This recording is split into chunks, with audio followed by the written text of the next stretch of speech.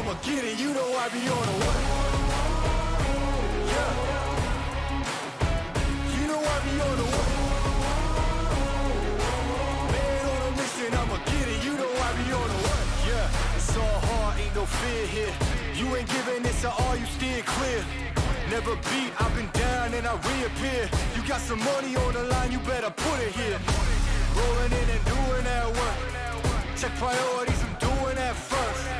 Checks big and I'm sure that hurts, but it's checkmate, we ain't selling short, no the work. Ain't nowhere to hide, you ain't gotta see me come and keep me on your mind, cause I be on the way. Yeah. You know I be on the way. Man on a mission, I'ma get it, you know I be on the way. Yeah, man we coming for them bags that they said I couldn't have, get the team. I got a vision for the things you ain't believe. And here's the motto, hard work this over everything. It's that comeback. I'm calling plays, hit the pass, then the run back. Yeah, I'm far ahead and gotta run laps. But we ain't letting up, we never done that. Ain't nowhere to hide, you ain't gotta see me come and keep me on your mind, cause I be on the way. Yeah. You know I be on the way. Man on a mission, I'ma get it, you know I be on the way. Yeah, I'm on the way. On the way. Yeah, on the way. I'm on the way. I'm on the way.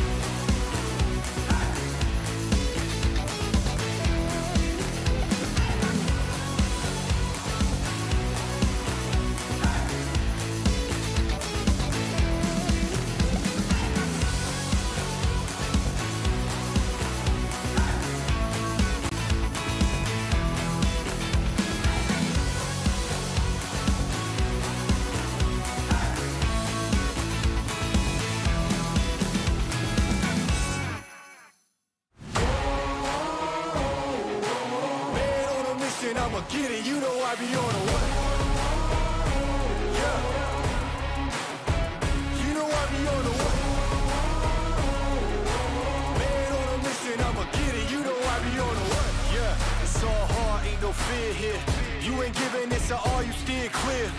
Never beat, I've been down and I reappear. You got some money on the line, you better put it here. Rolling in and doing that work. Check priorities, I'm doing that first.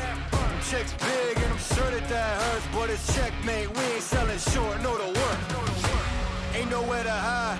You ain't gotta see me come and keep me on your mind. Cause I be on the way. Yeah. You know I be on the way. Man on a mission, I'ma get it. You know I be on the way. Yeah. Man, we coming for them bags. If they said I couldn't have, get the team.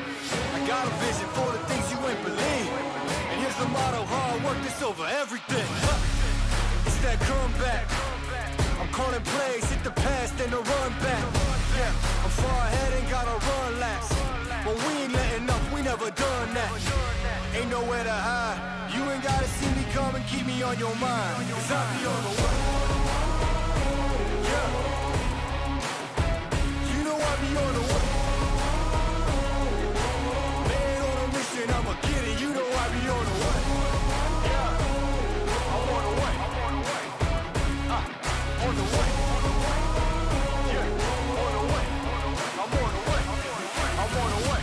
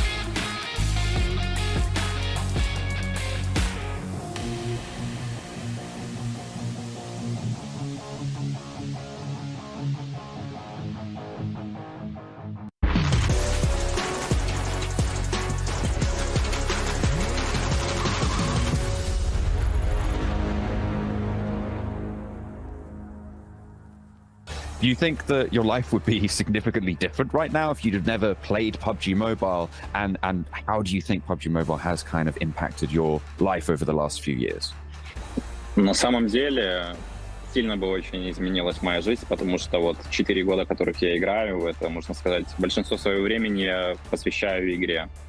И думаю, что если бы я с PUBG не встретился, то я бы нашел дело, которое мне по душе, и точно так же бы вкладывал свои силы в то, чтобы добиться каких-то результатов в чем-то другом.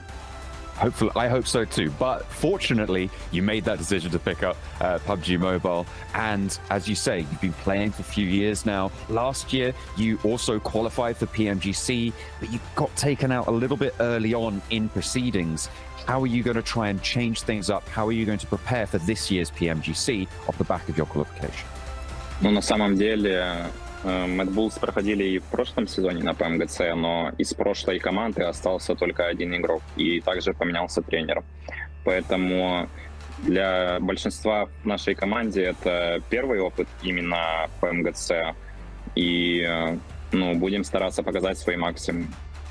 I mean, that new setup, it's kind of one hell of a way to prepare for PMGC. And we have loved seeing the MADBULLS so far this year, a very deserving qualification spot. And I'm sure that you've earned yourself a lot of fans. So is there anything that you would like to say to the fans out there that have helped you, supported you as things have gone on this year? Ну, хочу поблагодарить всех. На всех стадиях наших турниров приходило очень много болельщиков, поддерживали, прям весь чат засыпали флагом Кыргызстана, Украины. Очень благодарен за эту поддержку. На самом деле очень приятно видеть, сколько людей поддерживает. И будем стараться также принести вам только положительные эмоции с предстоящих турниров. Всех обнял. Thank you so much. I hope that the Mad Bulls can rise to victory. They'll be on the EU champs, don't you worry. You'll see plenty of them. I've been with Türkiye here from the Mad Bulls. Thank you so much. We'll see you guys on the battlegrounds. Thank you. Bence S2C bizi çok fazla hafife alıyordu.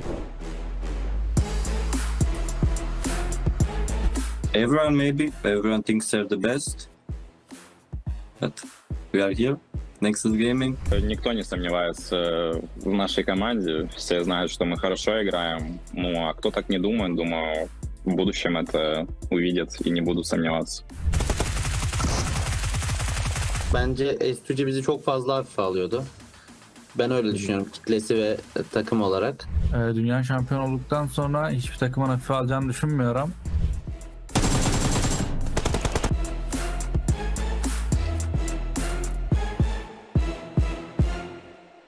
Oyun çeşitliliğimiz çok fazla. Ну, по большому счету, размеренная игра и очень сильные мы в файтах по сравнению там со многими командами. Dünya şampiyonu olması. Düzgün rotasyonlar atabilip aynı zamanda fight power'ımız da yüksek olması bizi ayıran bir özellik diye düşünüyorum. Oyun çeşitliliğimiz çok fazla. Bence tamamen en temel nedeni bu. We are just better. And looks for the last as well. Watch me steps in the same sightline as he has. And there it is. Doran cleans it up.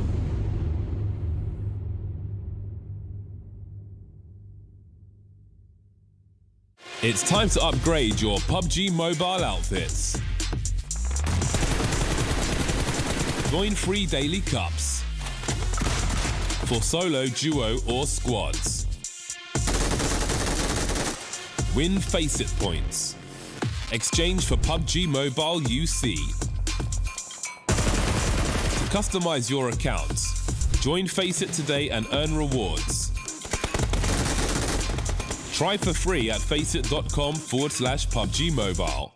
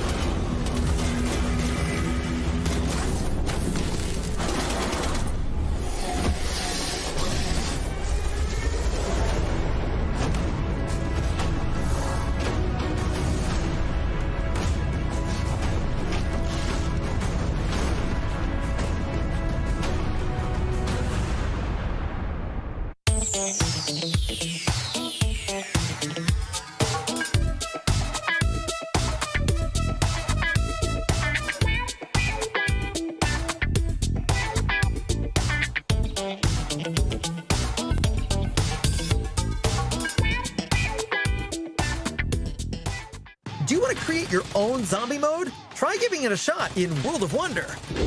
There's a new PvE template, Terror Town. It will spawn new enemies every round at the fixed location, and players must defeat them all in every round in order to win. With this template, you can adjust the gameplay devices or add to them. For example, you can tweak the distribution of zombies and how supplies are spawned. In this gameplay, players can experience the full content of the zombies mode, and they can get familiar with the enemies. Additionally, some new enemy types have been added to the PvE enemy spawn device, including huge zombies and exploding zombies. Enemy health and attributes can now also be more finely adjusted, letting you create exactly the kind of PvE gameplay you want. If you want to know how to quickly eliminate zombies, be sure to try out the new PvE template first.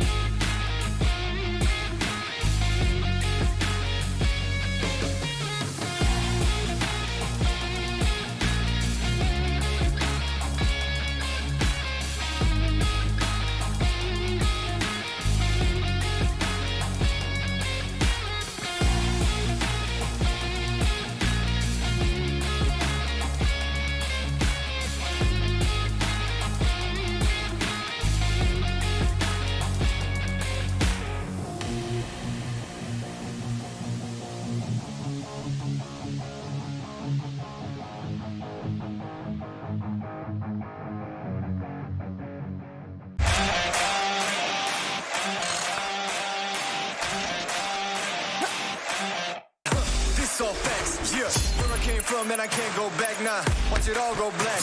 Yeah, seen too much, can't forget about all that. We really all bad. You don't wanna see the things that I see, man. You should know that. And it's all facts. On top, we winning. That's how I'm living. Ain't no option, I gotta go get 'em.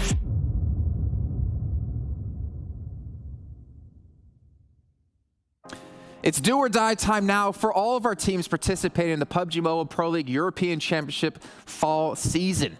At the end of the day, we're going to finally know which teams from this region are heading over to PMGC kicking off in November and which teams will unfortunately have to watch from home.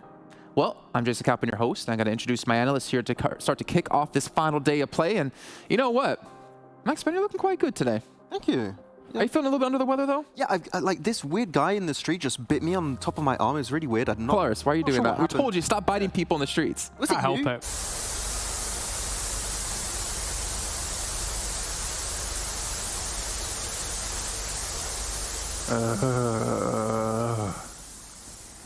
Thank you, human Jason. This is Zombie Jason, joined by Zombie Man and Zombie Loris.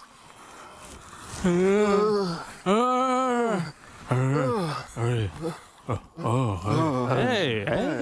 Zombie's Edge. Hey! Game mode out in PUBG Mobile. Gentlemen, this game mode has been, let me fix the glasses, you know, so I can actually see. Smart zombie. It's, yeah, posh zombie. Yes, as some of us like to say. Sick game mode. I love it. I love, like, being able to chase down zombies. I die a lot, so Air the Lab for me is the place to go because I get the respawn. I can maybe get like 1 or 2 limbs, but, you know, it's tough, man. That Rage Berserker that spawns. Yeah. He F's you up. I heard he got 1v2'd by a guy on a roof because the skills are so damn powerful. You know what? You really did? I had 7 as a teammate, and, you know, we all know 7. I'm sorry. He's always a zombie. Yeah. He's always a zombie. But you know what? We actually have a video that we're going to talk over here. You guys can actually see what we're mentioning. If you haven't checked out the new mode, obviously go check it out right now. You can play on Erangel, you can play on Miramar, you can play on Livik. There's these Aerolith labs that are available all across the map. You guys can drop in on these. You get a respawn card if you go there as well. But the problem is, there's mutants, there's zombies, there's Rage Berserkers. But it's worth it. Because you've got the gauntlet, and oh, it's so good. Like, we just used it. You can jump on top of roofs that normally you can't play in the first place, and it gives you so many opportunities to get the upper hand. I think it's fair to say we just won a game right now. We're just so good. We did win a game. Yeah. I got an MK14 from the Berserker, and then we were able to get a Groza later on. Now, the cool thing about the mutated gauntlet is if you get up on one of those buildings and then launch yourself again, you go really, really far. Yeah. So that opens up a lot of possibilities. I recommend you get on top of a roof or just a very high spot on the hilltop and just like 200, 300 meter distance. Yeah. It's really insane. Well, we've heard of a botation. What would that be? Zombotation? I don't know. Yeah. I'm going to go zombotation. Zombotation. Yeah. Yeah, that's better. Yeah. I like it. But you can see here, obviously, like you can stun some of the zombies as well. But the thing is, it's very difficult to deal with the zombies because you also have every other team dropping it on you as well. You can see the Rage Berserker here as well. It gets bigger, gets stronger as time goes on. You have a couple of different mutations you can get for this. Talking about the Gauntlet, you also have the Blade as well, which you can do a nice little dash to catch up to people. But there's also like some strategy. As you can see here, you have to shoot a shield to stun them, to allow you to take them down. You know what? Who would you rather fight, the Rage Berserker or Vampire Esports 1v4? Rage Berserker. Yeah, yeah, definitely way better. I don't think you can rotate that well, unfortunately. Well, it's telegraphed as well. They kind of put the circle on the floor as the Berserker, and then you can dodge out of it. Against Vampire Esports, not telegraphed. Yeah, you just got to try and guess a little bit. I just play on the rooftop and they can't do it. Oh, there you go. This is your timeout, right? You can just dash back into the ground here. Creates terrain around you. That's so good. Flashbacks to getting 1v2'd with 7. But you know what? It happens. But you know what? That's what I like to see. People who can use things like this to their advantage. I love modes like this. You're getting kind of in the spooky kind of season spirit and stuff like that. It's actually one of my favorite kind of times of the year, as it were, because it's just a little bit more unconventional. Yeah. And when you get into the lab too, like the atmosphere changes like really dark instantly, which I do really like the atmosphere of that game mode. So I'm gonna get some more games in and play some rooftops because it's so damn good in this mode. The thing is, when I play this, you just hear me screaming really high pitched and running away because, I mean, zombies. That's every day with you. You know, more so when we're playing Zombies Edge, obviously. And not to mention, they obviously drop a lot of items you can pick up, a lot of health items, a lot of like weapons as well. But the maglev hoverboard, man, this thing goes over water. You can just do a rotate. I mean, what would the rotate for that be? Hovertation. You know what? Let's not let Max make these. No, Cars, please save him here. No, I've got nothing. Maglevitation. Maglevitation. Still better than Max. It sounds sciencey. It sounds realistic. No brain over there for sure, yeah. We tried searching for brains, but we didn't end up finding any. No. You can see here as well a couple of different things not to mention, but we do have a special show match coming for you here. We got the teams playing on this new mode, Zombie's Edge, brought to you by, I don't know, John Allen and Zombie Blake. I don't know what John Allen would be as a zombie. Zombie Allen. Aerolith has been plaguing the battlegrounds, and we're going to see our teams taking on that blight across these battlefields as well. I am a lead zombie explorer, John Allen, and Blank is with me, my trusty as ever sidekick. Yeah, I'm the lead zombie victim a lot of times. I get absolutely rinsed by the Ripper in-game. It's not good for me. I'm not sure how to deal with him. No, I'm not sure how to deal with the Rage Berserker, but if you've had a look at that Elite Agent Handbook, I'm sure you figured out where the weak points are. It's pretty obvious. I didn't realise it. The big red glowing thing on his arm, that's a weak point. But now we know. We also know that a couple of our players from the PMPL EU Championships will be going against some of these zombies in-game as well. So what do you think, lead zombie expert on the Aerolith lab? Obviously, you don't work there anymore because it is absolutely destroyed and barren.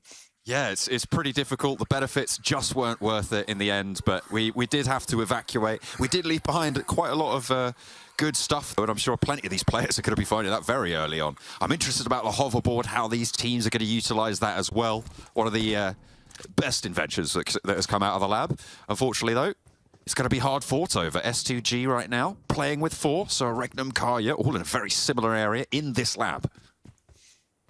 I mean, this is crazy. It doesn't feel like it's a zombie adventure. It just feels like free-for-all between all these teams going against each other in the lab itself. All these teams looking to get as much glory and pride on as possible. Got little Halloween pumpkins on display as well. You know, getting to the holiday spirit. Nice nade there from Siral. Certainly going to blow the pumpkin open there. The nade through. Trading, though, back and forth with KONINA Power already. Looking to pick these up across the way. It looks like, I think that was Dagestan taking a bit of an L as REGNUM, KARYA still try and fight on their corner. BRA moving forwards, trying to sweep around. KONINA Power still playing as 4. S2G still looking quite healthy. So they try and just challenge out. They're trying to not only fight off against these teams, but stop that Rage Berserker from charging up. Making sure they're finding those zombies, taking care of them when they can. Off Haze moves forwards, but there is a crossfire, and S2G a little bit too quick on the draw, but look at this, trades back and forth, and there is going to be a KONINA Power presence still firing and fighting strong. Becca, the last to go, and through the smoke he finds Kelsey, pushes in, and there's some teammates to res. The spray's coming down, and the flushes are through. Becca's just doing a full 360 right now. So many knocked players in that room. There you go, you got the hoverboard on side for BRA Esports. You got Dagestan playing up on the pumpkins. There's a bit of punching action going on up there. Not sure if he's got a weapon in hand. Is Matic on top of the Aerolith? I think he is. He's got the high ground. He's managed to find his way all the way up there. It looks like Matic also had that side position for the Gladiators, who are part of this scrap as well. As we head over to, I think this is the other lab. This is the second lab. It looks like Fleek's got the top of this one, but none of the other MADBULLS are having a good time. He has been spotted. That's going to be another knock sent over to the MADBULLS. Drops down. A lot of damage. It looks like next RÜYA are going to pick themselves up a point. Yeah, I mean, next RÜYA are going absolutely ham there. 9 eliminations already is kind of crazy. Back over here with BRA Esports and Matic up on the top side. You know, he certainly has the high ground, but sort of the wrong franchise here. But this is exactly how it probably would play out in real life if there was a zombie invasion. Just full-on brawling between everyone else but the zombies. Zombies probably the most chill around during this. Look at this poor zombie. Just got caught up in the crossfire there. He was a bystander. This is like season 8 of a zombie TV show, you know, where they've done all the zombie stuff, and now it's zombies don't matter anymore. They've dealt with the zombies. They know how side to characters. Yeah, exactly. They're just sort of a vague threat, as you can see. He is vaguely threatening on the other side of that wall. Look at that. He's just chilling. Low IQ on that zombie. I mean, to be fair, he did not pass his sats there, unfortunately. Zombies are not known for their intelligence. OZAROX still jumping up and down. It looks like MUERTE handling a zombie of their own and doing well, stopping that charge up, which does empower the Rage Berserker. So it's all for a good cause, keeping those zombies away from that central tower, from that main aerialist spot. You see Nomi like drop on top of that building and go for the quick roll off the top. That was pretty cool of him. I like walk that. Into a corridor and get down by OZAROX. He is now down. Okay, but that's not the point. He did do like a movie-style roly-poly off the top of the lab. That's what matters. Technical term, roly-poly. Going over the edge. I like it. MUERTE, though, not going to be super happy with their spot right now. It's just Corker remaining, challenging off against OZAROX. One of them is down, but it's 3 still remaining to go. There's the challenge. Furia back to his feet, looking for that respawn, which does happen when you enter this lab area. There is that 1 respawn chance, so you can go a little bit more hell for leather.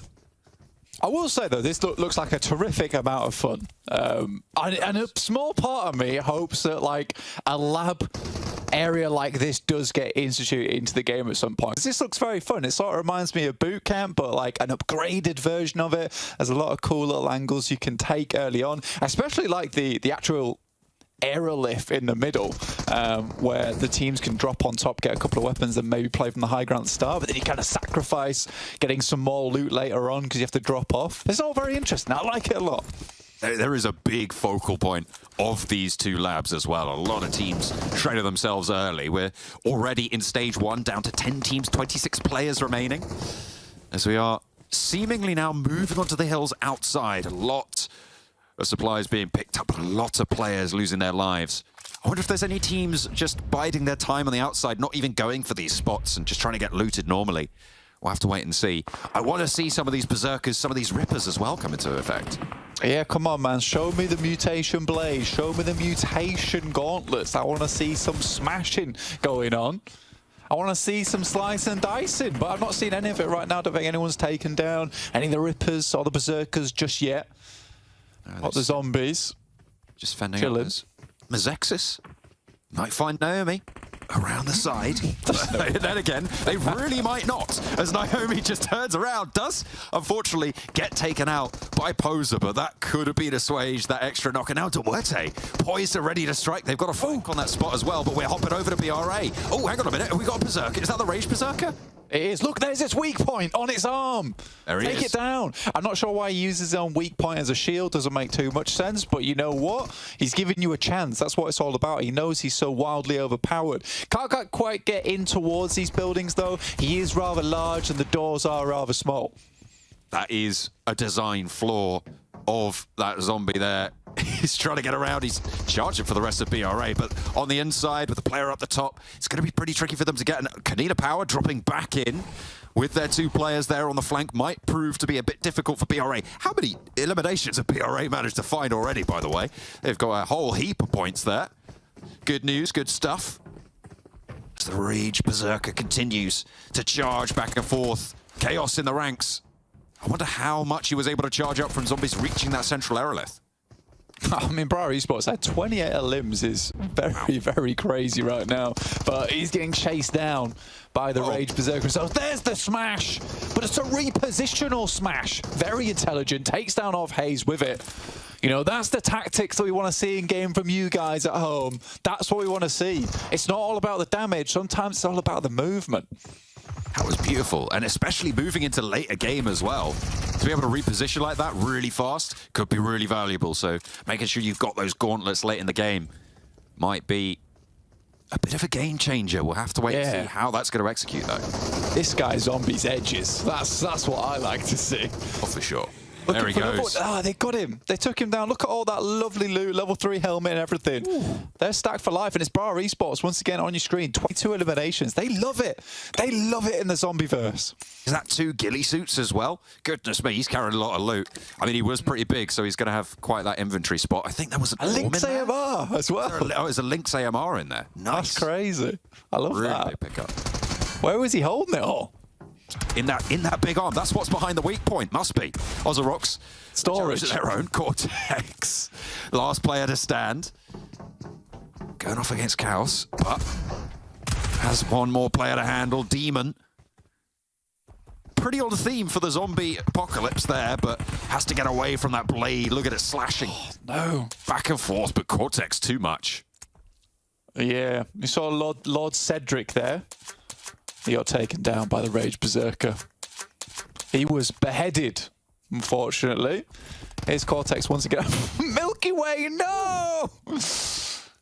I think that's going to be the mutation blade instead of the mutation gauntlets that we saw on the other side.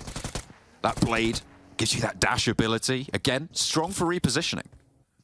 Yeah, it's pretty decent. I think I prefer the smash though, you know. Plus, like the gauntlets look very cool. Oh, there it is. He's getting in there, Florenzi with the hoverboard. It was no match versus the DVS though. Oh, look at all McFly as he gets punched in the face there. Elvis up to the corner though, and still Cortex doing a lot of work. I mean, he's got plenty of brains, but the zombie apocalypse will chew them down, and it is BRA in the end to take the chicken dinner in Zombies Edge Blank. I love that, absolutely. So fun, so fun to watch. And obviously, you guys at home can play Zombies Edge, and you've got some exciting moments, just like that Zombies charge smash reposition maneuver like we saw on our screen just a few moments ago. You can add us over with hashtag Zombies Edge on socials, and we might even highlight you on the stream. Maybe, if you're lucky, if you manage to survive that zombie apocalypse, we will be looking out for those posts. But for now, we're going to head back over to the studio. Fantastic game for BRA, able to take home the victory, though I would say my victory would be for the team who takes down the Rage Berserker. Yeah, that was a lot of loot, yeah. Poor Rage Berserker. Good, yeah. We got ourselves double ghillie suit last time we were playing it, as well as, well, what weapon? MK14. Very useful ghillie suit playing on the rooftops, yeah. Even the zombies. Jumping around with your gauntlets. Even the zombies in the Rage Berserker were like, nerf the DBS. Yes. I agree with that zombie. Smart zombie. 103 points, though. Yeah, that's a lot of points for them, to be fair. You're going to respawn, right? You're going to have a lot more eliminations, possibly. So, yeah, good stuff. Nexus, rip. You're a zombie. You're not a savage. Sorry, Nexus. Yeah.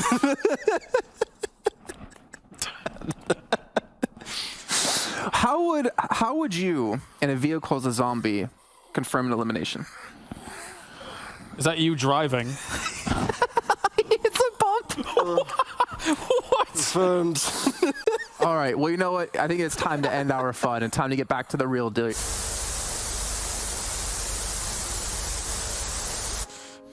Oh, okay. That felt like a fever dream there. Welcome back, everyone, and congrats once again to BRA for getting their 33 points and continuing it, obviously, from their performance so far here in the EU Champs. I'm back to Human Jason. Thank you so much, Zombie Jason, for filling in from here. Maxman, I will say this, though. Watching you confirm an elimination in a vehicle as a zombie has definitely been the highlight of my year. Yeah, it's in my zombie car. That's how I do it. So it's a really fun time. I get a lot of eliminations that way every day in my everyday life. The zombie car, was it bitten as well? Yeah, it did. It got caught, yeah. Like Knight Rider, but it's been All right, well, we'll move on from that here and start to talk about what's to come today, right? Because it is a very serious day besides the Zombies Edge, which honestly, phenomenal. We've played tons of games together, had a great time. Our predictions, obviously, as we get into more serious things, very serious things we're going to discuss here, that currently John Allen's winning. Where's the baby Max, man? Come on. Where's half of the points that Blank was supposed to give me? He did promise you, though. Yeah, I was promised for casting that game to get half of his points, so I should be way higher than that. Can we get Blink's hair like that once again? That'd be fantastic.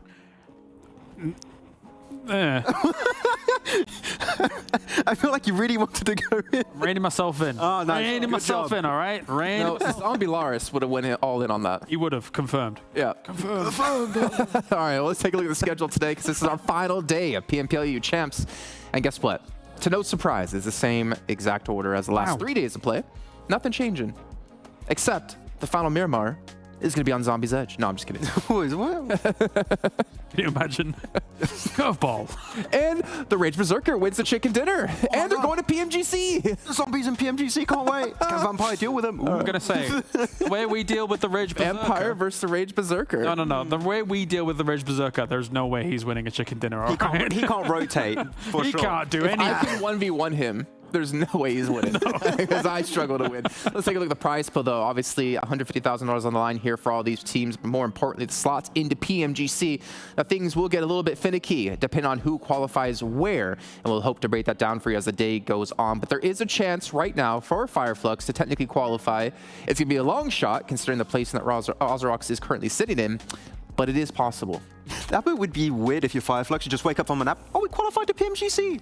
Great. What average points would OZAROX need to be able to make that occur? It's going to be very high throughout the day with a moving goalpost. I already calculated for Gladiators, because OZAROX are below, they would need to average about 14, 15 points per Gladiators? game. No, OZAROX. OZAROX, okay, be able to compete up there, so yeah. it doesn't seem likely, but from what we saw from Nexus, who knows? That's true. We'll actually check out that in a little bit of time, but before we can get there, Max, we got to take a look at our current race for the MVP, our top 5 MVPs so far in this event. And bada beep, bada boop, it's Z-Wolf in first place. I was hoping you weren't going to do that. Yeah, we wanted to do it. You literally told me you got to do that on the show, Jason. Did we? I thought we were just going to like steal it eventually, and he was going to be, it's my thing. But Z-Wolf has looked fantastic yesterday. Obviously, he did huge amounts of damage, even surpassing Kane, who was looking good for himself. But I didn't actually realize Becca had taken him over in damage as well. It's quite impressive. It was a really good day for Becca. Yeah. KONINA Power as a whole, but Becca really was a standout player for KONINA Power, especially. You had some great moments, some great nades also for Agori. So I think Agori also is not too far away from this top 5 position. But overall, Z-Wolf has been doing fantastic with Docker Machine. It's still a very close race though. I think the actual points for the formula is down to 0.01, so it could be completely different by the end of the day. So this list might not be the same by even the halfway point of today. Oh, true. And considering how good a day Nexus had yesterday, I would be interested to see how close some Nexus members may be to that, considering that they were able to pop off yesterday, but they've not had that first 2 days that was very good, right? So yeah, we'll see. Just imagine we get the Warlord back. Yes. MVP. I hope you brought. They're in my car. They are. No, they're not. I was really excited for a second. Well, you got me. Have we ever said what that is? No. Okay, and this was planned like 2 years ago. Actually, no, I think one of the casters did one time, but nobody remembers. It's fine. Go and listen to the casters. No, no. Yeah, let's take a look at our overalls, get an idea where the teams are currently standing here. And obviously, Nexus is going to be the big surprise here on the front page with 7th place, currently at 113 points. A phenomenal day out of them, to be perfectly honest. And S2G falling down to 8th, but we've also had, how many of those teams in the top 5 are EU, boys?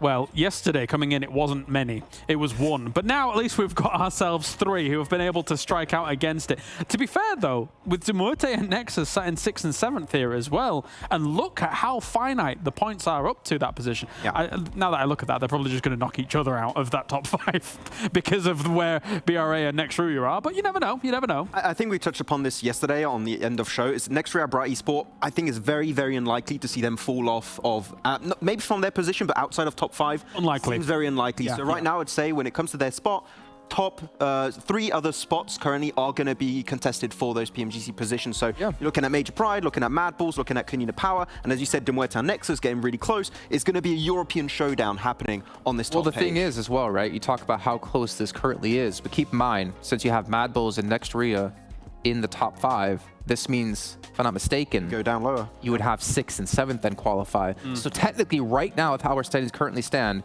MUERTE and Nexus would be in the PMGC. Exactly, but MADBULLS had a pretty rough day yesterday. They were not too present. They have fallen out a little bit, so the point gap currently is really small. One game, MADBULLS, they could be on the lower side of this page, almost out of the first page. So sure, if MADBULLS remain up there, that would be the case, but Nexus, I think that with how they played, they don't want to just hope MADBULLS do well. They should try and get the best performance possible to make it into PMGC. Of course. Just as a tangent, I will say NEXUS across the year has been phenomenally successful in terms of consistency. I mean, look at how many points they were able to accrue in a very, very strong region. Never mind being #1 here on the standings so far against 3 days compared to the 4 that we're finishing things up with. So it's been very, very impressive from them. I'm big thumbs up. I remember during spring season, I was doing the social media also for Turkey. It was every time like, it's a player from this team. NEXUS, always Docker Machine, MVP, Z-Wolf, MVP, every time from spring to fall season. So the fact they are doing so well this tournament doesn't really surprise me that much. Don't brush over this as well, Max, because Kalaris, that's one of the first times I've ever heard him give the Kalaris thumbs up of approval. Yeah, we should actually get like from the zombie earlier, but not the real one. Well, that's not human. Not the real one. Yeah. The last thing here, as we are going to be moving to the second page in a second, keep in mind where S2G are, because right now there is a world where OZAROX are currently sitting in 3rd place in PMGC points over in Turkey, can qualify for PMGC League stage if S2G can breach into top 7, or if they get through qualifying. So it depends on, like, obviously MADBULLS if they get knocked out of our top section or not. But there is a world right now where OZAROX currently sitting in 14th place, could do it. Is it weird? I would love for... Okay, this maybe comes out weird. To see OZAROX in 16th position and they still make it into PMGC would be... That would be weird. Honestly, I think for S2G, there's probably some regional pride in that, right? Like, of course, yeah, maybe sometimes if inter-team they don't quite get on, who knows? I don't know how they do, but like if for S2G to potentially push another Turkish team through could actually be a big deal. They might want to do it. Think about Vampire, right? At PMWI, they got an extra slot for their region because they were able to win. So S2G, it's maybe their chance to show up and do so. As you look down the rest of the list, Gladiators, you pointed out, Max, man, 13th place, 81 points. There is a world where they qualify. It's just a very far out multiverse, Earth number 3,872 kind of world. So I calculated the averages. Of course, it changes. It could be a top 6, it could be a top 7 situation to head into PMGC, but I calculated the averages. Right now, Gladiators, if they want to have even just a chance of reaching PMGC this year, they need to have an average on the day per game of between 11 to 13 points, which they could do it. Technically, it is doable, but we need to see pretty much similar things to what we saw from NEXUS yesterday. They need to have the best day they've ever had this year. Did you calculate that by 6 maps or 5? 6. Cool. Yeah, I mean, we got to throw Sanhok out the window, right? Because what's going to happen on Sanhok. Okay. So maybe that average is going to go up a bit here for them. They need 17 points now. There you go. Now we know. All right. Well, obviously, it's going to be tough here for them to do it. I would obviously love to see them make it yet again. But considering like the points they have and obviously the points above them and how they've been performing, not realistic.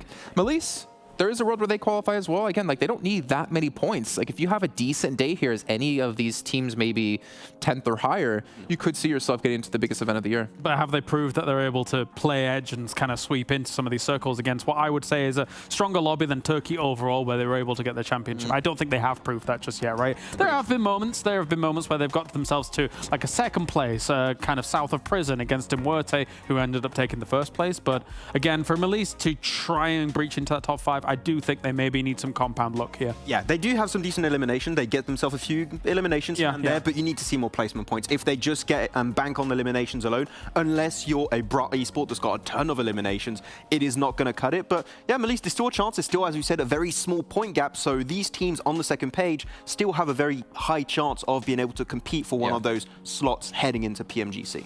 Well, speaking of that in particular, one team who has really been able to rise up, and something that we always mention when it comes to tournaments is peaking at the right moment.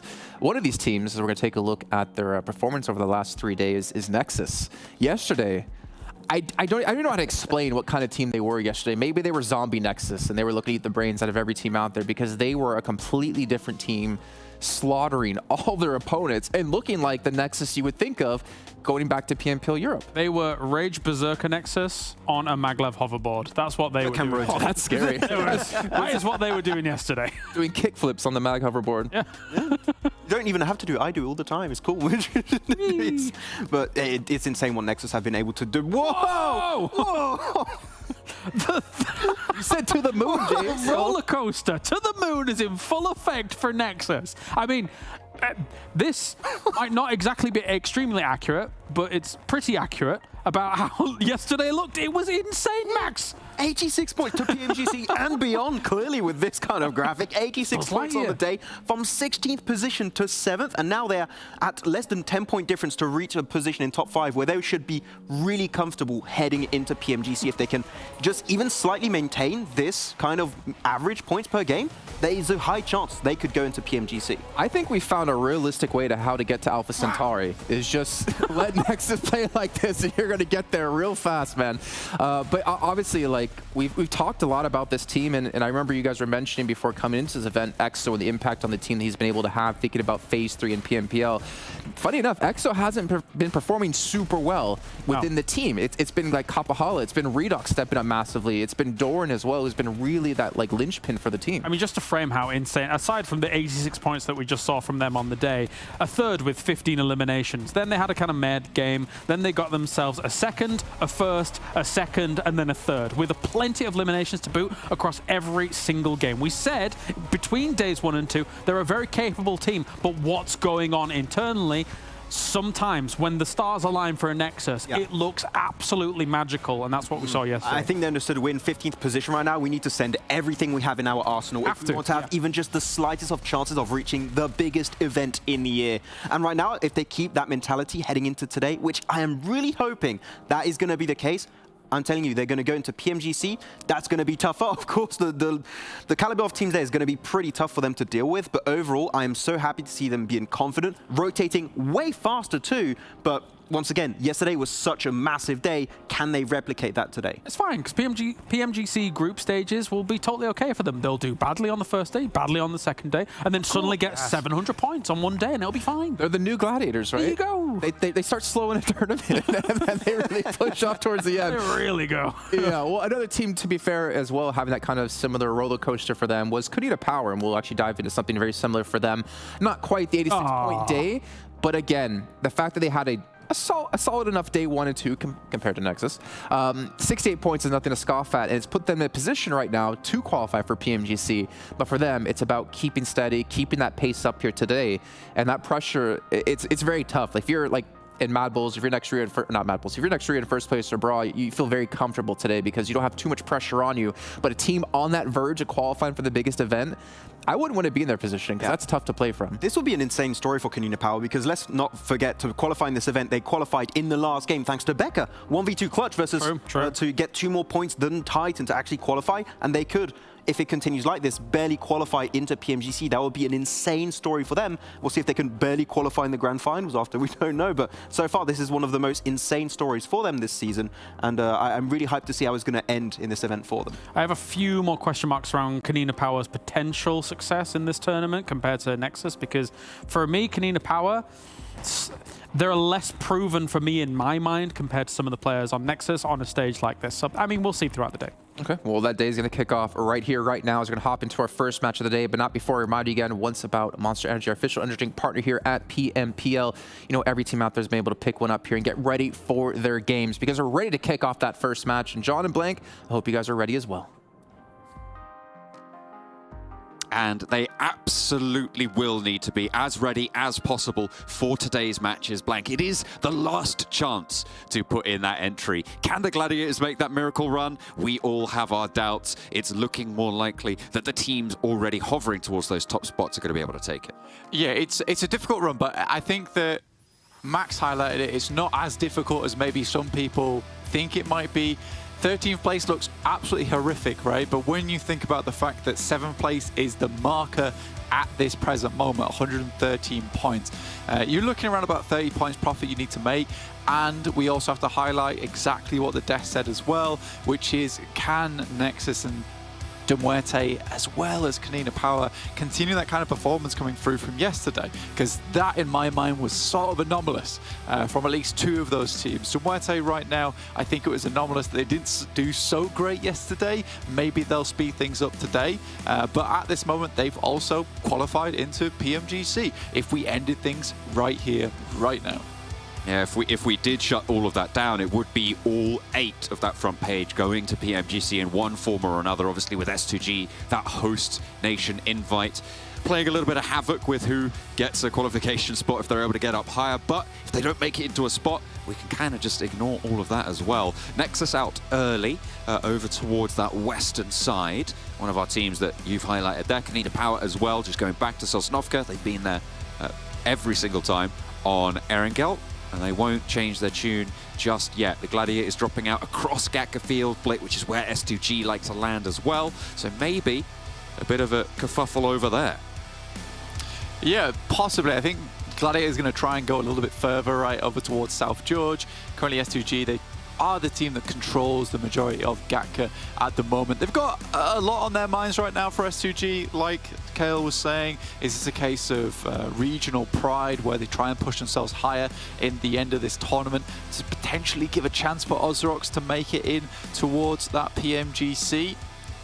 That remains to be seen, though. What is going on with these circles, this tournament, Blank? It seems like every other Erangel, we're going to a military island sort of finish. We've seen this, I think, very, very similar circle, actually, 2 Erangels ago with this south shift. It ended up going back over to the north, and it was, I think it was KASIK team in the compound by the coastline that were able to just hold it down. But again, we're going to have this mad dash for the island. Yeah, I think if you look at this as well, it does sort of branch back into why Gladiators maybe haven't had the best runs.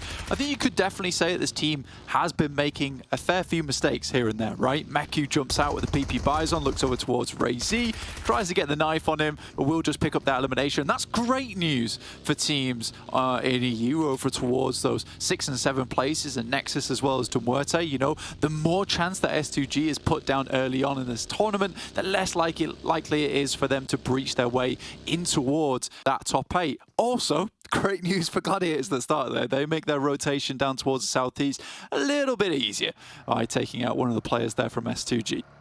It looks like they are going to loot up a lot of those compounds split to the northwest of Gatka, sending 2 players over towards Hospital. They should be fairly looted. The question is speed. Now, tempo for Gladiators. Do they want to get on their bike earlier? As you say, it's made a little bit easier by removing a sightline from S2G and forcing them to play at a disadvantage. Next, RÜYA, already on that west bridge. We know that the MADBULLS and S2G can scrap around this area, but as of late, Blank, the MADBULLS have been taking a little bit of a slower approach to rotating down south from Roshok on these south shift circles. Yeah, a slightly slower approach, right? And I think that's worked out well for them. I think they understand that the south side towards Potato Hill, which is a bit of a roadblock, right? For a lot of teams, you go around it on either side. It's a bit more cramped than usual, so they're going to take their time with this one. Hasn't always played into their hands, so they will have to be a little bit more careful. For Nexus, over towards that western side, they've been having a great run of it. We saw that Nexus to the moon, which was beautiful to see. I hope it does continue today. You know, I'm a big fan of the Nexus boys, and really yesterday, they definitely proved themselves, right? It looked very dire day 1 and day 2, yet day 3 really was just mad in terms of that point scoring potential. And there was a fair few games where they could have got a chicken dinner as well, right? Off the back of it. Not to say they already didn't get quite a few, but last game on Miramar, you know, our Sanhok as well. I think it was Sanhok that they won, and then an Erangel that they lost over towards KONINA Power. There was a lot of chances in those end games for Nexus to take a cheeky win, and even then, they still put up a ridiculous points count. And you do sometimes, as you say, lose those chicken dinner scenarios, but it's that consistent point scoring. And a team that has, I would say, done that really quite well is BRA, right? This is a team that has currently the most eliminations in the tournament, 105, over 101 from next RÜYA, both of whom are pretty free and clear ahead of the next places. I think it's S2G actually with the next highest eliminations on 84. So there is very much a neck and neck duel between these two Turkish region teams for next RÜYA and BRA on that elimination count. But as it stands, the placement's just favoring next RÜYA enough to keep BRA at bay. But my point is that I feel like BRA are a team that just gets constant value out of these engagements, out of these scraps, and I think we might even see it here as REGNUM KARYA try and move south past KASIK. Yeah, I think, you know, you talk about consistency for BRA, and it's weird because I'd agree with you, but I'd also disagree with you in the sense that they have a very inconsistent gameplay plan, right? Which is just to get as many eliminations as possible. They play a very scrappy game. You know, if they get themselves into the end game, that's great news for themselves. But a lot of times that comes off the back of them just absolutely overwhelming the opposition in front of them and pushing through areas that realistically they shouldn't be able to take. So I think for BRA, it is super interesting how they rely on their own gun skill to get them through a lot of these rotations that should not typically work for other teams. And you know, if that's your game plan, that's the way you like to play it, and it's successful. There's no reason to stop it now, but it does scare me at times. And I think that you are right. Right now, Turkey is definitely looking extremely good when it comes to those elimination counts. But placement points always just feel a little bit more safe. Certainly, it's the less volatile option, right? And BRA certainly have embraced that variance, that volatility, and made it their own. So fantastic stuff coming through from them so far. Today's their last day to show us that it is very likely that they have already done enough, Blank, to secure themselves a spot. They just need to chug along at this point. They really want to just stay in that PMGC spot, and it looks like they will be afforded that opportunity. We're most likely going to be seeing them heading over to, well, I say heading over, staying in Turkey, right, for those PMGC League stages. It's really quite impressive to me right now for next RÜYA, right at the top of the leaderboard at the moment. They have already technically qualified to PMGC via those PMGC points. They didn't come first. However, S2G already have that host invite right over towards Türkiye. So for next RÜYA, they'll be picking up I would say a gifted PMGC slot, but their team and region did extremely well over in the PMGC, so it's fair enough, it's fair play. But for them to be playing in this tournament, being first place as well, despite them being no real pressure to perform extremely well in this tournament, it's really nice to see. If we go a little bit further than that as well, I would say they're playing the play style that is the most difficult when we look at this lobby as well, which does really have a heavy focus towards that central side of the arena. I would say that Edge is much more difficult to play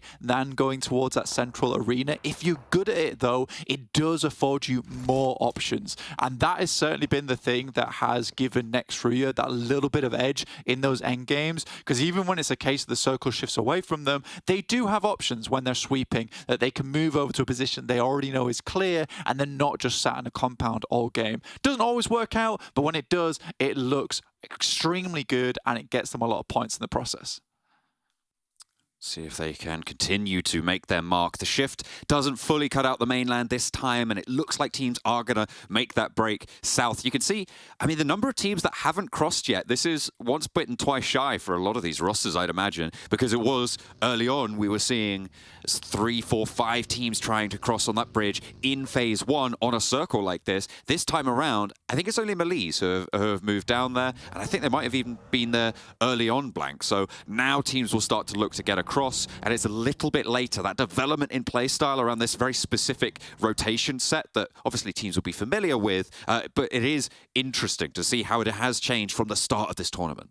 You are crunching teams over towards that eastern side though, and that's the major scary point in this circle, because it does move a little bit further over towards the east and cuts out the western bridge in future circles now. So a lot of times teams are quite happy on this western side because the western bridge stays in for quite some time.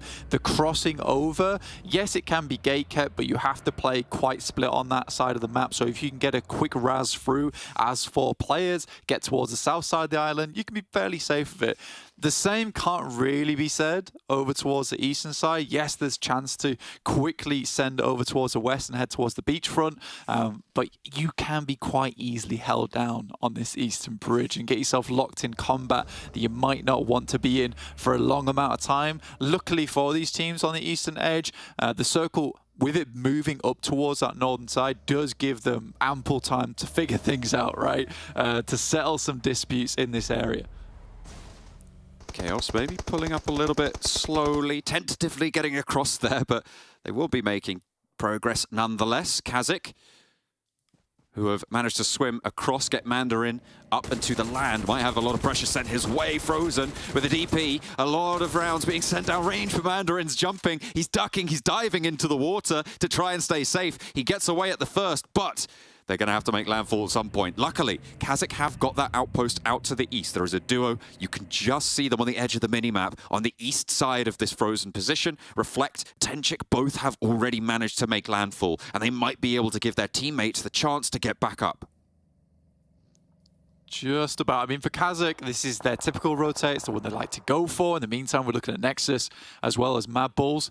Currently taking gas station as well as the lighthouse too. So a nice 3-1 split for them, which is going to make things very awkward for NEXUS. And with KAOS on the other side of the bridge as well, holding things down, only gets a little bit more difficult. That's a great peek out from Doran. I hope that he would go for it, but you've got to be really quick on the trigger there. Now, we're losing 1 player as your outpost. You're sort of going to lose information off the back of this one as well, as I imagine that NEXUS is going to go for the flush after this.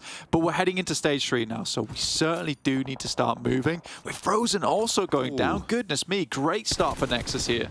Oh, but Doran gets pulled out by Fleek, and in the open as well. That's almost immediately flushed back. So sure, they're getting value, but they have already lost a player, which is not the greatest news.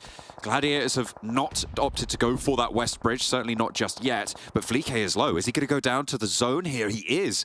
Goodness me. So Frozen up the top now for the MADBULLS. trying to keep them together. 3 players active for Nexus. And Zerich wants the angle onto Kapahala. Seems like he might be able to find it as well. Yeah, right now, I think for Kapahala, his main role is to provide this off angle over towards the side. I don't know how likely it's going to be for him to regroup with the team, but I imagine for Nexus, this is sort of just about trying to get over towards this top edge of the lighthouse, clear out the remaining players here, and then you're likely going to be playing as 2 after that. But first, they have to live through these nades. Right on top of him, Redox goes down there in a really unfortunate position. They can keep bombarding and Redox will fall. Nexus being taken down. 2 players now. MADBULLS are able to hold them out towards the bridge side, with the MADBULLS playing as 2 as well. It's really gone badly for both of these 2 rosters, and the Gladiators might make an appearance now. You can see them starting to encroach on this position. MUERTE have taken heavy casualties in the meantime, and Furia will have the last player remaining banner flying behind him as MUERTE try and survive. The Gladiators are all as 4, but we've seen them misstep before. Will it happen again? Is one of the opportunities where they can actually third party onto this fight and get a real massive amount of value off the back of it. It's likely KAOS is going to move away from this position soon, with TixI already finding Kapahala, the off angle coming through from Nexus. This is great news for them. Obviously, it really depends how much utility they've already used, how much kits they have remaining to bump those health bars back up again. Frozen. Getting taken down very, very low there. Exo with the UMP spray. Zerich behind the vehicle. Exo doesn't want to peek just yet. The Gladiators might just try and send off into the water, try and swim ahead of this one, but the MADBULLS find Nexus, and that is not a good start to what is a crucial day for this Nexus roster. Yeah, Nexus going down here does make things a little bit more awkward in the future. It has been a lot of these Sosnovka finishes that have been making the game majorly awkward. It's sort of what's been giving KONINA Power quite a good time as well, because they're a team that starts over towards Sosnovka, so they've been having a lot of opportunity to play this side of the map and play down the hill up towards the beachfront. It's really nice. We have seen Nexus get towards this position before, but awkward the way that both these teams rocked up at the same time. Neither was able to find a foothold. Luckily, with that elevation, MADBULLS were able to hold things out. Gladiators are just going to send across the bridge, and KAOS haven't moved just yet. But you imagine, as we get into Zone 4, that's where you decide to get back together as a team. The shift goes all the way over to next RÜYA's position. The Gladiators still making their dash. Can KAOS pull them down a peg or 2? They are still out in the blue for it. They've been there for a little bit now. So Gladiators slowing down. They will need some healing to get done. As the play zone takes care of Frozen, they will go for the push across the bridge. Now, can they break through? KAOS is there. They've been waiting for so long, and they finally are able to spring the trap, but Kitsune hops out. The Gladiators have their revenge on this forwards position. Can Lord Cedric get an answer? Kitsune and Meku both being lit up, but there is, again, another shot threaded through the trees as TixI keeps them alive, keeps them going. 2 players are there. They're late into this zone. I don't know if they're going to be able to make it. They have to crawl forwards. Yeah, it's so unlikely you're going to get these players back up again unless they can get over that line, which I think they might just have done. TixI's going to try and confirm the remaining players. Effect will go down to OZAROX off in the distance, and next RÜYA gets involved. That's the players over the ridge. Demon looking to move away. The information is given back, but he should be able to get into the circle. Just fly as far forward as possible. Kitsune will be flushed out, sadly. The players just weren't able to get back to him in time. But 7 eliminations so far for Gladiators. It's close to that 11 that Max was talking about. It's a good start, and with some placement points, if they play their cards right, it could go a little bit better, but they're in a tough spot. They've got all of KONINA Power to their southeast side. They've got a duo from MADBULLS still behind them as well, and the hills in front of them don't really give them the best of shots at getting across. They will be Sanctuary for the time being, Blank, but there are plenty of neighbors who are going to make that tough. And with Demon finding Meku, that is just going to make it all the harder. Yeah, they played on a split here, and I'm not sure I agreed with it. TixI is going to look to head back up that way, but I think MADBULLS just swings by that position. Demon's the last one to get the shot in. OZAROX attempting to cross the water. Unlikely, honestly, for them to get through with next RÜYA and their watchful eyes over towards the coastline. So far, MUERTE and Nexus have been shut out, as well as Major Pride. Teams that have had their little bit of a renaissance. S2G being slap bang in the middle, looking to try and chase and give OZAROX that chance at getting into the PMGC through their merit. I mean, they are in that winning spot that we found major pride in a while ago, just a little bit over towards that western edge, actually. So just going to hold on towards one of the compounds. Very central for them. And either as 3, it's more than doable. I think for next RÜYA, though, it looks like it's going to be a good game for them. BRA also trying to cross now.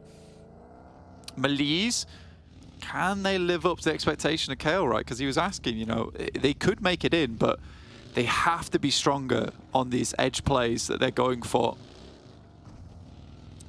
They will be set on the edge. They peeked their nose over towards KONINA Power, but they're going to have to turn that one back away. Not quite having the power to get up to the top of that hill on the south side. So far, we've still got 3 teams in the water. Actually, I guess if you count Mandarin, 4, as a player near MELISE does get dealt with, does get handled. GALATASARAY will be down now. And that shift goes over to next RÜYA. I mean, they have a lot of positional area control over on those 2 mounds by which they find themselves. A lot of control over to the coastline. And everybody in the south side probably going to crash S2G first. Yeah, I think as you head down towards that hillside, not only will we be crashing onto S2G first, S2G likely is creating a bit of a blockade between that south side and next RÜYA. Next RÜYA, all they have to do now is pick up a huge amount of eliminations just over towards that northern edge. Tixi does go down 11th place, so 7 eliminations is all that they'll find on this game.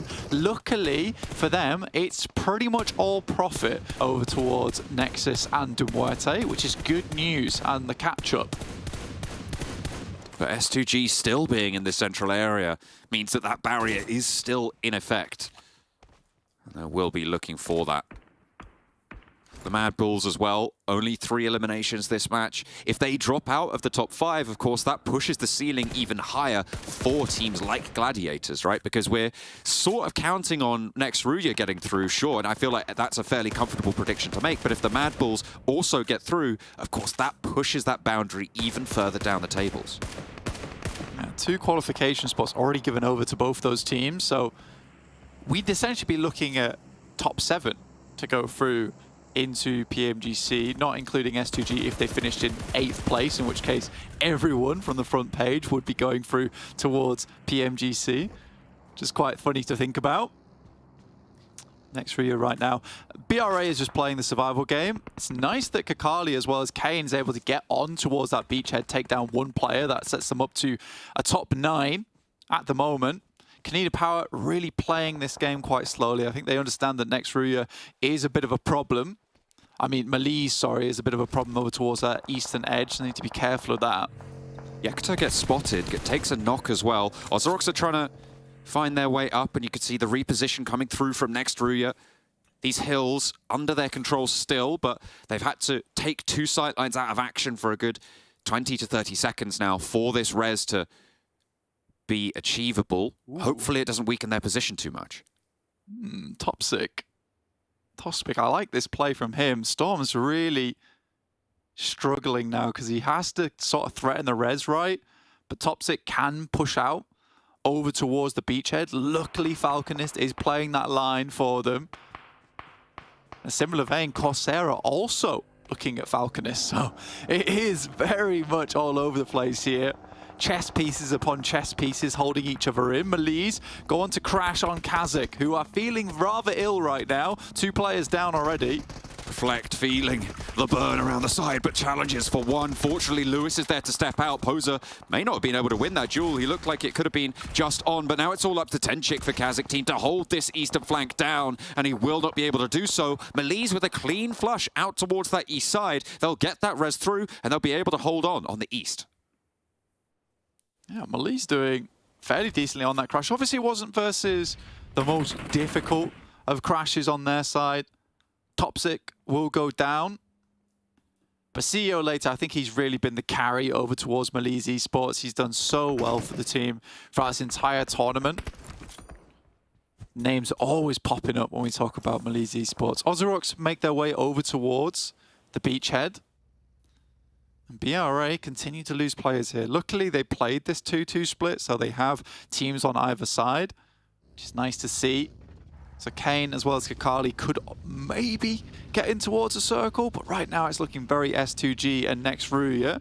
Despite that, S2G's on 0 eliminations so far.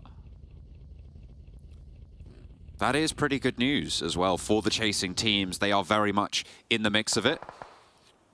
S2G, no eliminations. If they go down here, it's a very minimal point-scoring game. The Gladiators would make profit on them if they go down, but we'll have to wait for that. Off Hayes, making that first crash. Agori to follow it up as well. 2-2 split right now for KONINA Power as they're going to look to slinky back together, I'm sure. Becker and Palucci want to cross, but Zerich is going to harry them from the sidelines, as is Demon. But that nade from Becker looks like it might be just about on the money. No, doesn't quite find the gap in the shack that we saw from Doran the other day. Not quite able to dunk that one down. Not just yet. Becker's got 6 of them though, so there's still hope, still chance. And just jump out the door. Get away from the explosion as quick as possible. KONINA Power, they do get 2 players across, so there is an anchor point. With the amount of smokes that have gone down for Zerich, he's just as blind as the KONINA Power's looking over towards that shack is too. Next RÜYA, they regroup over towards this compound that's been held by Zwolf for a long, long time on the western edge. Becker gets taken out. That's by players from next RÜYA as well, currently up to fairly decent position on the map. Been playing this one safe. They've not been finding a huge amount of eliminations, but MADBULLS still going is fairly impressive. It's now where this central position starts to come alive, and you can see they have felt that for next RÜYA. They have regrouped all 4 of them down to that southwest side. They had 3 players on the northeast before, and playing at that strong building on the west side, it does allow MELISE to get up to the hillside, to be fair, and that is a pretty solid spot, all things considered, but they're just looking to pick up the stragglers on this western edge. With the solo from MADBULLS, KONINA Power trying to move around this way as well. OZAROX, the remnants sit there. They are just wanted to clean through this. It's really tough, and it's lucky that Palucci didn't go down there. Needs to get his teammate Becker back up again. That's the only one that can do it. Of Hayes on that northern edge, likely to be unable to assist. Zephyr just getting tapped away. Tap, tap, tap. MELISE able to pick the point. KONINA Power very much in danger, but they get the res on the top of the hill. Kisyu has a direct sightline to their run out as well. It's going to be very, very tricky to make this one work. Maybe try and run around and flank for MELISE, but look at that. Poser moves down south. That's going to give them a lot of protection from that KONINA Power position. S2G are there, and it really funnels KONINA Power into a bad spot. Absolutely. I think KONINA Power's not going to be too unhappy with this game though, right? They've done okay, 3 eliminations, top 5 finish. That looks good for them, and the story that Max was telling of the most unbelievable tournaments throughout so far. You know, a real Indiana Jones moment where they're sliding underneath the slowly falling door just to get in towards these next stages, towards the PMGC path. It's really nice to see, right? Just squeezing in right at the end. Every single time. It's a crack in the door and they'll wedge their foot. Now, S2G have had a real big shift their way over to their building. Next RÜYA, they do still have some of their house in there, but they will very likely have to move, have to transition here from this area. Getting rid of KONINA Power is going to make that so much easier. You can see Becker's making the dash, but there's no way you get across here. And it's a flurry of bullets to handle him. It's frozen to be able to find the point. If they can find a knock over to S2G, all the better. Yeah, I mean, S2G's really done out this game. They've been fairly quiet since picking up this spot. The circle continues to head their way every single time. This is a crashable location, though. You just need smokes to make it happen. That's the difficulty. But look at S2G. The amount of util they still have online for this team is pretty astonishing, because they haven't had to do anything. So 6 grenades, a couple of Molotovs, a load of smokes. That might just be the difference maker. So even though they haven't done a lot in this game, they could still close this out. A quiet start for S2G, but they hunkered down, losing a player early to Gladiators. As 3, they moved across and have just stayed in this compound, to be fair. Not a lot of big strategic moves there for the S2G roster, but might be paying off now. Next RÜYA mounting up. They're going to wait for this next zone to push them into a specific location. That is probably one of the best zones for next RÜYA. It allows them a lot more time to figure out their path, to maybe handle some of MELISE, who are holding on a little bit higher of ground. And S2G are on the edge as well. Yeah, for MELISE Esports, they sort of have to move back down south here with this circle. Players on that northern edge just aren't quite in yet, and if they wanted to push further towards that western side, they'd have to peek into next RÜYA. S2G have the best position here still because they've got the compound, and they'll have around about 10-15 seconds where they're not in the blue come stage 9. Zone has less than 10 seconds now. Poser tries to get back across, and S2G can't light it up in time, allowing 4 players from MELISE to regroup now. Poser will look for the heal, but the zone is starting to close. It's a slow side that they're on, but it will be moving nonetheless. I think for MELISE, the target really isn't S2G in this situation. It's very much over towards next RÜYA here. They can get rid of next RÜYA. It becomes a lot easier to play this tree line over towards S2G with some smokes available to them. Next RÜYA is pretty stalwart in their spot. Whamsy. Some buggy, jiggery pokery there. Able to just about get away from it. From that spray down, that could have been a massive opening for MELISE. I mean, you said you want them to pay more attention to next RÜYA, but they will still eventually have to find S2G, and you get a knock early. That's going to be good. Gives you a little bit more to play with. MELISE having to reposition these vehicles slowly forward, slowly. As in 5 seconds, this zone will close to nothing. As the smokes start to get layered out, it's all 3 of these teams with it all to throw in. I mean, for MELISE Esports, you should be focused on next RÜYA first, but when a player like that steps out onto a buggy for S2G, you're not going to say no. Silas opens up with the FAMAS down towards MELISE Esports. Will finish off Kiss You. Ooh.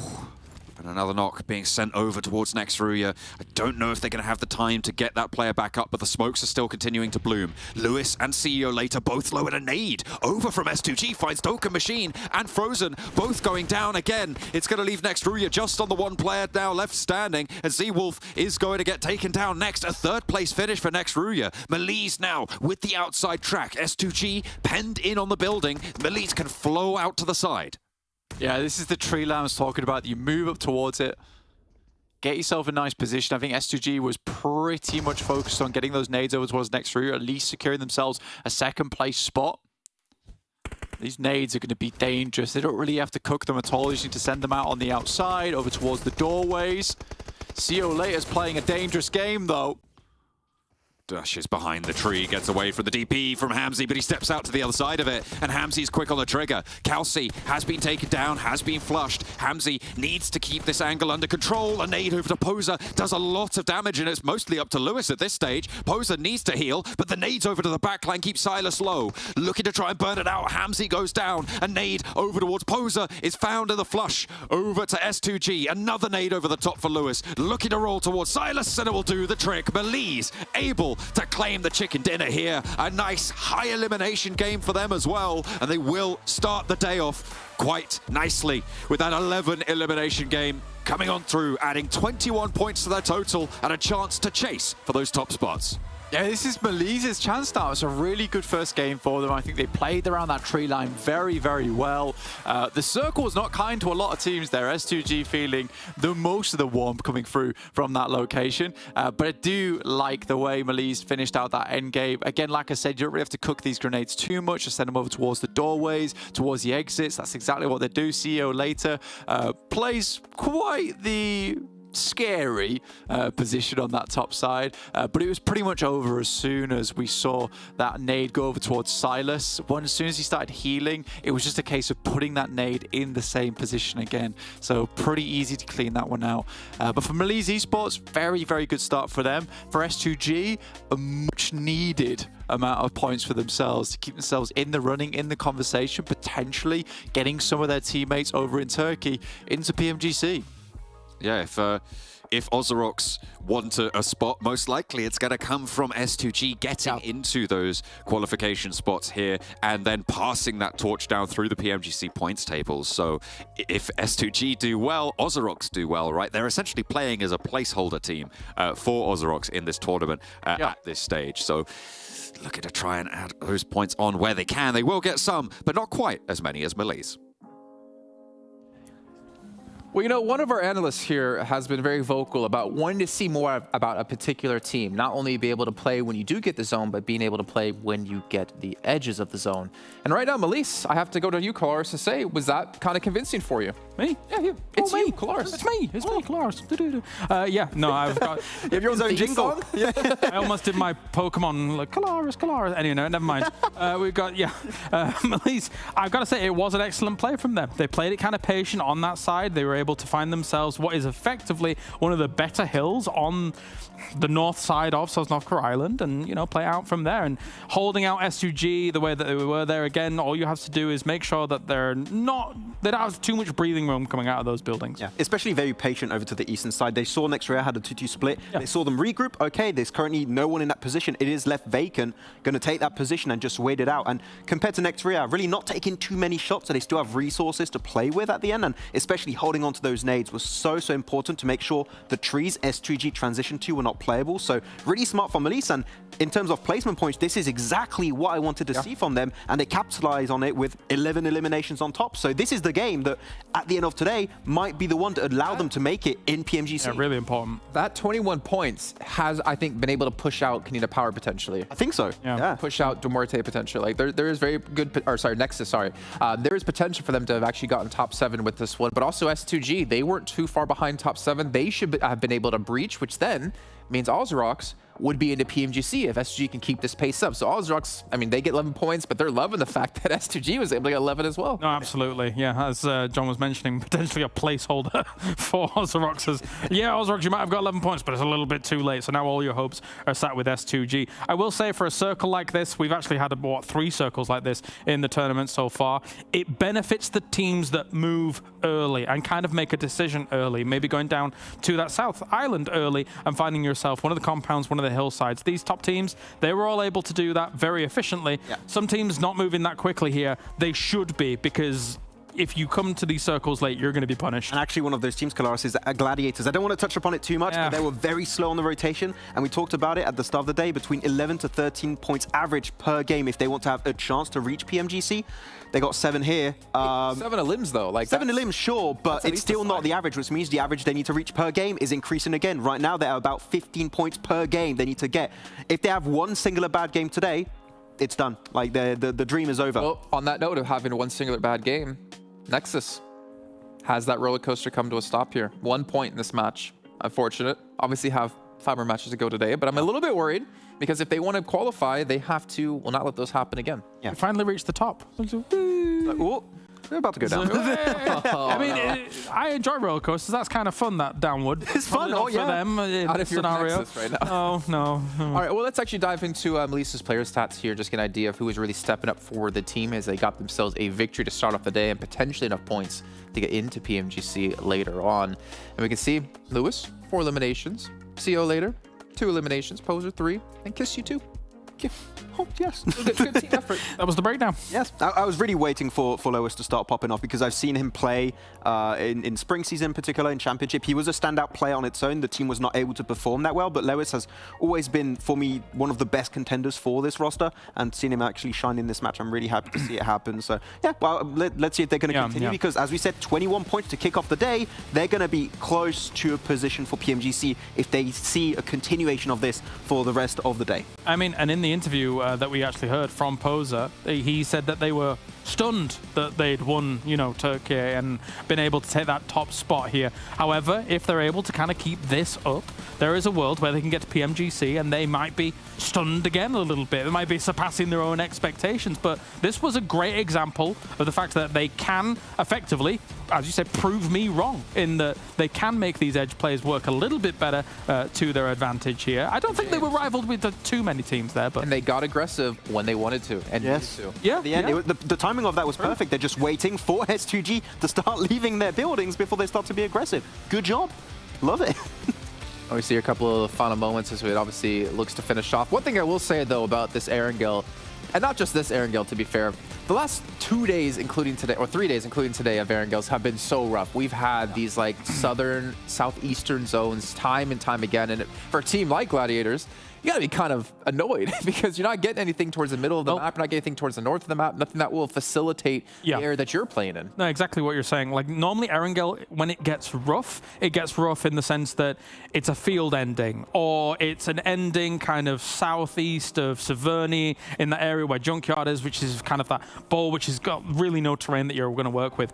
The endings that we've had in terms of the island, these 50-50 circles between South Africa and the mainland, that's a different kind of rough that, as you say, for those northern teams, it is difficult to adapt to, and you need to be moving earlier, 100%. Well, they didn't, and they unfortunately paid the price. But Max, while we're watching the game, you pointed out something about next RÜYA in particular. Yeah. Very low on ammo.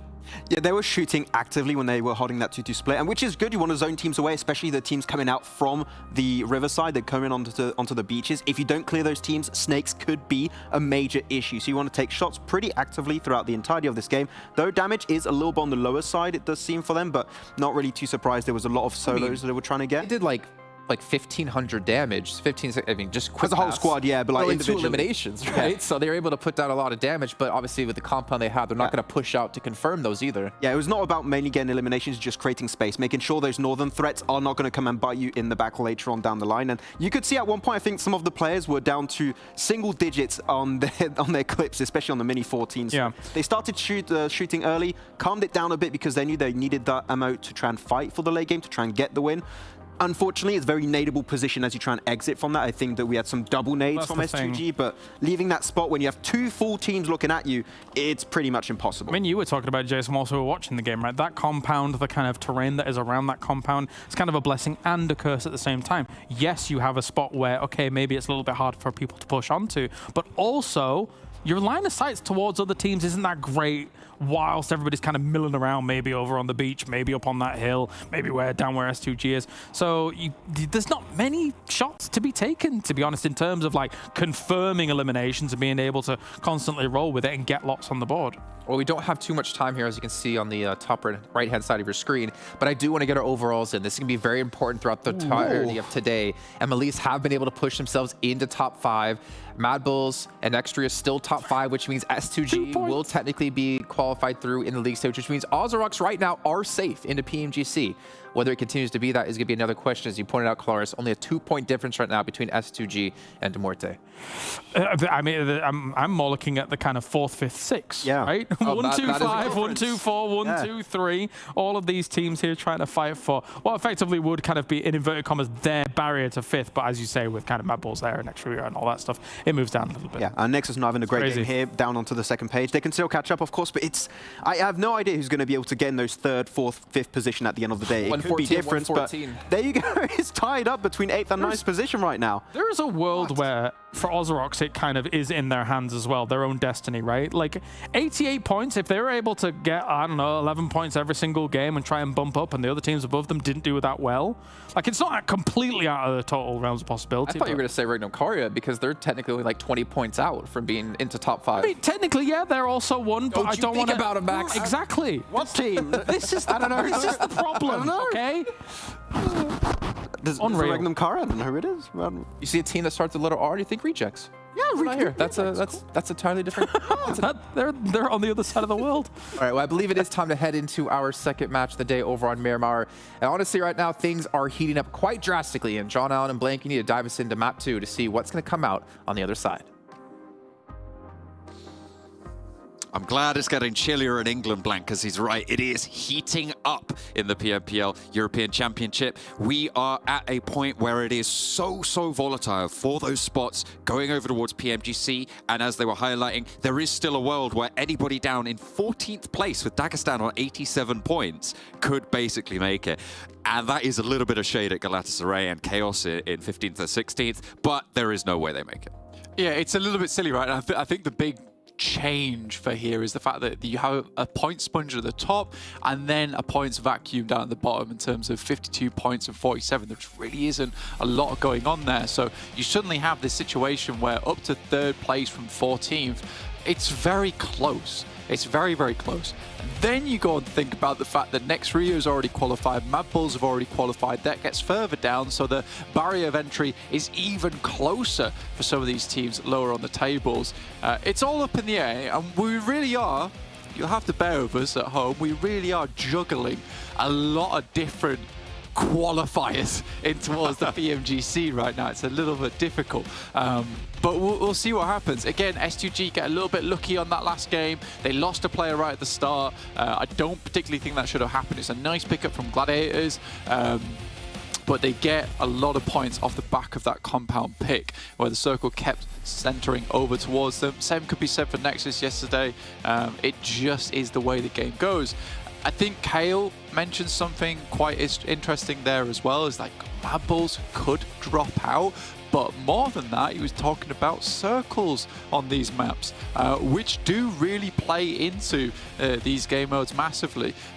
For the amount of Sosnovka finishes, island finishes we've had, it has been really out of the ordinary over Erangel, and it kind of makes the game really hard for Gladiators. And getting down there is tough. It's not somewhere they usually play, right? Over in the league phase for PMPL EU, I think we saw maybe 2 or 3 Sosnovka finishes. That was over the many weeks, right? Many weeks. So for Gladiators, this is just not something they typically go for. But there is a simple fix, and Kyle mentioned it. Just got to rotate quicker. I mean, even then, it's easier said than done, right? Sure, you do need more pace, but if they're not used to it, that playstyle might end up being, on average, worse for them across this shorter form tournament. Maybe if it was a league stage, maybe they'd have a little bit more time to get to grips with it, but the lobby's running away from them. And I think that has been the story that we've told of the Gladiators so far over the last 3 days, and now coming into today as well with their first match, with their late tournament prowess, right? We talk about Gladiators as this late resurgence team a lot, but it just isn't here yet. And with that first match, sure, it was very tough. And that specific rotation, you know, why was KAOS there so late? Kind of unexpected and unfortunate, but still, they needed more than they got. Yeah, a bunch of last-minute Andes, these guys. Curious what's going on here with Nexus. Already lost a player. So they're going in with 3. That's not good news at all for this team, considering they're one of the squads that desperately needs to pump up those points. So I am wondering what's happened behind the scenes there that leads them to having only just 3 players going into this match.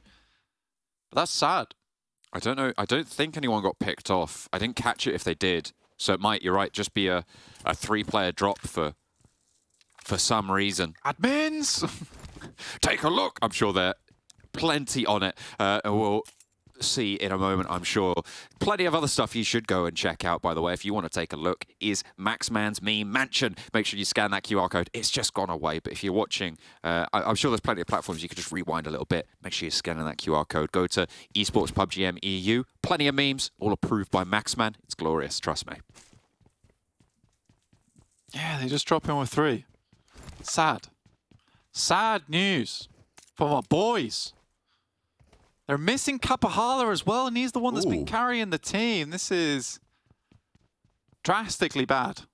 Do not like this. Hopefully it doesn't hurt the morale too much, and they can carry on. S2G, they got 2nd place with 3 players. Definitely possible.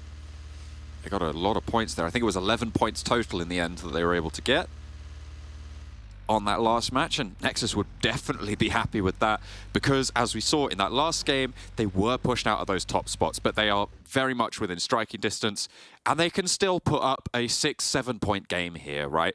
Not trivially, but they still very much can find that. If they get a favorable fight early on, maybe pick up 2 to 3 points on eliminations, still going in as 3, they can have an impact. We'll have to wait and see. But it's the same story for de Muerte, right? Currently in Monte Nuevo, playing on the northwest side of this circle, most likely to rotate a little bit further south, but those hills to the north of Chumacera, maybe not the best sanctuary. Could even see them rotate down towards the hills to the south of Chumacera, towards Minas de Valle. Yeah, I mean, their typical rotation on this circle as well is just to head over the northern side of Chumacera, push through where BRA is currently playing. Gladiators did drop down towards the south side. Slightly fortuitous as well for them, but Kikali spots out Meku on his scout. The amount of HP he's got, wouldn't be surprised if he gets popped out the vehicle here. Getting just behind the headland, he might be in Resable territory now, if he even goes down, that is. Somehow managing to escape the volley, loses a tire or two, but staying alive, far more important at this stage for the Gladiators. We know that they are prone to losing them early in this tournament so far. And being able to keep everyone together and alive, get out of dodge, way, way more valuable. Absolutely. It's very, very important for the Gladiators here to keep up, because they've been given a blessing, right? It's absolutely a blessing here. You drop on the south side with the playing path, you try and get out early and get looting early. Circle comes down towards the south. Suddenly, you're set up now with a position that is definitely playable into the future, and they need points. You know, we were talking about the fact that, in fact, Jason actually brought up a really good point at the start of the day, which is a case of you could sort of scratch Sanhok off the playing card for Gladiators, because we know what they do on that map, and it is very badly. That is something that absolutely needs to be looked at in the future, and we've been saying that for yonks now, really. A lot of times it's been band-aid fixes, but you know, you need to go to the GP, go to the doctors, get some Sanhok surgery done, get a bit of a facelift. That's what we need. I mean, it might be time for them on Sanhok to change their drop location, right? Like, they've been on that Northwest Island now for coming up on 3 seasons, I think at least, if not more. And right now, it just is not working for them. I don't think we've seen, in recent memory, I don't think we've seen the Gladiators do well on Sanhok from that position. So maybe try and contest for a different spot, try and go somewhere else, maybe try and change it up going into the next season, because most likely that's where we're going to see them next. Exactly. It's scary. It's scary. If things don't improve now, it's over. It's absolutely over.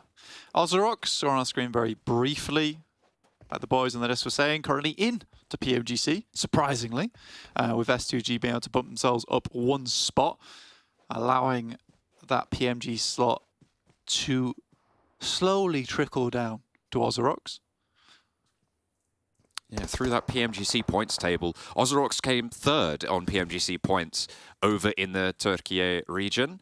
And because RÜYA take the points qualification spot as S2G were in 1st, it's all very convoluted. But S2G were 1st, it went down to RÜYA, who are now guaranteed to qualify. And so, if S2G were getting that spot, it goes to OZAROX. And that is kind of a crazy turn of events when you consider that OZAROX right now is in a pretty low down position on the table, still within striking distance, but in 2 games time, if they are still there, it's just not going to be doable on their own merit. It will all be up to S2G. Yeah, I mean, off that last game, it wasn't too bad for OZAROX. There certainly was a chance for them. Like, I think it was Max saying, take their fate into their own hands now, to maybe push themselves up towards the top 7. Who knows? Maybe. If that happens, I mean, I'm not sure I even want to talk about this, but if that happens and everything else stays the same, Fireflux game, they're not playing in this tournament. Oh, that's a good point. Yeah, if OZAROX get top 7, and I think REGNUM KARYA also would need to get top 7. Yeah, for that to happen, because REGNUM KARYA came in 4th back in the Turkish region, so it would need OZAROX and REGNUM KARYA to both finish in those qualification spots, and then Fireflux might make it, who didn't even make it to European Championship. So that would be quite a turn up for the books. The circle shifts a little bit further north, keeps Picardo in, keeps the north side of Los Leones, and we're playing in that open ground between the two. At the moment, a little bit tough actually, because it does send a lot of teams away from, I would say, safer zones, safer waters over on that south side where you can kind of get yourself stuck in, find yourself a couple of defilades and play behind them.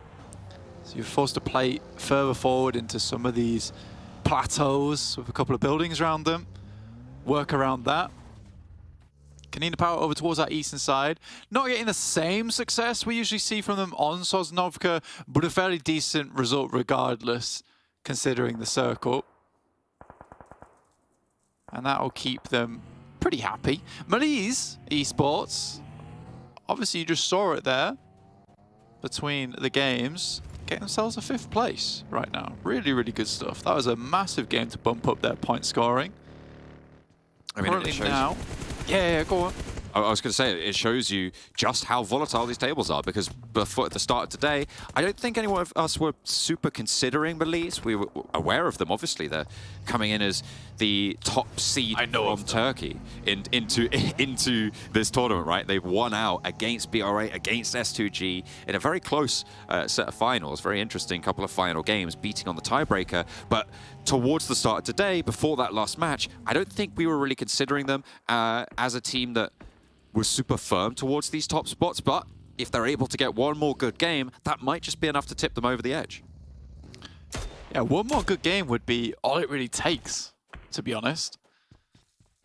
And that would just settle themselves very nicely over towards a guaranteed position. S2G over on the western side, currently taking shots over towards MUERTE. They have leapfrogged them in this circle, so they're further towards their eastern edge. So right now S2G do have to fight inwards. Not too far though, they are about 400, 500 meters from the dead center of the circle, but they have got MUERTE in their way. MUERTE on a 2-2 split in the midst of it. As we are over with BRA, playing right on the west buildings of Los Leones, just outside the city limits, and playing on the south of this next shift. Next RÜYA down towards that southwest edge. Looking to push their way in. Obviously an edge team at their core. Circle heads north once again. So this has been like quite a difficult set of shifts. It hasn't looked like it, but you get a south shift on the circle. A lot of players tend to go down towards Chumacera, pick up some of the compounds down there because this is where it is most compound heavy. So you want to find yourself a decent positioning in the early game. But with 2 north shifts in a row, you're essentially setting yourself up now with just open area. So if you're one of the teams that didn't get down towards that south side quick enough, you're sort of happy with yourself, right? You've been fairly lucky. But if you're one of the teams that are already on the south, you picked up a strong compound, and now you're forced to head up towards that north side, there's not a lot of space left. So a lot of these teams are forced now to play edge. Gladiator is dangerously close to 2 of the strongest teams of the lobby in BRA as well as next RÜYA, and that is not a sandwich that I would like to be in the middle of. But you know what? Gladiators are a fierce team. They have been a little bit muzzled in the last few days, but they still have got that potential. So hopefully they can win out of that fight. Certainly, hopefully for the Gladiators fans. Over towards the center of the circle, Blank, I'm looking at MELISE and thinking their position looks really, really solid. The ridgeline that the 3 of them are holding, as well as Poser on the outpost down towards the building that sits just southeast of Picardo, a really, really nice spot for them. They've got a lot of vision. It's going to force OZAROX to try and flank them all the way from the north. Nobody can really approach them from west or east. I really like MELISE's position right now. Yeah, it gets tough later on if this moves over towards that eastern side. No one's really taken up that compound that sits dead center of that ditch. It is a really good compound, but you have to be certain the circle's ending up around that area before you try and take it, because leaving it is very difficult. Nice initial nade there coming through from Gladiators. Meku does go low, but starts off well. As long as the Gladiators check their buildings, check their angles, because Tixi has a player underneath him that I don't know if he's spotted. Kakali could be a danger here if Tixi is caught unawares. I feel like he doesn't realize there's a player this close, but Kakali doesn't move. So as soon as he takes those footsteps, hopefully Tixi is able to get that catch, see if he can keep his wits about him. Meanwhile, MUERTE taking MADBULLS on in a fight, and it's not going well. MUERTE, this is the first knock that they've suffered, so they should be all right, but it is very, very split. The rest of MUERTE all the way off to the north. Tixi, I think that was a nade that did all that damage to him. And Kakali yet to strike. Yeah, if this is another case of Gladiators going down to just not checking every single building, be very unfortunate. Tixi right now drops out. There's some good shots, but likely to be flushed away here. The rest of the team hasn't responded as of yet. Kakali almost goes down too. So for the Gladiators, for Tixi, there's some awesome reactions from him. Again, Kakali just had the drop on him, or at least Tixi did, but didn't go too well. That's really unfortunate. You just don't want to bleed out players on this south side this early on. It's a real tough spot for them, but they're playing on as 3. They are now going to have to push in behind KONINA Power, and they're not in the zone. Did Meku just got taken down as well? Was that the zone, or was that a shot coming on through? Not entirely sure, but it's 2 players now, and this is real bad news. I feel like this might be burying the Gladiators right here and now. Yeah, zone again hits Meku. Zone seems to be one of the biggest enemies of Gladiators at the moment. He's going to try and crawl his way in, but I think that might just be Dunzo for him. So Meku out. Yeah, I think that might just be the final foot in the grave for the Gladiators. Again, it's just not clearing their angles, honestly. And I think its confidence has been absolutely shot. Shreds to pieces during this tournament. Salvage game, we know how good they are at it. That's not something you want to be good at, considering that's something that you do become proficient at by doing multiple times, and that's what has happened for this team. So they'll try and get themselves into a top 5, but in this lobby, it's just not as easy. It's real tough stuff coming on through. Champions in their own right, the Gladiators, but not today, and not at this tournament. Not at this stage. S2G, speaking of champions, world champions right now, scrapping it out with MADBULLS. The shots over towards Fleeke. KAOS steps to the side of the buggy, but Fleeke hasn't gone down. Tuluka has, and he takes a second turn. How on earth did Fleeke just slowly turn around that rock and able to find that tire on? I have no idea how he was able to get away with that, but it looked pretty cool. I mean, I respect the commit, right? I really do respect the commit. This could be an absolutely amazing grenade over the top side. And it is. Razy goes down. 2 more players to deal with. If he just throws it a little bit further, might be able to find Silas as well. A nade in response from Silas could be all it's going to take, and it will find Fleeke on that west flank. But S2G, they've lost a player. They'll need to slow down for these reses, and Major Pride are in their way for their progress forwards. Speaking of progress forwards, Nexus trying to push across. Remember, this is a 3-player team. They only dropped in with 3, not fielding Kapahala this time around, which is unfortunate stuff, and they are jammed in on the edge here. There really is no good path for them. Look at that. They've got Galatasaray right next to them. KONINA Power on the south side. They are pincered. Yeah, you're crunched. If you're Nexus, I think this is a case of just trying to send over towards somewhere else. But there really isn't anywhere else to go at this point in time, John. Palucci sending more grenades up towards that top side. Doesn't have any left remaining. So Nexus have weathered that for the time being. But the circle continues to push them further over towards Galatasaray. These nades have to be perfect from Nexus. Comes Lovazin trying to get that side swipe, but Doran goes down. Exo is already low. And Nexus flagging, last player now standing for them. They only have that 1 shot, and it's really difficult stuff, and will not be able to push through. Nexus again with an early fallout. MUERTE on that western side. Sure, they have 3 players still alive, but they have to get further forwards. S2G have lost a player as well. A lot of these teams in the central area are going down. This is qualification spots starting to open up for teams like REGNUM CARYA. MELISE Esports dead in the center. So again, we talked about that one good game that could push them over the edge into a secured position, and this might just be it, right? If they set themselves up another 20-point match, it's around about 150 points towards that top side, and they'll just look absolutely clean. Gladiators go down, and I genuinely think that that is it. That is it for the Gladiators now. There is very little in the barrel for them. A deep dig would be necessary, but we're talking about a miracle run here if the Gladiators want to make it. Less so for OZAROX. If they can find value on this northern side, if they can extract more points from this lobby, they are also with a shot, given the teams that have gone down so far. Much less pressure on OZAROX, though, to get in towards that top side of the tables. KONINA Power looking over towards GALATASARAY off Hayes. Makes a bit of a mistake there. Peeks up for just too long. Tries to swing wide to get out of sightline, but not able to do it. Becker, who had a massive step up yesterday, looks to go for it again. That's a nice nade. Putting out early, has to switch round, but it's not enough. Needed to get that nade to find the knocks and turn over to Loverzen. That was pretty much the only way he wins that scrap, and I think that was the right decision. However, it just wasn't quite enough, unfortunately, for KONINA Power. They have been slowly going along as well. In that first match, they were able to get in quite late to the circles.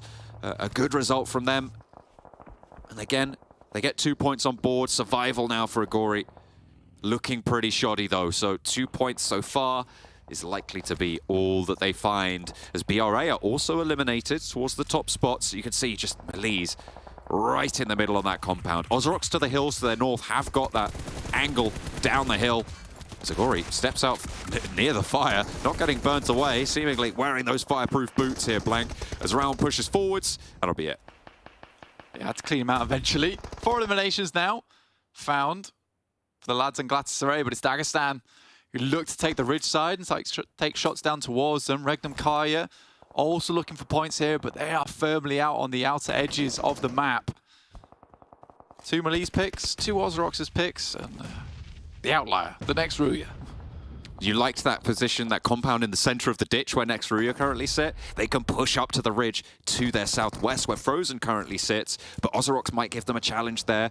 GALATASARAY or Dagestan, depending on who wins on this southeast, might also be able to spot out that direction, but they're safe for the time being. REGNUM KARYA rolling up to KASIK, trying to make them feel unsafe as possible.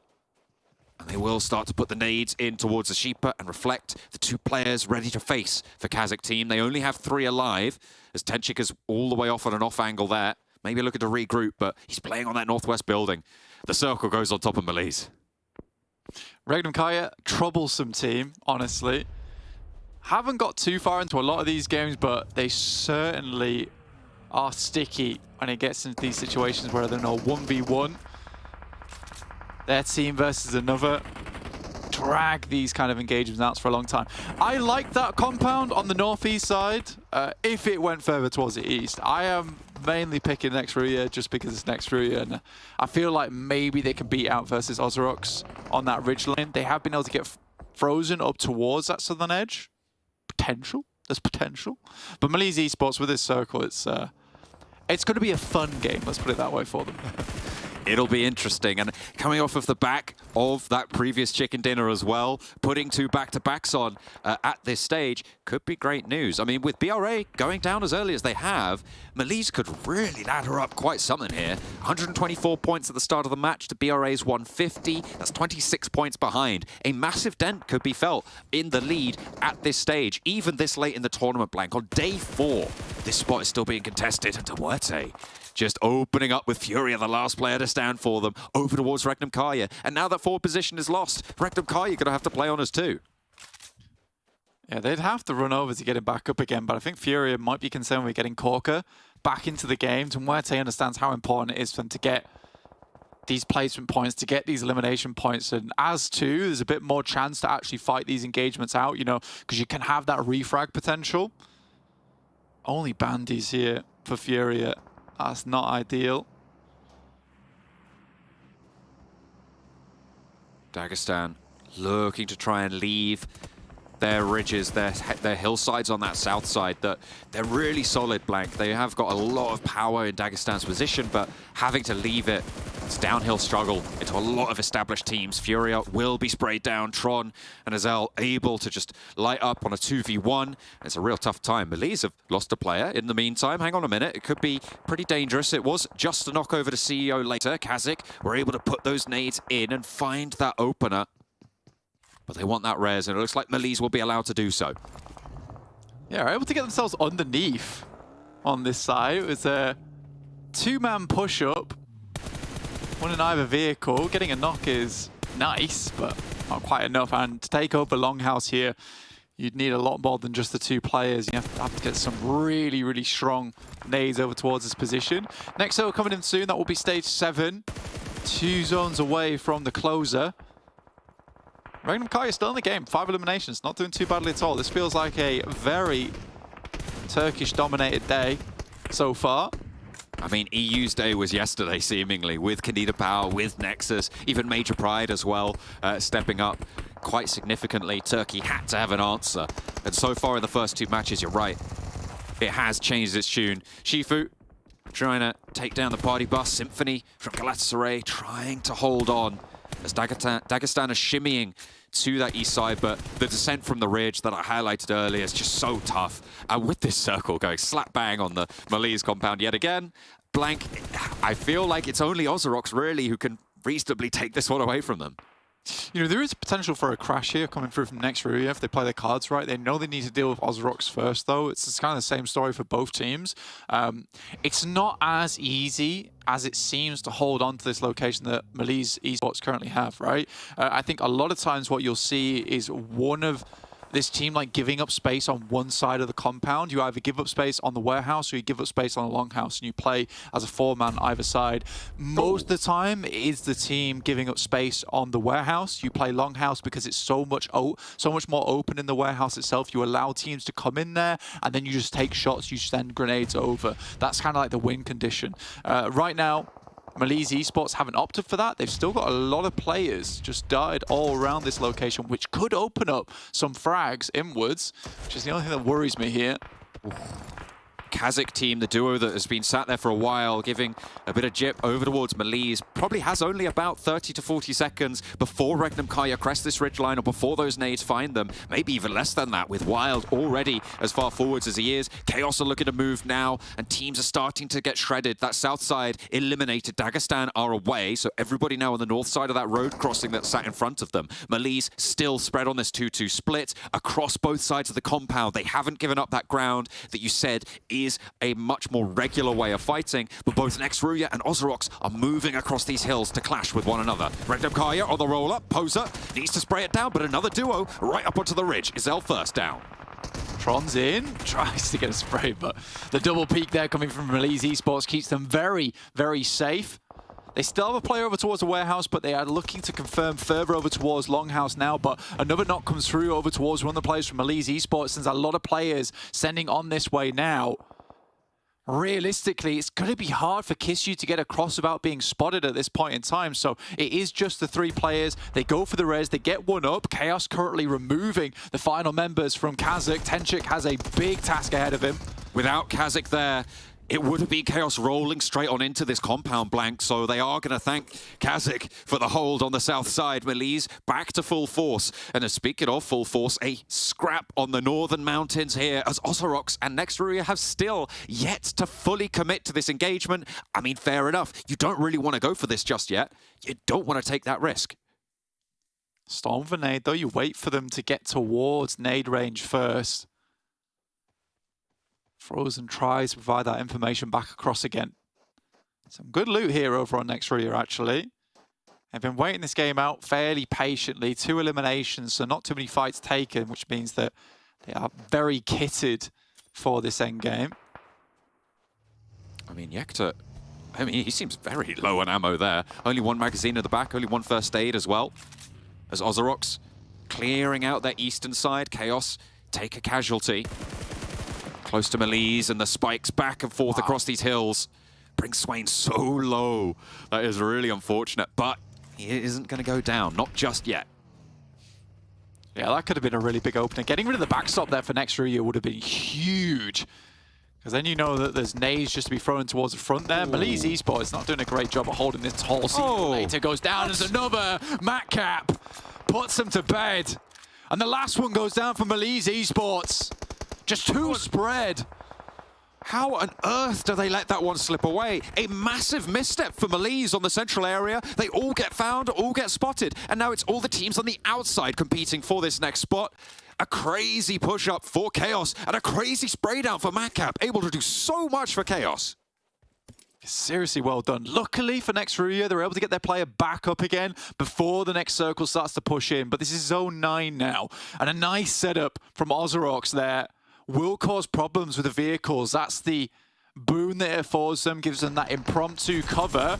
But on the side, it's KAOS that does spot a couple of players. Going to keep them locked down. Maybe enough time for NEXUS to send down towards the south. They initiate, they open up. Frozen takes one of them out. Now OZAROX looking to keep the pressure on, but they've only got Storm remaining. 3 players from NEXUS. Zebwolf with the challenge, but doesn't manage to find it. Zephyr getting burned away in the blue zone. Also will tick those health bars. Something awful. The final player falls, and it is just NEXUS now up against KAOS, who were able to do so much against MELISE. They'll pull up that mantle as well and be able to take the longhouse, move through this compound blank. They might just be able to get this 1 or 2 reses. They know they need it. With Frozen going down there, that is a sideline that you desperately need to stay open. 3v1. How up on this location? Yeah, it's just not possible. How on earth do KAOS make that one work? I think with those final 4 teams, all of us would have looked at that and said, okay, MELISE just hold KAOS out. Do they crash from the northern side and take it away from them? But in the end, KAOS just demolished that south hold for MELISE. And rightly getting the chicken dinner off the back of that play alone, it is very much deserved. Yeah, I think you're just too greedy there as MELISE, honestly. You're trying to hold out towards that ridge side, and I think you've got to fully focus onto one location. You give up warehouse. You give up warehouse in that situation 100 times out of 100, essentially. And by the time they started setting up towards longhouse as well, getting Lewis on towards the high ground, KAOS had already got themselves into a really, really strong location. Yes, Matcap performed massively well there, but the setup on longhouse just came in way, way too late. It's just so unfortunate. I mean, I had MELISE predicted. I felt like they were just getting shift after shift after shift. So even after that, it felt like, okay, yeah, I've got this in the bag. MELISE just are going to be able to hold this through. But you're right. They get way too bold. Putting a player on the roof, even, I feel like that was a step too far. I mean, you play up on those windows on that balcony. It's fine. It had to come earlier, though.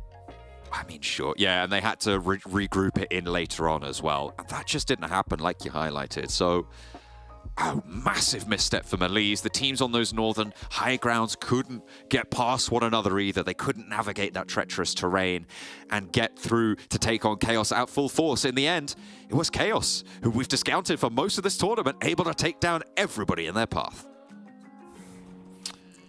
A massive game from KAOS. The only question is, why couldn't they do this earlier? And maybe more consistently. Maybe they would have a chance for PMGC, but this team down towards the bottom of the table at least can keep their heads held high as they're able to get 1 chicken dinner here in this event. And not to mention some good experience going forward into next year as well, which is, I think, what this whole event for them was about. Exactly. I think it's good for them to have a bit more experience to get the win, and he's gonna jump in. It's manic. It's absolute pandemonium in the PUBG Mobile arena here, as KAOS has finally been able to get themselves a victory. And they did it pretty well as well here, being able to exploit MELISE on their movements around that compound. Good for them. Yeah. I mean, you clear REGNUM KARYA, you clear KASIK team over to the west, you can play the ridge to enter the compound. It's a good approach to it. Yeah, they're pretty decent. It's another Klar's thumbs up of approval. That's right. Wow. Take a look at their player sets here. Matcap, I believe he was their top fragger when it came to league stage too. I'm here for KAOS. They're your favorite team, aren't they? Yeah, I mean, they've got orange on their jersey. Team Falcons, I'm hearing, are watching this, and they're Give you some different. Yeah. They're the best team in the world. Yeah, but I mean, look at that as well. Demon 666 getting himself plenty of damage on the board. Again, in terms of like exploiting that compound, sometimes it can be difficult to push up to that. Yeah. But the fact that MELISE was a little bit disjointed over that compound does provide a vulnerability that they could exploit. The thing is, early on in this compound, in this warehouse, you want to hold a 2-2 split between Longhouse and the warehouse. That's the best way to gather information and also to transition, depending on what position you want to defend. I think they did regroup so late that teams were actually able to punish them trying to regroup between the buildings, and because of that you lose players, you can't defend against KAOS anymore, and then you give KAOS not only Longhouse but also the rooftops, which in that position are so damn powerful. And off the back of that, 15 eliminations on board, so good for KAOS, and get himself a little bit of extra prize pool, which is still in play here for them. Yeah, and looking down the rest of the list as well, obviously to focus on the teams who are still trying to fight for their chance to get into PMGC. MELISE, already in 5th place going into this match, have been able to get themselves another 8 points. Also, we're not seeing MADBULLS ahead of them. We're not seeing any of the teams that were in 4th, 3rd, I mean, 2nd place is a little bit of a stretch, be able to be ahead of them on points, even REGNUM CARYA. And I know when I say that, Max immediately like mutes out his headphones here because he doesn't hear their team name. 7 points. And they were on the cusp of getting into that front page as well, because we see S2G not going to be here. We see MUERTE not here as well on the front page. There's a very real possibility that REGNUM CARYA could sneak in just under the wire. Also, we haven't seen... Sorry, it's just like moved on teams. Move on. I was like, moving on right now. Because I wanted to point about one of the teams in the top 5 that we saw at the start of the day. It's Esports has had 2 rough games. So 2nd place could also be contested. There's a little bit of extra prize pool that could be won by some teams. And also, who knows, an extra spot for PMGC maybe opens up if they really struggle for the rest of the day. Yeah, otherwise, I'd like to see OZAROX getting points on board. I would have liked OZAROX, if I want to be hyper-critical of their play, breach the compound of MELISE a bit earlier, because they scouted out where RÜYA were playing. You know, a natural progression from their position is to play that eastern ridge, and they're going to be an issue on further crashes. I would like to have seen OZAROX just a bit earlier on that pivot, and if they do so, get access to the warehouse, share that position with MELISE, and who knows, off the back of that, maybe win the whole game. We're talking a lot about who's going to go to PMGC and all this stuff and things like that. Of course, very, very important, right? But at present, I don't see anybody knocking NEXUS off #1 here. No. They're not moving. They are unbelievably consistent with their games. Another double-digit game on the board here, coming in from the east side, which actually the approach to this down the line gets a little bit kind of treacherous in itself. They are playing a fantastic tournament here, so kudos to them for what is sure to be their championship if they can keep this up. I don't even need wins, they just need average points like this, and they're just constantly going to be remaining in first Not even that, if Bra can't step up and get some points on the board, right? Yeah. That was the only challenge for them, potentially. And they're looking like a very well-oiled CCT, more importantly. And agreed. On the opposite end of this, though, one team that we're talking about, the roller coaster they've been having, able to really go up to the moon. Well, one thing we forgot to tell you, Klaris, is actually I've been playing Roller Coaster Tycoon, and I made one of those roller coasters where he does a loop-de-loop, and he goes a little too fast to come back and comes off the roller coaster into a crash. Because that's exactly what Nexus have done here today. 0 points yet again. That's a dark ending. That's the never did that in Roller Coaster. That's the only way I played Roller Coaster Tycoon back then. It was like, I was taking care of my park. I was a good guy. You're too young to have played Roller Coaster Tycoon. You're a liar. I played it. Played Roller Coaster I played Tycoon it. 10, okay? Yeah. Yeah, unfortunate for them. We'll take a look at the overalls now and see how things have adapted and changed here with this last match. And NEXUS, 22-point lead over Bra. They're not going to be caught. There's almost no world they're going to be caught. And MELISE have pushed themselves up to 3rd. Major Pride have fallen to 4th. Yeah. We've been saying it the entirety of yesterday and now today that point gap was so minimal that any team could breach into a top 3 position. I didn't expect it to be MELISE though. That really is a big surprise for today. Playing the edge on game 1, playing center on game 2 and getting as many points as they actually have. Good for them, so they might be reaching PMGC with these kind of results. But again, you look below, teams like KONINA Power, like S2G, MUERTE can also close that gap for the rest of the day. The only stumbling block, I suppose, for MELISE is that I think they maybe could have got more points from this game, right? In theory, they could have. But yeah, 3rd is extremely respectable right now. If they are able to kind of continue down that warpath, maybe they could catch up with BRA, considering that they've had a little bit of a flub in the past 2 games. So yeah, still quite a bit to play for. I mean, and the thing is for MELISE as well is that you're kind of comfortable where you are because, again, with NEXUS and MADBULLS still in our top 5, which you have to be careful of because if MADBULLS fall out of top 5, things get a little bit interesting. They have a decent buffer at the moment against like S2G or MUERTE. So as long as they just keep playing okay, not go out early, not look for any like early engagements and just play for the placements, they should be getting their sums through. You can tell as well, though, for OZAROX, obviously, you know, they don't, as I said it in the previous standings when we looked at them, they don't entirely want their destiny to be in S2G's hands. You can see from the previous 2 games, there's been a little bit of a step up there. They've clearly gone away at the end of last night and thought to themselves, all right, how can we approach these games a little bit differently? We're seeing a bit more of a resilient OZAROX compared to the last 3 days. Yeah. Well, you know what, gentlemen? You know what it's time for? It's match 2's over. And not after match 2, we head to a TDM. Ooh, the Repaga on Zombie Arena. There we go. Zombie Arena coming on through with that RPG vending machine. I feel like getting an RPG out of a vending machine it's quite an interesting delivery method of getting those weaponries on board. Yeah, you really are like, kind of pulling that thing out for quite some time, you know, reaching up and inside the vending machine. It's difficult. It is really difficult. Now, Galatasaray, the Repaga champions. See what happens here. Can Nexus take them down?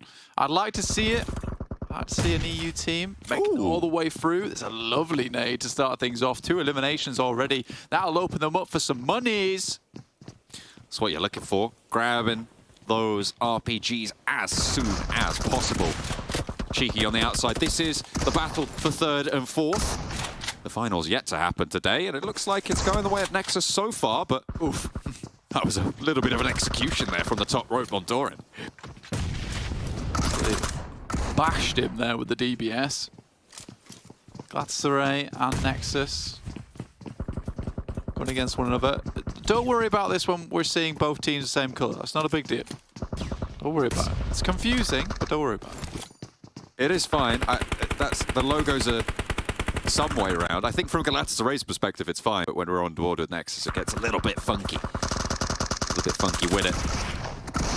Rauma's looking for these spots. To be honest, it's kind of not super impactful being able to get these early eliminations. 7-3, it's still a good start, but it's all about getting those RPGs on board, because immediately, as soon as you have that suppression, as soon as you have that angle control, you just dominate across all of these open spaces. For Nexus, though, they're just using nades. The OG explosive working very well for them. Galatasaray keeps trying to get this RPG online, but Nexus is just flooding in towards their base. So now, the tides may turn. Symphony wants the spray instead of the RPG, and actually gets taken down by a close-range shotgun. DBS is there for the spray down for the trade. Still 10-5. I'm surprised these RPGs aren't having more of an impact, because Nexus just aren't letting them get away with it. These DBSs are brutal. I really like this from Nexus, actually. They're just like, right, we can't get close to you because you've got RPGs. Just gonna get towards that top side and use the DBS towards our advantage. You know, the RPG may be a one-shot, but the DBS in close range, far deadlier. They are trading now, and Nexus have started to get the RPGs on board for themselves, but a direct hit comes through from Zafox. Galatasaray trying to keep themselves in. Kapahala trying to drop on through with the DBS, but will be shut down as Zafox trades to one of his own. 13-8, 14-8 now, as they are going back and forth. Both teams with the RPGs on board. Redox on the high ground, does take a tag, but nothing more than that. Redox, I was looking for a bit more. Exo's also got one on board. Doran sidesteps it. Ooh. Towards those backlines, they continue to ring through. A nade over, looks pretty well placed. You don't need a rocket on the back of that grenade to propel it. It's going to work wonders either way. Doran able to find another point for Nexus. That's the cheeky move here coming through from Doran. I really like the way he's playing this now, and I think this is the counterplay. They have been workshopping this for quite a while, is that if you can't play from the other side because of the RPGs, you've got to get up close and personal, because there is a long reload time on that RPG, whereas the DBS is just going to keep pumping out the bullets. Still 21-11 is first to 30 to decide third place in the TDM tournament. And 8 points needed for Nexus. They have been, you're right, kind of playing this hybrid RPG DBS style, with the backlines being held down by the rest of the roster, but this forwards aggression from Kapahala and Doran. They're making it work with these DBSs. And 24 points now on the board, only 6 needed. That was very smart. I like it, you know. Wish they'd have this much strategy when it came to the actual tour. Oh, why'd you have to do it to them? They got 2 points to win. And you've just put a downer on that. This whole affair. Doran jumps on out, giving a point over to Galatasaray. The shots from underneath blast up through the rafters. And Kapahara finds the final blow. Doran with 12 eliminations out of the 30 that Nexus were able to find there. A nice, swift victory. A hybrid RPG DBS playstyle coming through from Nexus to take that 3rd place position. But we still have yet to crown our champions, Blank. That'll happen later today after this next match. Yeah, Galatasaray thought they had it in the bag there as soon as they got those RPGs online. However, Nexus, they've got a little trick up their sleeve, so I really like that from them. But we're heading back over towards their main tournament now. Back to what counts. But it's been an interesting run so far. You know, MELISE Esports, I think they definitely dropped the ball on that last game. Could definitely got a lot more points, as the boys were saying. And that could have really set themselves up for a very indomitable position towards the top side of the lobby. As it stands, you know, there still can be a jump up, a leap over MELISE by the end of the day, because we've still got 4 matches to play so far, which is quite a bit, right? It's like 80 points, give or take, difference if you've got one team winning all of them. Unlikely to happen, but again, I think MELISE, they're not safe yet. No, certainly not. But they have managed to get themselves a pretty decent chunk, and I think they are one of the teams that is least at risk, specifically 3rd least at risk, right? Because they're in 3rd place right now from dropping down out of those top spots. So we'll have to wait and see if they're able to just get, you know, I would say if they can get 20 points in the rest of these 4 matches, it's gonna be fairly safe for them. If they can get more than that, it's gonna be a bonus. That is purely based off the vibe though right now, so I haven't actually run the numbers. But 20 points, it sounds nice. It sounds nice for them. And the number of teams beneath them that would need to gain in excess of that, I feel like there just isn't the potential there. So we'll see if they're able to hold on to that spot. Yeah, I have a good feeling that Gladiators are gonna win this game. Okay, all right. Yeah. Because a really good feeling, actually. You know, it's the vibe is right. You know, like you said, the vibe is not off. Okay. This is a Gladiators game. I think it's going to head up towards the northwest. There's only so many times it can head down towards the south. Okay. Gladiators are going to play it slow, and they're going to get themselves a win. And that win will bring them the confidence they need to perhaps push up to 9th place, but not make it into PMGC. Oh, that would be unfortunate. That would be unfortunate. If they mount their resurgence now and they just fall short, it would be so devastating. I think for morale. For a roster that's been together for so long as well and hasn't been able to adapt to this lobby. That's real tough stuff. The plane path leans from Severny down towards Novo, so it cuts out that west side a little bit more than maybe a few of these teams are comfortable with. OZAROX over towards Stalba. Next, RÜYA dropping potentially over to Zaki or North George, depending on where they grab those vehicles. Who else drops in that area as well? Could potentially see some hot drops around that sunken area, around Rozhok. Looks like Major Pride are going to stay in Severny this time, so not going to split around sunken. No, just chill on that area. They have lost a player, Naomi, on the drop, which is sort of interesting. They also did lose a player to a flush. That's from the Gladiators. Starting things off strong there. I feel it. Feel it in my bones. They did it to S2G previously over on Gaka, and then got taken out by KAOS on a bridge crossing, but we don't have to talk about that. It's a hard southwest shift, Blank. It still cuts a bit of military base in. Of course, it's a circle on Erangel in the PUBG Mobile European Championships, Blank. Of course, there has to be some military base in it. Of course. But Primos, you know, technically open right now. Nexus is usually the team to drop there, so a team could wide wrap on the western roads, pick up that position for themselves. KAOS Esports, I think that's losing to S2G there around box compound. Gladiators still have to wrap on that northern side. I thought they found themselves another elimination, which would have been pretty insane. Next, RÜYA also on their northern edge. Ooh, interesting. A lot of crazy and weird little drops coming through from a lot of separate teams. I mean, it is kind of a funky plane path, right? A lot of teams would like to be in that southwest area, but it weren't afforded it by the plane path. And now we'll have to see how they coalesce, how they regroup towards these areas. S2G rotating very close to the Gladiators here. And could be a little bit dangerous, but the Gladiators loathed to step out of their vehicles. It feels like they have put themselves in these scenarios a few times and been pulled out of it. So hopefully this is a sign that they've adjusted to it. Are S2G going to chase this? No, they're just going to divert to the east side of Everest and swing down through Gatka, their normal drop spot. Yeah, take the time with that. I mean, that's fair enough. You know this is open, so you may as well take somewhere in the circle that has decent rotational paths out of it that you know for sure is free at this point in time, that you can get yourself some decent loot off the back of it. South George for the Gladiators can start to move down towards on that west side, circumvent around Everest, eliminate some sightlines on their rotate. A lot of teams on the eastern edge will need to move. Demon, try to get up close and personal with a knife there, just not possible. Yeah, when you have the vehicle pressuring you from that side of the tree, you have to peek into a scar. There's really nothing you can do about it. And that will be a pickup for S2G. A very important team in terms of those overall standings. As we've highlighted a few times, if we closed off the tournament right now, S2G's spot would be going over to OZAROX because they would qualify for that league stage, but they've already been invited. So that would drop down those PMGC points tables on Turkey to give OZAROX a chance in PMGC, which would be quite the turn-up for OZAROX, who have not been performing so far this tournament. They've had a good game today.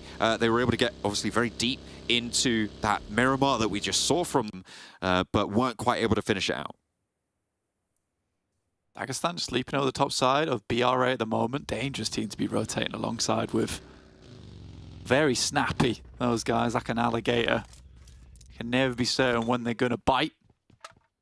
In the meantime, MELISE Esports went down towards Primos, you know. They saw Nexus dropping over towards that eastern side, towards MUERTE Power, so they're fairly certain they're one of the closest teams off towards that western edge of the circle, so they just decide, you know what, we're just going to send it past Ferry Pier, down towards Primos, get themselves a decent position. Lots of loot in this area as well. Not likely to run into any teams early on. You can also play around Quarry, towards Swamp side, potentially take some of the high ground that is on the higher end of things, over towards the center side of this circle.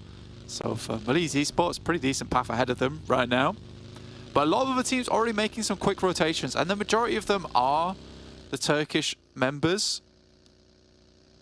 Got REGNUM KARYA moving through with two players in the back there with Tron and Loxy, just lagging behind slightly. Major Pride trying to get that cross done early from the north side, dropping out around Severny. They're looking fairly healthy on the loot, so they will just be trekking their way down through past Everest.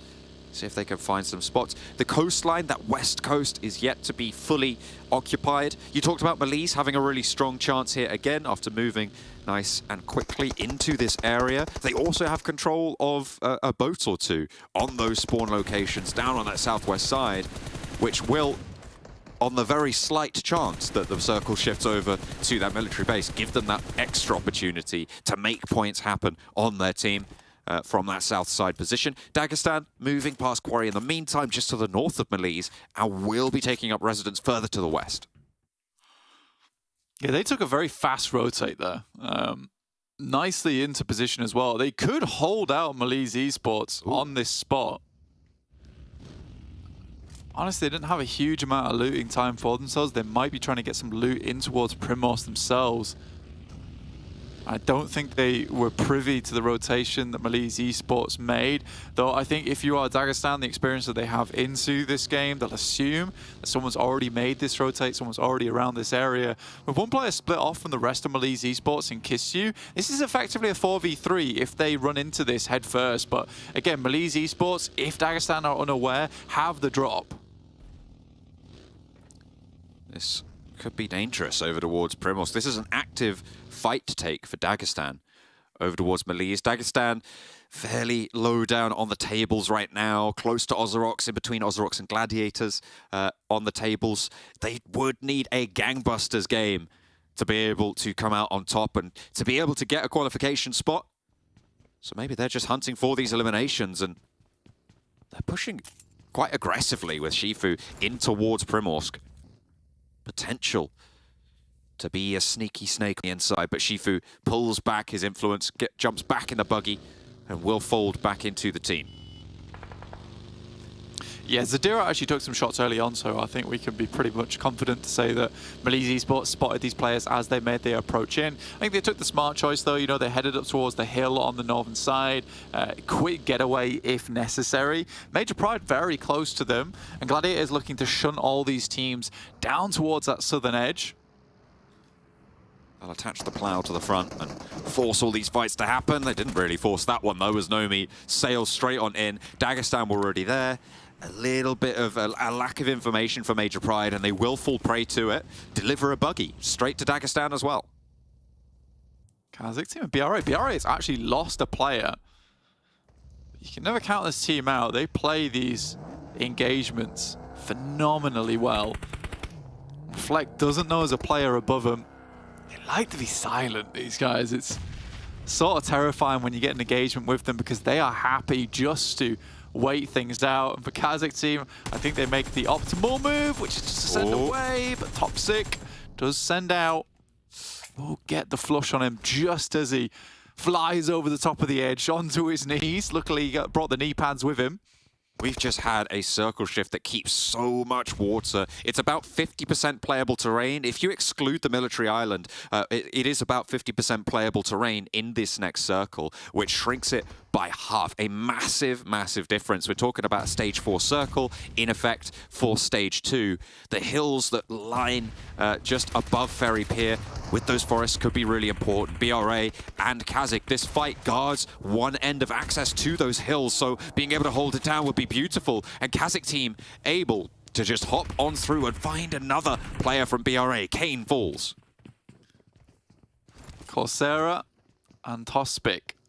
Last players up here and alive. Let's wait this one out. Kane providing that information back across. Tospic with a nade sends it over towards the top of the building. Won't find any damage though, so now it is just down to these two players. KASIK, full control of the ground floor now, and an aid onto the outside, onto Tospic. Leaves Coursera, the last player to stand. He's got the PPP zone. Is he going to be able to find anyone on the ground floor? You like that rhyme? I think you do. He's only the last player to stand, though. And with that nade bouncing over on up to the top, the rest of KASIK will follow it up, but they are getting cut down, and the Bison is actually doing work. He swaps to the M4. A little bit of a misstep here for KASIK as two of their players fall. They don't get an answer. Reflect trying to regroup here, and he might just look for the drop down. Gets the reload on the Bison, drops through. Can he find an angle? Not quite, and it's going to allow Mandarin up to the top side. Coursera wants to take KASIK down all on his lonesome. Pushes in the staircase, a threat. They're looking for both the reses, the flush, the step out wide, a reflect in the challenge, and will be able to keep KASIK there. Both reses stuck, and KASIK will stay alive as 4. Damn, that is absolutely crazy. They're able to get both of those back up again. Dagestan ripping Gladiators to shreds. Just Matic. My prediction was wrong. This is... Yeah, you didn't lock it in though, so... I mean, honestly... Probably why. I just feel bad for the Gladiators at this point in time because... Yeah. These circles just haven't been kind to them whatsoever. And I think they tried to play the best game they could here, heading over on that western side, trying to hit up some of these compounds on the northern edge. It's just cruel circle after cruel circle for this team. On the rotation pass that they take, it sounds like an excuse. And I think that, you know what, they haven't played amazingly. But I do think when you get these kind of circles, a game after game after game after game, it really does start to play on the mental after a while. It's got to. And I mean, they're making the right decisions, right? But the execution just isn't there. And as you say, it is that confidence. It is that mental game that keeps those executions together. And it has crumbled. The dynasty that Gladiators have built up over the last 3 years of being together as a roster, it seems to be falling short of the mark here this season. And that is a really unfortunate turn of events for them. A roster that has had such an impact across the global PUBG Mobile scene as well. To have this fall from grace, it's not great to watch. It's not that much fun, I'll tell you that, Blank. Next on the event, though, coming in from that eastern side. Slowly pushing it in. It's the team that likes to play on the outside edge of the circle. Interesting play style that they do have. Very brute force, I would say, from this squad. Some of the best nades in Europe on this team. EXO as well as Doran. Really hitting some crazy numbers. And EXO grab his first there drop as well. It is a slightly weird rotation on that western side as well, John, right? You know, with Gladiators heading down that western side, Dagestan getting pushed away from where currently MELISE was playing in Primorsk, Major Pride getting caught up in that too. Doesn't make much sense. There is a lot of chaos being thrown around in this lobby. Chaos themselves might be getting thrown around by next RÜYA on this hilltop. On the east of Quarry. Madcap, Slay, both in a position to challenge Frozen. But they've already lost Demon, so they're playing on as 3. Next RÜYA, they have that line, but it's west to east as opposed to lining up against Chaos. So baseline of fire not quite as efficacious as maybe it could be, but Frozen will crawl forwards nonetheless. 5 nades in his pocket to send over towards Madcap, or maybe even Slay on the long shot. Lord Cedric further south on the off angle there, but he's over the ridgeline and doesn't quite have an angle on that approach from Frozen, not just yet. Cedric just creeping his way over the top side. Falconis will go down to Dagestan. Just been sweeping really on this western edge. Keep stays out of the action. He just wants to regroup the rest of his team, try and get ahead. Let's pick up some of these eliminations. At stage 3, heading into stage 4, you don't really want to be out in the blue for much longer. Nexus understand that. Dagestan understand that too. Galatasaray pushed all the way down towards the edge of Ferry Pier. Awkward position, that I'd say. That is a proper awkward position to be in. They are right on the end there. The next circle just about to pop, and to be fair, they'll still be in it, but this is brutal. A circle that keeps so much water in at this stage, Blank, leaving Ferry Pier all the way through, and most likely you're going to be able to put 3 teams in there, maybe 4 if you're super careful, but it's going to be really, really tense. It's the teams on the outside that are going to have to duke it out with one another. I'm looking at Chaos, looking at next RÜYA, REGNUM, KARYA, S2G. All of these teams going to have to move from the north. Yeah, Ferry Pier is one of the most difficult positions on the map to play in. Like, the topography of that area is really unenjoyable. A lot of situations where you're running from circle to circle across the edge. There's wide gaps in between Ferry Pier itself. So just wide dead zones where you move from one building to the next. In that moment, there's a lot of sight lines available because of the differing elevation in that area. It's not fun, I'd say, to be playing in here. I think if anyone can do it, though, probably would be to MUERTE. I think they really do enjoy these types of chaotic endings. Oh, a straight up rundown coming on through towards OZAROX, but there is a trade, and Dagestan are losing as many players as they're throwing at this situation. OZAROX able to keep a hold of some of this beach at least. They might even be able to get this res, but Zadira pops the nade over the top. It looks like it could be on the money. Did that res come through? No, it's Swain to go very low, but Sefik can still stick this res. Zadira, 2 more nades, and that one will be on the target that he was looking for. Gets the flush, gets the knock. Chaos now gonna try and assault onto the beach here from the western point. Storm for OZAROX, holding it down on the flank though, forcing them to hit the deck, forcing them to cower under his rain of bullets. And Zadira on the outside. That backplate upon which Storm will keep that crunch pressing. It's really well done, actually. I didn't think Dagestan would live this long, but I think it's the amount of sightlines around this area which is causing problems. REGNUM, KARYA try and make their way in to pick off a cheeky position to play alongside some of the teams that is within Ferry Pier itself. But Galatasaray just having a great time with this at the moment. You know, sending these nades across, Loxy likely to go down. MADBULLS also suffering here on the southern side, but it's Nexus, which might be the interesting pick here to look at right now. Slowly making their way across to one of the buildings that I find some of the most interesting areas of Ferry Pier. Unfortunately, MUERTE do spot out Doran there. Furia up on that small bit of elevation there, kind of opposed to Redox right now for Nexus. Nexus, being on the inside of these buildings, can just look for these reses if MUERTE don't go for that full push. And most likely MUERTE wouldn't want to push out this far. They just want to stop Nexus from moving on in. So getting these picks, just reducing that armor value, reducing the meds available to Nexus is still a good turn up, but they shouldn't be able to get these flushes unless Nexus get a little bit of a misstep going into their gate. And they will hope to keep that one going forwards. S2G on the northern side. In the meantime, with next RÜYA, their neighbors, KASIK Team Beyond. Indeed, KASIK Team over towards that northern edge. As well as S2G and next RÜYA. Real slobber knocker and engagement on this top side at the moment. Really one team's getting away from it, John.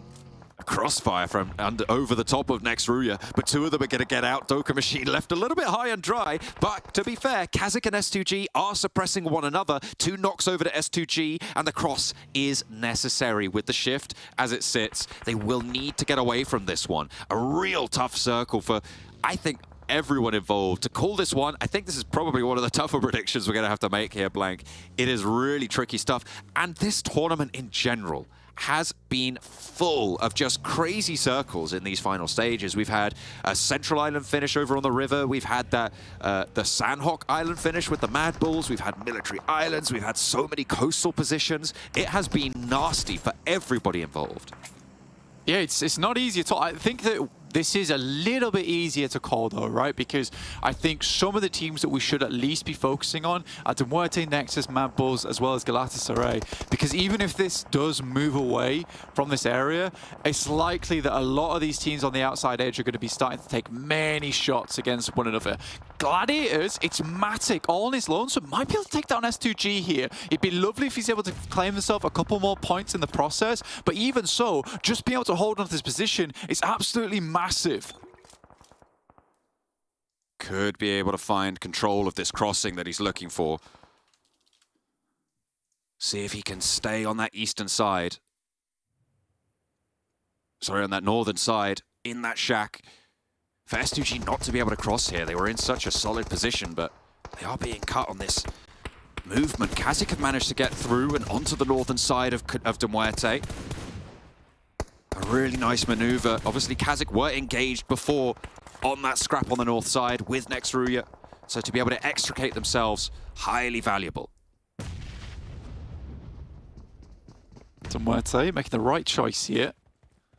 Pushing out just a little bit. You know, if KASIK get a little bit too close, they understand that Nexus is over towards that eastern side. They can't really allow KASIK to start being a bit of that probing presence on the northern edge that allows Nexus to sneak up, cause a bit of pandemonium in that area. So smart from MUERTE to push out like this. It is aggressive, it is a bit greedy, but it's necessary to keep KASIK under tabs.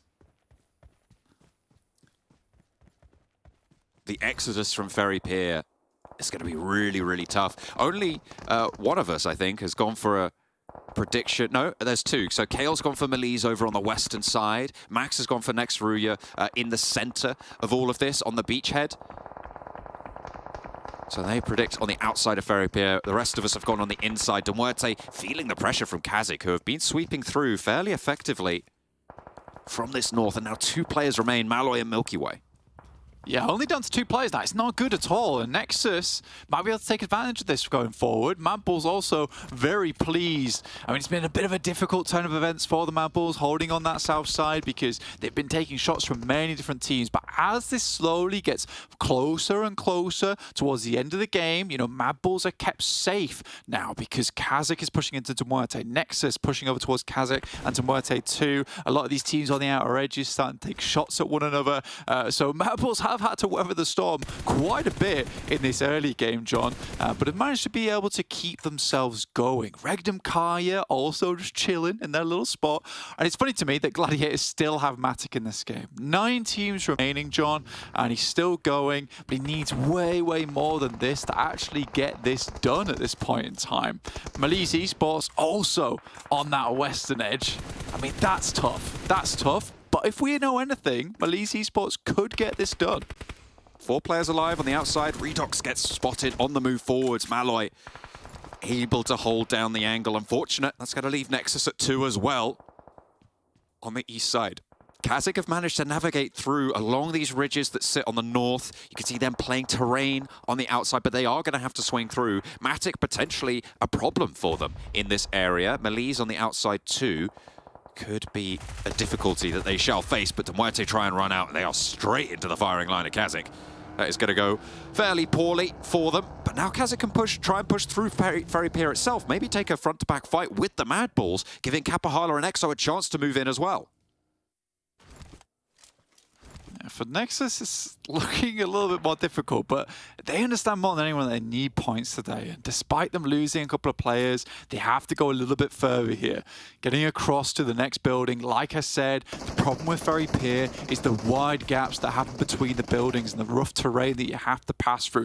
KaPaHALA peeks out the side. They were missing him on that last game, but provides a little bit of support here on Erangel. That nade's going to be nasty, though. KASIK also getting involved. And MADBULLS remain at 4. That's true, actually, yeah. Türkiye does go down, but that should be resable.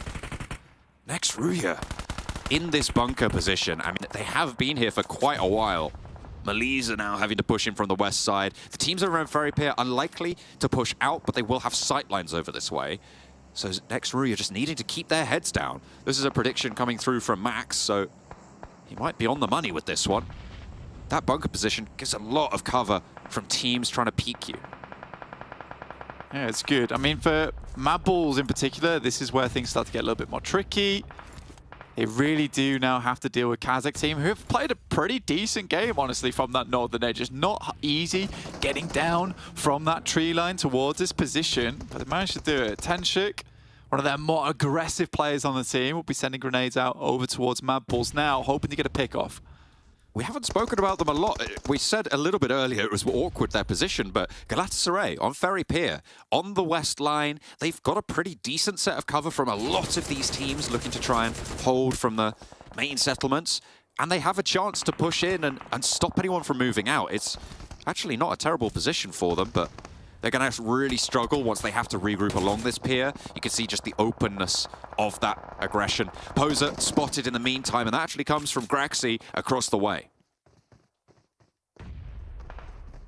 Graxy getting a decent shot in. MADBULLS, though, knows a lot of players on the outside edge. Zerich has to go big mode now. Looks out the doorway. Zashipa hits a good shot over towards him, but he'll still continue to peek off the back of it.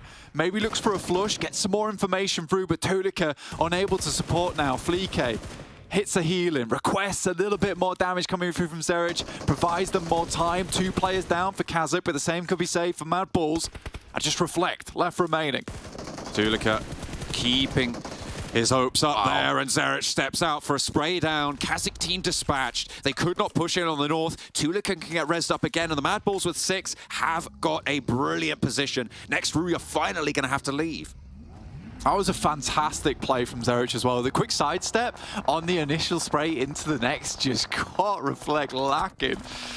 In the meantime, though, Matic, 5th place in terms of placements. It's not bad, and he's crawling his way in. There's plenty of 2-player, 1-player teams remaining here in this lobby that he could maybe steal a couple more points away from. There is potential. Wonder if he's got any nades left remaining as well, because next RÜYA's position, easily nadeable, but it would reveal his spot. At this point, I would say that GALATASARAY might have the best time of it, but Gladiator's run is drawn to a close. Next, RÜYA going to have to figure out how to move. But Lovazin has such a dominant angle over towards this area. Kisyu getting pushed in by the blue zone, having to dip up for a little bit of breath, and will not be able to go any further there for MELISE. A real tough time for them. They had a really good spot, but the shifts just didn't go their way. And now GALATASARAY can move up the west side of this pier. And what a shot from Yekta to find Zerich. Mate, this guy's just flying in. Micro Uzi all over the place. Leaving MADBULLS feeling fairly glum. They're going to have to get that little hoof, stick it on the chin, think about that one, try and get themselves back into this game just a little bit. And GALATASARAY takes that as the sounding signal. of the start of the race here, with a circle moving down towards them from Perry Peer himself. Is Galatasaray going to win this game? Yeah, that little brown fedora on the top of it. It's Perry Peer. What a finish it would be for Galatasaray to be able to take this one home. I mean, we saw KAOS take a chicken dinner and Galatasaray in a position where they could very much do the same. The teams at the bottom of these tables, Blank, starting to come alive in the final moments of this tournament, but it is too little too late. It's more important for the MADBULLS getting points here. Next, RÜYA able to accrue a lot of points, but they're already fairly firm at the top of these tables. And at this point, I feel like they've done enough. BRA not able to get any points this match. The fact that next RÜYA have 2 points, they're going to be able to get, what, 8 points probably established on this match at that top spot on the tables. This is essentially about supporting their EU brethren within this region, right? If they can secure their spot in the top 5, they're allowing teams that are pretty close towards that top 7, right, to potentially get in. Obviously, with S2G playing the way they are right now, it would be OZAROX taking that 7th place position, but MADBULLS have to hang on to this in the eventuality that that spot opens up for EU. So right now, MADBULLS playing for glory. They're playing for prize money, but they're also playing for the rest of their teammates in their region. And by God, do they have to play it hard. Without Zerich left remaining on the team, the MVP from PMPL EU, Fleeke, Frozen, Tulika, all have to stand up versus this hellish squad of next RÜYA. But Tulika with the double over towards the rocks leaves them looking unsteady.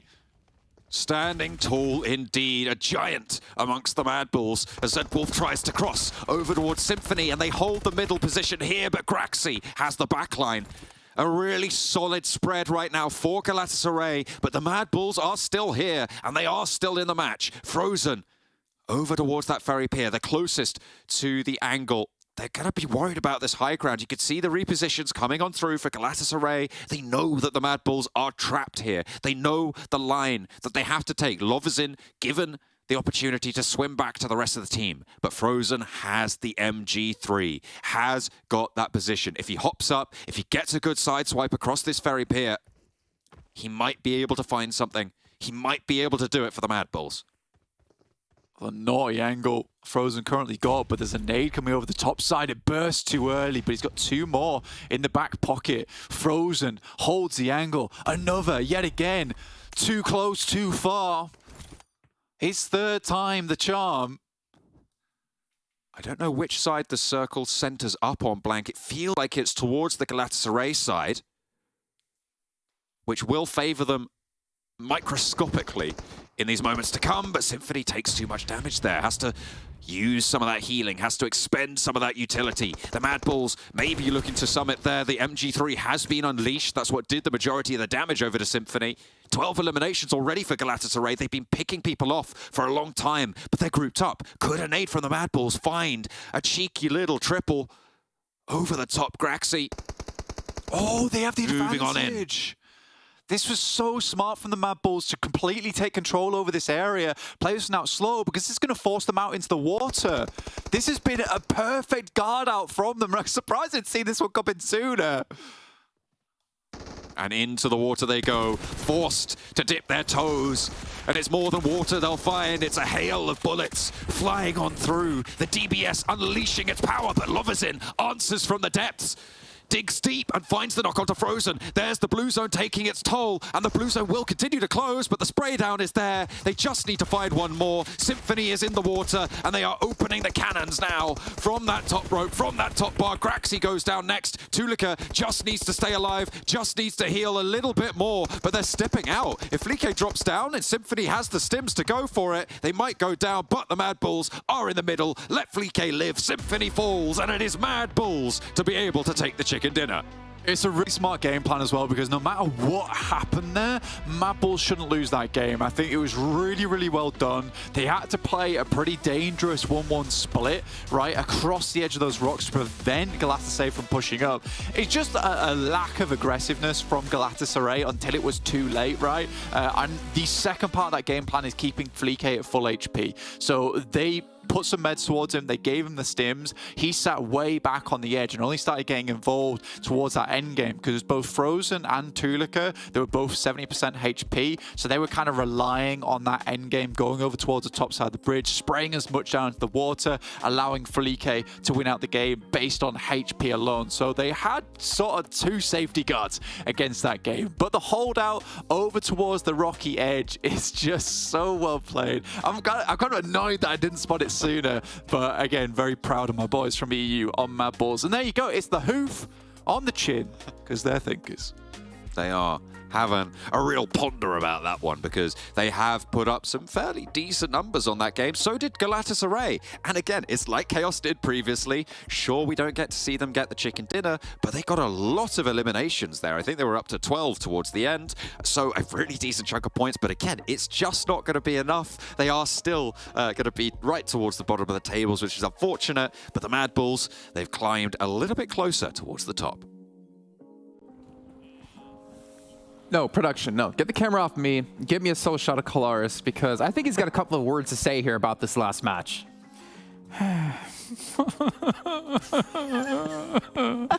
Galatasaray, why? I am... Where do we begin? They had it in the back. All right, firstly, I've never ever seen a Ferry Pier ending, and Galatasaray was there the whole game. All right? And they didn't win. All the teams are coming their way too. It's like we're just waiting for them to arrive. And then they don't even go on top and they just get in the water. The funniest part is, like, while we're watching this, before it centers up over there, you guys were both saying, like, Galatasaray, they're dead. Like, how are they to get away from Pier? Well, they were... And then the circle comes to them. Like, aren't freest to wins. They got to a late game. Yeah, that is true. That is the farthest they they've are. got in a match. I'll put my glasses back on so I can read. Lavison and Graxi able to get themselves to 12 eliminations. RÜYA unfortunately going down early before they did swim over to the pier. But yeah, it's the bottom of the leaderboards day. We got a KAOS win, we got a Galatasaray win. Well, Galatasaray didn't win. I mean, they got to win for themselves. But it's so improbable. I'm thinking, like, in my head, oh yeah, they should have won it. Yeah. All right. It's how weird it was. I was baited. They were baited. We were all baited, right? Here's what happened. I thought, all right, we're done. They're trying to seize control of the central position in the circle. But no, because they'd gone over to the rock, over towards the beach. I was like, oh yeah, cool. But no, that was... Match rankings. Let's just see them here. MADBULLS 21 points, and obviously we're having a laugh here, but very important for MADBULLS actually, not for them, but for the teams around them in 6th and 7th place for them to get this, because it also means that it extends down into 6th, 7th place for other teams to qualify for PMGC. MELISE as well getting themselves 9 points, so getting themselves more secure in our top 5. And MELISE have really changed their approach from the start of the tournament to now. They center up so quickly. They sent it to Primorsk on phase 1. They get aggressive when they want to, and they realize we want to earlier. Yeah, and they go for the swim when they want to also. They just sent it solo in the water, which they got top 4 off the back of that. It's really tough when you have these circles on the beaches. You can't transition. If you can't play it, go in the water, survive for as long as you can. You get 4 placement points, 5 elims. That's enough to currently remain in a PMGC slot right now. I mean, honestly, we sit on the desk multiple times. The casters have said it as well. The last day and a half of circles have been, well, I mean, the last 3 days. So. Yeah. It has been unbelievably brutal, like, in terms of circles. I can't remember a time where we've seen back-to-back constant problematic We were like, circles. finally, a normal Erangel. No. Which, ridiculous. To be honest, makes me want to praise NEXUS even more. The fact that they've been able to be consistent despite... They solved the problems. God-awful circles, it's fair to say. It's very impressive. They've been terrible, okay? And the fact that they've been able to find some semblance of consistency shows to me that NEXUS have what it takes to perform on a PMGC level. So I'm stoked with it right now. Are we going to get normal circles to wrap up the day? No, I don't think so. I've given up. Maybe. Who knows? One thing we do know is we're going to take a look here at MADBULLS player stats this last match to see who was really standing out for them here. And Felique, you know, he was on the opposite side of the pier. We were wondering, is he going to be able to get towards center early enough? And he takes the position out completely away from Galatasaray. Yeah. Gets himself the win. Honestly, I think MADBULLS is as surprised as we are that they were able to seize Pier and win the game the way they did. Like... Galatasaray had it go lockdown for the majority of the game. I get, actually, to be fair, like, to play devil's advocate for a second, I get why Galatasaray wanted to move towards the beach, because honestly, a finish like this is absolutely so rare. They want to try and seize that position, that control on the beach, because they're expecting the circle to kind of conclude, not the circle to conclude there, but the fight to eventually conclude there for them to have control of it, but that's not to be the case. Also, when you're thinking about it, we were also thinking that the center was on the beach side, not on the pier itself. I think if they understood that, maybe they would have changed the approach of how they wrapped up that game, maybe apply more pressure onto MADBULLS, but the fact is on the pier itself, like the dot of the center of the circle on the pier makes it a lot tougher, so you need to try and get control and seize control first, otherwise MADBULLS will snatch it away. Honestly, on the map for us, it's actually hard to see where the last exact point is. Like, so I can understand kind of the annoyance that does occur from that from maybe Galatasaray. I do want to praise MADBULLS for something that was happening before. They saw the circle where it was going. They leapfrog all of the 3 teams in Ferry Pier itself. We're talking Nexus, we're talking KASIK team, we're talking MUERTE. Leapfrog those teams, and as the circle shifts away from the city, you're going to pick up 3 eliminations back and forth as the teams try to exit that position. So really good setup and good cosplay from Frozen as seaweed on the rocks. Very cool. That was cool, yeah. I was actually kind of hoping our entire highlight package was just going to be Galatasaray on the pier and then Galatasaray in the water. I mean, honestly, I think for probably half of that game, they were probably as stunned as we were that the pier was still in for as long as it was. I was totally expecting a shift away from it eventually, and it just never came. We're 20 minutes in the game, we're still alive. What's good? Well, you know what? It is becoming crunch time, right? Because we're halfway through our final day, and it's time to take a look once again here at our overall standings to see where the teams currently stand. And MUERTE is still going to be out of reach at 8th place. Major Pride is slowly falling out of top 5 here. And BRA, they had another, I think, 0-point game here. So that lead is just continuing to extend here for RÜYA, as they're looking to pretty much lock in and secure their 26,000 bucks. Considering the average that BRA brought in the past couple of days, I don't think any of us would have realistically thought that second place could have been under threat. Yeah. But now, that's a very real possibility here, as, again, nothing's really materialized from them in the past couple of games.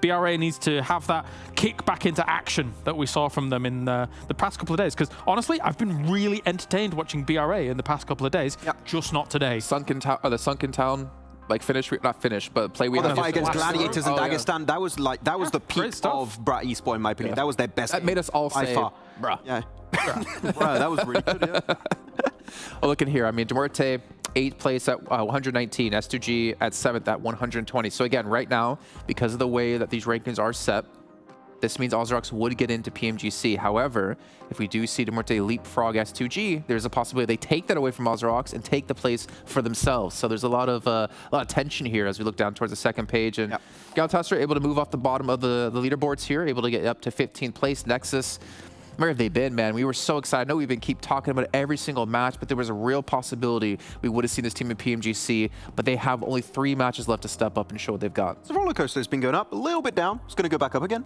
Maybe at the end of the day, we'll see, but it's still a very small gap, but we're getting to the point where we're cutting off teams. I would say if you're beneath 12th position, you're out. PMGC out of the question. All right, well, it is time to head into our final TDM here of our PMPL EU Champs. It's going to be in the room. We're going to be able to finally crown our champion of TDM here with John and Blake. That's right. It's what you've all been waiting for. I'm fairly certain of it. The finals of the TDM bracket between OZAROX and the MUERTE. OZAROX able to go through on that top side of the bracket. We've seen a lot of them over in that zombie stadium. They did a lot with the RPGs, but this time they're going to have to take those open, longer range fights with the MUERTE in the room. There's no way. What? There's no way they're playing with 3 players. Wait, what? What? Hey, all right. Oh no, there's 4. There's 4. Oh, okay, they're in. All right, they just started with. Okay. That was spooky. That was very spooky. He just DC'd. He disconnected. Okay, so maybe they... Okay, there he is. Okay, there's definitely 4 of them. We've checked, we double-checked. They are all in. But still a little bit of an early lead, but back and forth between these 2 teams. This is first to 40. It's back to that standard set where the first minute is through. 6 eliminations have been found. Blank, we're looking for those pillow high ground spots. We are indeed looking for those pillow high ground spots. Right now, over on the overall rankings, though, kind of curious about that. It's 180 points for NEXUS. I mean, they're certainly secured now, but they've taken so many points away from so many teams. We are looking at MUERTE right now on our screens. Currently losing, now tying, but 119 points. You know, just 1 point behind S2G in 7th place. They knock them out. They secure themselves a spot. So that's a really important amount of points they need to get, John. Absolutely. They need to find S2G. I mean, it's a similar story for both NEXUS and REGNUM KARYA. And to be fair, kind of KASIK and Dagestan as well, with that chance to have a big game to put them back up. And the fact that we have 3 matches left to play, Blank. We have so very few matches left in this tournament, and it is still such an open ground. If people have these big pop of performances, it can really, really change things up. I mean, I know we've spoken so ill of the Gladiators, but 25 theoretically, points. Yeah. it's doable in 3 matches. It's right points, there. right? It's within their grasp. Yeah, exactly. So all they need to do is get 25 points more than that 7th place bubble at this stage. But it's just so crazy. And also, speaking of teams that could qualify, MUERTE on that chase, S2G being what is essentially a placeholder for OZAROX, who's the other team in this TDM, right? They are right now in a spot where OZAROX would qualify if S2G stay where they are. For sure. So it's so interesting at the moment. KONINA Power, you gotta praise them as well because they've done such a good job at trying to keep themselves in. But even them, 126 points, it doesn't feel all that sturdy, right? It's the real scary thing. I really do hope, you know, if anything, the one team that I really just do hope that makes it into a qualification spot is definitely Major Pride. I think they've done fairly well during this tournament, even despite like quite a difficult start for themselves to get into that top 5. They spent both spring and fall really putting up numbers, and I think it would be a shame not to see them over in PMGC. Would be real tough stuff. Certainly a treat if we're afforded it, but they've got a challenge ahead of them. 18-17 on this current scrap, maybe. The winner of this will be a little bit of an indication as to who's going to be able to take that qualification spot into PMGC. And as I say that, MUERTE have just opened a 4-point lead on these trades against OZAROX. Yeah, it's not looking too bad for themselves. I mean, if they can take this final TDM, a little bit of glory in their back pockets, which would be nice. Oh, NEXUS. NEXUS, please.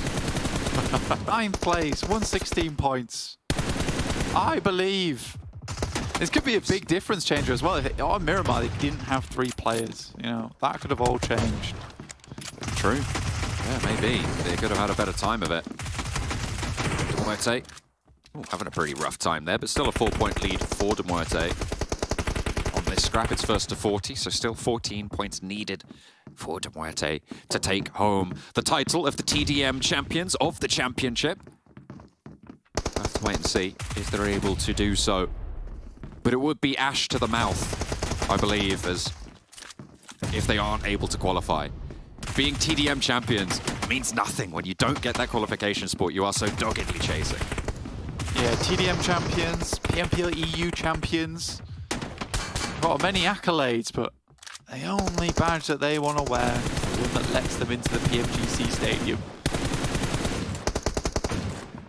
Malloy clipping the kneecap there from Storm, but he is traded off. 32 points now on the cards for MUERTE, and a nice little hop out wide for Milky Way with the UMP. Gets the spray down. There's no answer either, so 7 points now needed. Alchemist moves forwards, hops high. Milky Way doesn't spot him before it's too late. The auto shotgun shot down, and there's a teammate there ready for the trade. 6 eliminations needed now. Yeah, pretty much just going to be trades now coming through from MUERTE. Over and over. They initiate with the nades, see if they can find themselves a pick off. Over towards his high ground positions. Swain's able to get a good shot off, but Cortex falls to the nades. That's what I'm talking about. With 4 points necessary, Corker and Furia both line up for Storm. They pull him back, they bait him in, take him down when they need to. And OZAROX now holding out right back at their spawn. The shots from Milky Way can spray on through, but the nade was cooked to perfection there. 39 points, however, and these trades are all it's going to take. It is MUERTE in the end to be our TDM champions. Will that give them the power they need? Will it spur them on to be able to take a spot in the PMGC qualification? Yeah, it's a question. I don't know. I don't know. I don't know if it's going to be able to push them any further, but there's the bracket as it ends. All tidied up. All loose ends in a little ribbon, in a little bow. There we go. We get back to the championship now. As Max would say, ça c'est suffit. We are all done. That is sufficient. That's all we need. We're going onwards now. You do realize Max also speaks English, right? You sure? Yeah. Oh, okay. Take your word for it. Yeah. I have to double check on that one. Can we get a fact check, please? But we are going. Absolutely. After this game ends. He might say it. He speaks French sometimes. I've heard him. Can't believe you stereotype him like that. It's just rude. What do you mean, stereotype? Because he's French. Yeah, that's true. That's true. I've heard that. You're saying he speaks French because he's French. But he's also half English. That's true. Yeah. That's so, oh man, no idea what you're getting at here, but having a terrible time. But stop that! Bantai. As Napoleon would say, "C'est la vie." As Joan of Arc would say, "Ferme ta bouche." We are going to be going over to Sanhok this time around, from the south to the north. Fairly easy cut along the plane path. Gladiators! You can win one Sanhok. Please! I'm not allowed to be biased, but I am! We really want you just this one time. You can do it. Oh, we believe so much. Batik, Kasune, Tixi, and Baku. I'll put it this way, I don't think they deserve it at this point. I think they have been extremely unlucky. That sounds mean, I'm not trying to be harsh, but there have been some careless mistakes in the past. I'd like to see them pop off though. We always do call them the last minute Andes. So, I don't know, 3 matches. It's tough, but we were saying during that TDM, 25 points currently sits between them and 7th place. It's not that far away. It is sort of crazy. And you love to see it. It is a real tight standings at the moment in terms of point scoring from every single one of these teams. Super interesting though. It really does lead me to believe that we just have such an amazing ecosystem here in PUBG Mobile, including all you guys at home, the community in general. You guys are super cool. But also in terms of just the way that every single region has developed over time, is getting so hard to make to the big leagues unless you are one of the best players in the world now. And PMGC is just no wash anymore. Ever since Nova lost the title, they lost the defending championship, it's just been a different game here in PUBG Mobile. It has been really tough. And today's matches will decide the final qualification spots for PMGC League stages as well, Blank. Everybody else, every other region has been decided. Those group draws that happened earlier have been locked in as well. So Seed 1 from Europe from this qualification spot, and Seed 3 will go into that group green, which by most accounts is the group of death this season in PMGC. So whilst you might win in this tournament here, going in as first seed could cause you to be in one of the hardest groups in the league stage for PMGC. Yeah, but I mean, if I'm those teams from Group Green, I'm also scared of the teams coming in from the PMPL EU Championships. True. They are unbelievably good. So you're just adding insult to injury over on that group. And if anything, it's less of a case of being sad you're in Group Green, and being sad that you have to play alongside Group Green. Because every time that they hit on the match, one of those teams is more than likely going to do very well and push a lot of those other teams in PMGC aside. That remains to be seen though, and that'll be in the future. Hopefully not too far away for everyone at home that's waiting. I can assure you it's going to be a mega PMGC this year. Certainly is. I mean, if these circles are going to be replicated, it will be absolutely insane, because we've spoken about this. It is crazy circles we are seeing so far. And I said before this match, Blank, you know what I'd like? A cave finish. And you know what's in the circle? It's cave, right down towards the south side. BRA, and it looks like MUERTE are close to it, and KASIK team as well, with Mandarin sat right on top of it. You can see that on the minimap. With REGNUM KARYA holding out in the hills to the northwest. Major Pride aren't too far flung from it either. But this general center of the circle sits around Quarry. Nomi gets the spray down onto one for MUERTE, and REGNUM KARYA might take up the mantle of slowing this rotation down, but Tron gets spotted and rattled a little bit. However, there is an answer, and the rest of REGNUM KARYA will keep Tron safe for the time being and actually turn their attention over towards Major Pride. Get him on that side. Major Pride looking up towards REGNUM KARYA. Effect takes down Corker, but they are stuck between a pretty rough scenario right now. Holding out versus two teams, all looking their way.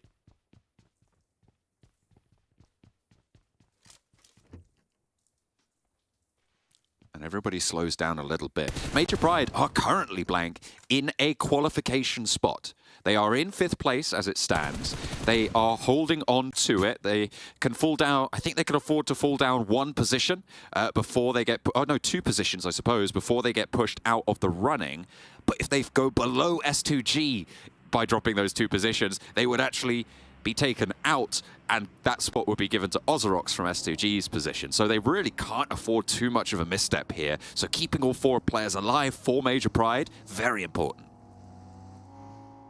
Very, very important indeed. Because they know that they do need to do a little bit more into this tournament, right? You know, 131 points is not exactly in the best position. You're ahead of a few other teams, but only by a touch, right? So it is a little bit touch and go for this team at the moment. Just trying to rotate through as smartly as they can, heading down towards Quarry. REGNUM KARYA once again being a thorn in their side. They were yesterday at Erangel, and they're here again on Sanhok. Playing on the walled compound to the west of Quarry. Should have a fairly solid hold for the time being, unless REGNUM KARYA can sneak a couple of shots through. S2G have left Paradise Resort fairly early. Looks like Nexus are starting to move south from Cow towards Tapmok and through even further south. Blank, I like what Tixi has done. They've done it again. They've put him back on that scout towards the Trifecta compound. My qualm with the rest of the team is that they are so far west on the island. If he gets spotted, if the MADBULLS have decided to go further north, that's curtains for Tixi, and the Gladiators' rotation path is cut off. Their info gathering is removed. Yeah, for Gladiators, it's bit tough for them in terms of trying to get over towards that position. I like where Tixi's moved across to, right? Heading over towards Trifecta. And I mean, that position there is going to afford them a little bit more info that they might want. I think a lot of times that they've got up towards this position a bit too late. A team's maybe taking control of it early. For a lot of teams with this type of circle, more preoccupied with trying to get towards these compounds around Quarry. Gives you a little bit better of it in terms of rotational path. But again, I don't mind this from Tixi. He is usually playing down towards that southeast side anyway.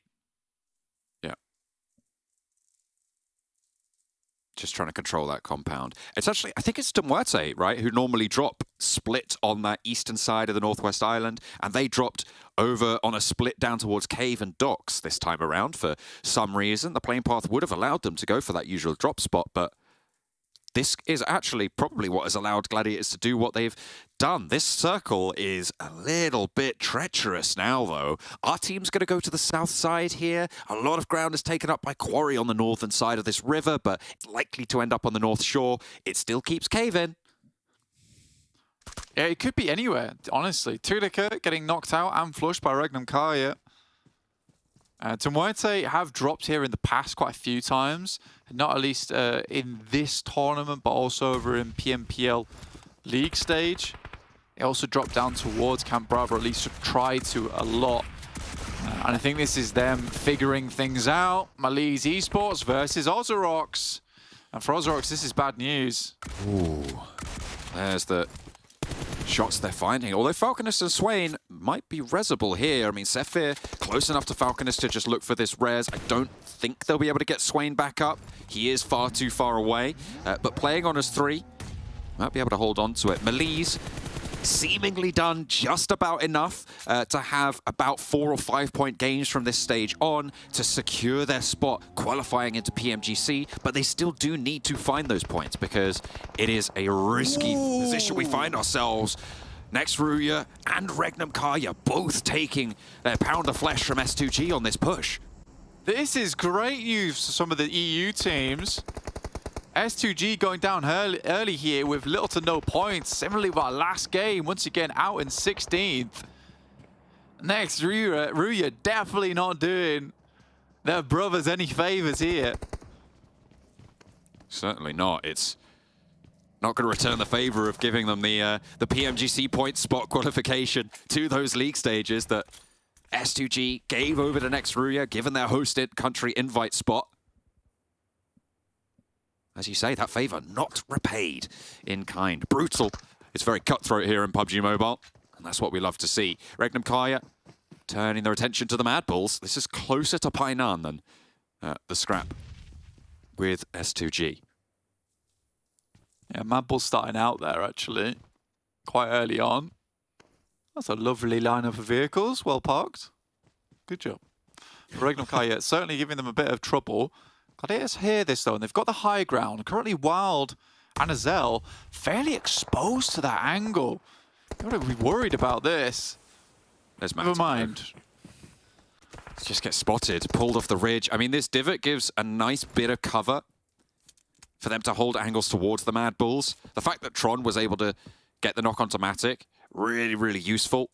You can see the rest of the Gladiators just holding face, wait for these peaks to come through. They don't need to move too dramatically, but they've got NEXUS and KAOS both to their north side, who might give them trouble in the next 30 seconds.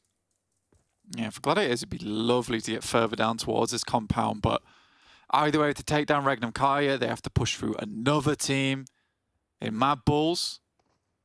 But this is sort of a case of just waiting for the next circle, figuring out what to do after that. I hope they're watching up towards that northwest side. I haven't confirmed that it's cleared as of yet. There's still those northern teams that can come in, including NEXUS and KAOS, as we were talking about before. But next circle, we'll be shifting. Oh, and it is a cave finish. I've called it right from the start. I was like, oh, could it be a cave finish? Looks like we might be going. And that is a really tricky spot. Obviously, Blank, there's 2 elevations, which could cause an isolation between 2 final circle teams. A team could also just slide into cave and play low down and survive very, very late, which for teams around that bubble position could be a very viable strategy. It's a grim position to make your way towards as well. For NEXUS, I think they're the luckiest team in this location because they get to swing on that northern edge pretty quickly. Most of the time, because this circuit wouldn't allow you to do something like this, because they're right on the edge there, they do get the time to do it. Fantastic. And they might be able to get some to the high ground that sits just the eastern side of Quarry. In the meantime, Kitsune has to hit these shots. This is a little bold for my liking for Kitsune. Meku needs to find this answer. We'll be able to get that first knock. There's a second player, and the nades come back on through. Kitsune peaked without the backup. It was just a straight-up fight. The MADBULLS capitalize. They resurge from the compound and push up, crushing REGNUM KARYA in the process. But Gladiators have lost Kitsune. Meki is irretrievable, and the MADBULLS somehow come out at the better end of all of this fighting. Yeah, I think you've got to assume that there is 2 teams in this location. Again, that's just a nice play coming from MADBULLS as they just instantly go for this play. Fleek has to now deal with KAOS, and they're doing a great job at holding down on this compound. The MADBULLS made us sterner stuff today. Able to take down GALATASARAY over on Perry Pier. In a spot where they really shouldn't have been allowed to. And now they're going to move in from this west side, sweeping through. KAOS, their next hurdle. Lord Cedric wants to try and shut them down, but they are just rolling forwards, and they're going to take a little bit more than that to pump the brakes. Some nice shots from him. He's just holding the angle right now. And there's Loxy. Actually, it's BRA with these shots out towards MADBULLS, and they will take another MADBULL head. That's going to mean they are down on 2, but they've got 6 points on the match blank, and for the MADBULLS, in the position that they sit, that might be enough to secure them. If they can just keep up these averages, that's what they'll be looking for. They are currently in 3rd place, a similar sort of spot to MELISE, where they just need middling games, and they have already been able to achieve that on this match. You'd be so frustrated if you're Gladiators here, though. Leaving that engagement with 0 eliminations, after you put in so much hard work to push down towards REGNUM KARYA, and you lose a player in the process, that is a horrible experience to move into. RÜYA also in front of them over the ridge.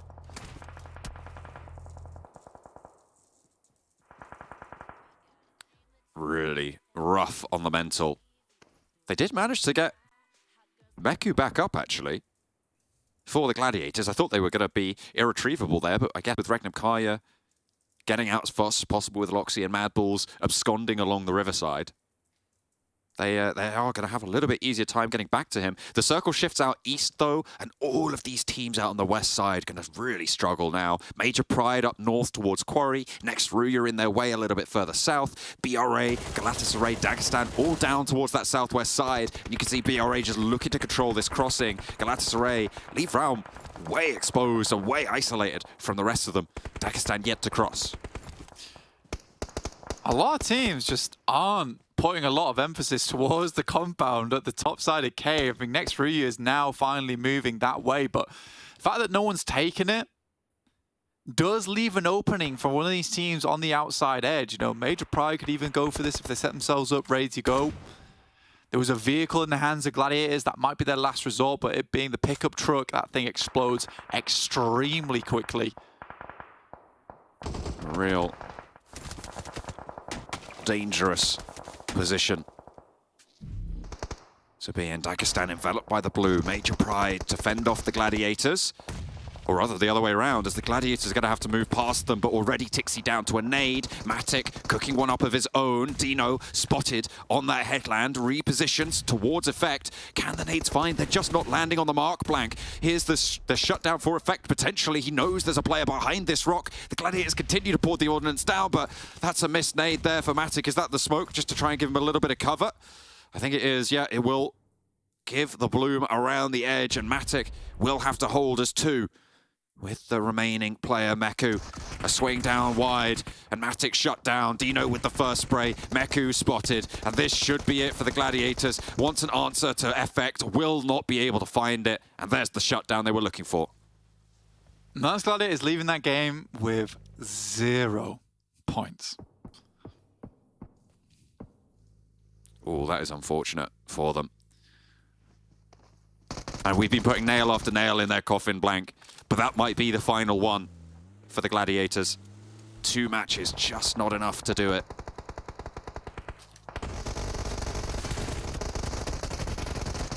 Not this time around, unfortunately. Major Pride rolling up onto the MADBULLS. A strong, stalwart team sweeping down that west coast, but Major Pride roll in and take one down. Zerich, the last to stand, with a nade in hand, tries to cook it, pop it through that window, post it home, but Major Pride avoid the damage for the time being. And they will have to try and stay alive on this northwest side. Zerich does have another nade, but I don't think he's going to put it in just yet. KASIK team doing a good job down towards Galatasaray, who seem to love their coastal areas.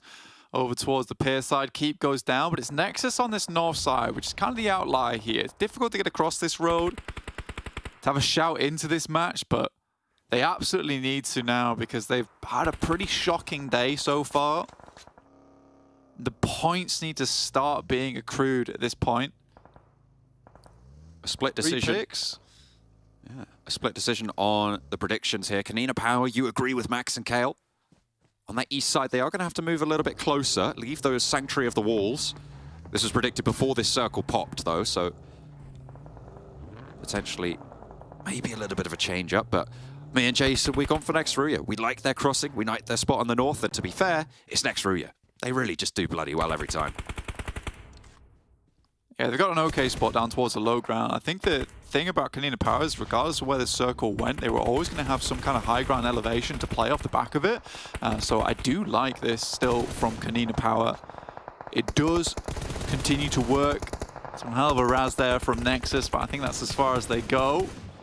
MADBULLS, 6 eliminations. They've got 1 player left remaining in Zerich. I think they've had a pretty good game despite finding themselves in some very awkward situations.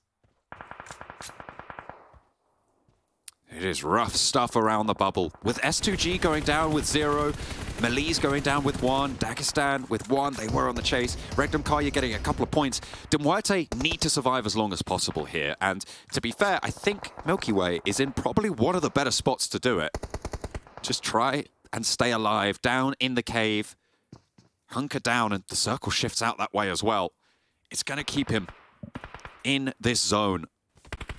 I could give MUERTE some incredibly important points here, Blank. It could all come down to Milky Way's survival in this one Sanhok.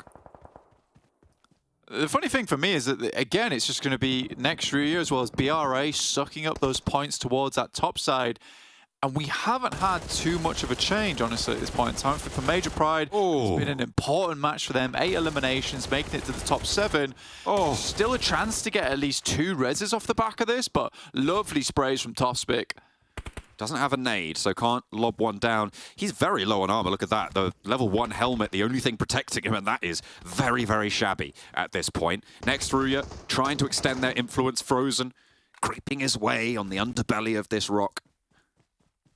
Making his way around, trying to establish some control over the summit towards the top of cave. I don't know if anybody else has joined Milky Way in cave. Yeah, there we go. You can see Graxi from Galatasaray in that cave with him. So potentially a duel in the middle. Milky Way draws first blood, finds a second shot as well, and those shots will be heard. So teams will know that there's some players in here, and Graxi will be spotted from the skylight. Topspic able to get the shutdown there and keep MUERTE safe. Yeah, Milky Way will just be happy with that one. There is potential he lives in here for a very long time.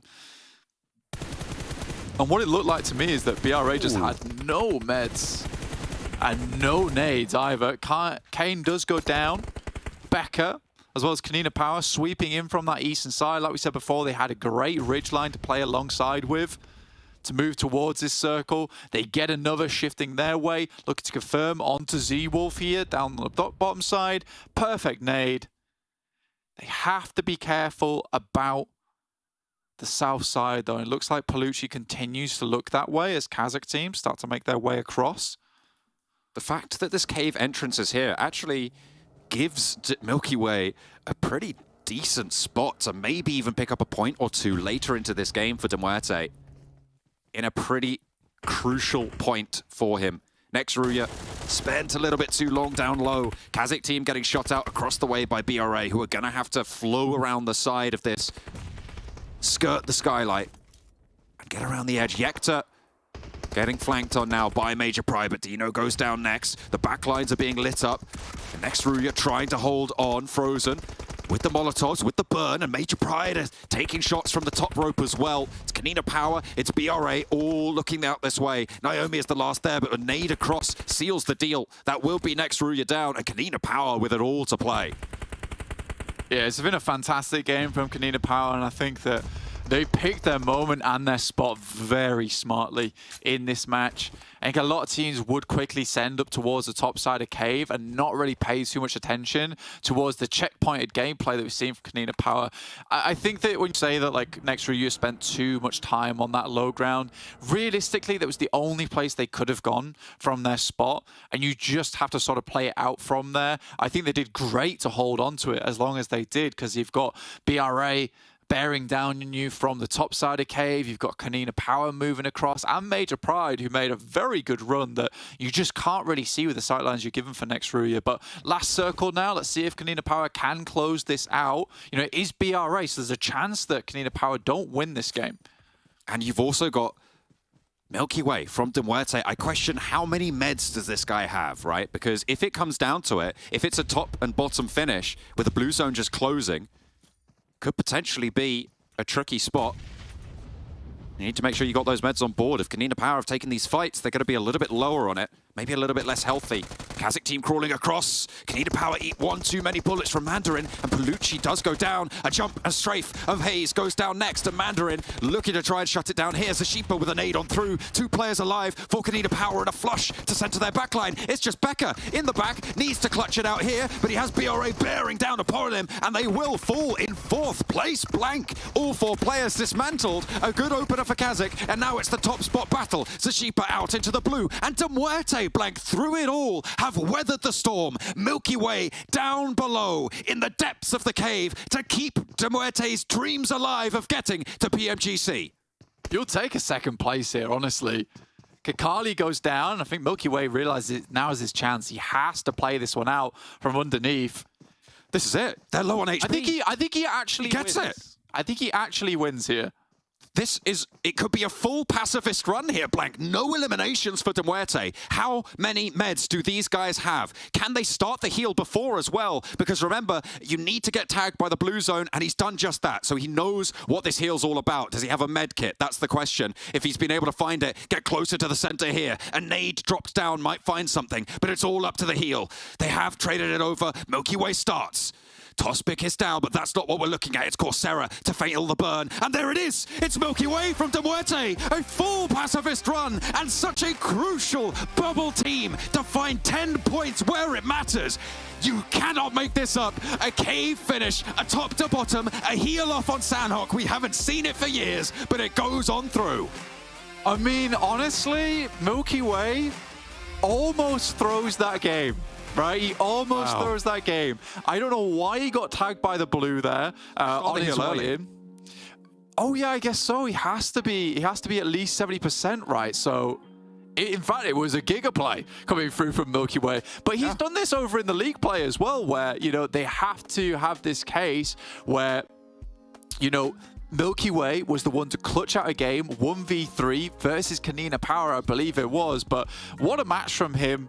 I mean, he didn't have to do too much, but he certainly weathered the storm from underneath and kept himself in the play, and also limited sightlines from a lot of teams on the top side. Again, BRA, fantastic job versus KONINA Power. I do think it's slightly unlucky for KONINA Power, though, as KASIK comes over the top side. Mandarin just makes the wildest of UMP sprays. He hits 2 headshots, 2 body shots, and I think that leaves a lot of the team pretty low at that point in time to just one of these.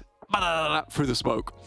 I have absolutely no idea. I think this might be the first ever full pacifist run of a chicken dinner in pro play, certainly in a European Championship, certainly at this level of gameplay. What a way to close it down, and some incredibly important points for MUERTE. It's time to upgrade your PUBG mobile outfits.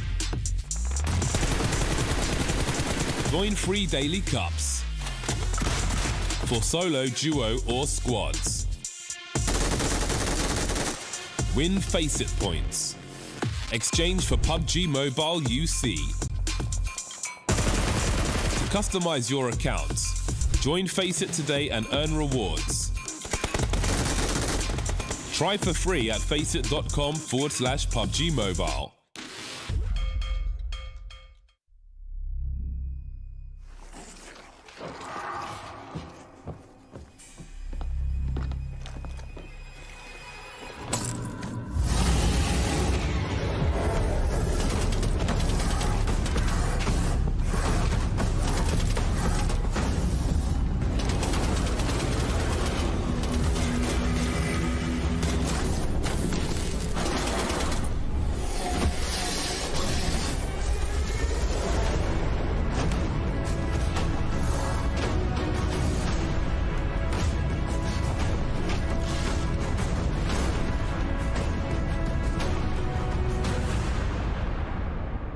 Who says you need to get any eliminations to win a chicken dinner here in PUBG Mobile? Well, probably a lot of people said it's possible, but probable? Probably not likely, especially when you get to this stage of play here. But my God, MUERTE have been able to do so, and more importantly, potentially get themselves back into the running here, back into the top 7 for a chance to get into PMGC. Just imagine a world where we end off the entire day And that play right there on the top stick is what got them into PMGC. Yeah. How did you qualify in PMGC? Oh, I got a 0 elimination chicken dinner. It was great times. That was our ticket to glory here, to the biggest event of the year. But it's insane how we had an on-pier finish. We had now a finish on cave down to the heel-off. Yeah, and as you can say here, look, this is super important. Blank identified it just at the final moments, but it's super important that down on the bottom side of this here, Milky Way takes a tick of blue damage. You cannot start that first aid kit without being underneath 75% health. See? He runs out. Walking in, it's essential. If he doesn't do this, he likely doesn't win. Or, I mean, in theory, the guy upstairs might have not, you know, he might have not been able to do that as well, and then that's how it all works out. But that won him the game, walking into the blue and then walking back in, because then he can start it before. If you get ticked down by the blue and then eventually start your first aid kit as the blue's ticking on you, it won't finish in time. So it buys you those crucial seconds. And I do also want to talk about Bra, because I thought they were also really smart in how they played it. Sure, the timing of the meds were not enough. They had 2 players. One of the players ran out in the blue to die. If you have 2 players, they're going to take blue zone damage earlier. So you have to have 1 player that's in that singular spot where you don't take damage. So it didn't quite work out, but it was also the right approach for Bra to hopefully go for the win. I find it ridiculous, this tournament. We have had the most insane circles. We just had a pier finish in Fairy Pier, and now we're in a cave heal situation. This is the only heal off on Sanhok I like. This situation... I think in the entire game, this is really one I like. It's fun, yeah. Like, this is the first 0 elimination chicken dinner I've ever seen. Same. It's an exact situation. Yeah. Absolutely. Let's take a look at the stats here. Yes, look at those numbers. Those are championship numbers right there. Sick. Milky Way. He looks unscathed by the intensity of that last match as well here for Milky Way. 50 damage done, no damage received, no eliminations, no knockouts, but 1 chicken dinner. Coca got a knock. Kalaris approved. We can see here, obviously not going to be on the top of the table, but they still get themselves forward. That's so strange to see, man. But yeah, BRA. I have to search for them. Like, where are they? Oh, they're there. They're in the middle of the pack. Hey, BRA is back, right? We wanted that before this game. Obviously, they've been a little bit, I'm going to call it vacant in the first 3 games. But now being able to get these points on the board, because I was concerned for them for their 2nd place, but looks like they'll be able to defend it here so far. Yeah, we still have 2 games to go, so it's not like 100% safe, but it's at least keeping them in a position to contest for that 2nd spot. And I'm surprised they took as good a fight as they did against KONINA Power. I do have to echo Blank's point, though. There was KASIK team that was causing a lot of issues for KONINA Power, so Brass saw that opportunity to backstab on KONINA Power, and then I was going to say get the win, but no, get the 2nd place. It's still hard to realize this just happened, but yeah, 13 elims, 6 placement points. This 2nd place is going to be tough to take away from Bra. Well, don't forget about Major Pride, too. They were one of the teams having a really suboptimal performance today, potentially being knocked out of top 7, so nice to see them get some points for themselves. And S2G getting 0. OZAROX are watching this like, S2G, please just do something. Just get a couple more points. Get us qualified into PMGC. Yeah, it's like a little bit sad, actually, for GALATASARAY, who were in 10th in this game, who actually had the right idea. They actually swam into cave, a play that you just don't see in professional play. And that fight of Milky Way going up against GALATASARAY, very important in this game. It was Bra upstairs that actually got it. Elimination onto him. They were searching for one another, and then Bra like, hey, you stop that right now. Get out of here. Actually got it, but actually Bra, really good fight early on too. They were playing north side of cave on that open area, negating all of those teams trying to cross over the roadside to then make that transition a little bit smoother to the east towards KONINA Power. So initial really good setup, but I still can't believe this game happened. This is a first. Have we ever had a 0 elimination win in all of the PMPL regions? Probably someone's going to say, yes, we have. Oh, yeah. Like 2019. How dare you not know that, Max? Come on, how dare you not know which match that was? Oh, yeah, what was it, Jason? It happened back in 2019. Oh, come on. Back in my day. Back in my day, oh, yeah. I mean, for sure, though, this tournament has done nothing but surprise and kind of subvert the expectations of what I was expecting, because circles for the last 3 days have been ridiculous. We get a cave after that Fairy Pier. There is cave, as you can see there. And again, as these circles are narrowing down, we're talking about it halfway through this game. This could occur, a heal-off could occur, and we actually see it happen. Yeah, and we just saw NEXUS actually make it relatively fun, the game that once again echoes that we had a bloody cave finish, and yet they're still surviving, they're still getting some points on board, and that makes it so hard to catch up to that 1st place. So they're always in the conversation, it seems. Even though NEXUS is so far ahead, you don't stop till the job's done. You don't stop till you got that trophy in your hand and that 26,000 bucks in your pocket, and they're looking like they're going to be able to pull it off here as well with only 2 matches left to go. But let's maybe dive into our overalls, I believe. Because I want to see if things have shifted up again. Major Pride, okay, 4 still. Demorte have passed S2G. So the fact is, there's 9 points that 10 points that separates OZAROX qualifying and not qualifying for PMGC at the moment. And Demorte are just clinging on with their fingernails, trying to hold on to this position. Yeah, I'm hyped to see how it's going to end. And as you say, in terms of 10, you say 10 points because of the way in which placement points would work for that tiebreaker. S2G, in terms of placement, since day one, obviously they started off with a victory, but since then, it's all been a limb focused for S2G. Again, there's really not that much pressure on them, but as a region, you know, maybe they want S2G to do a little bit better. And I've been watching throughout day 2 and day 3 and a little bit of today too. They've been going for those central 2-2 splits, just like REGNUM KARYA, central 2-2 splits.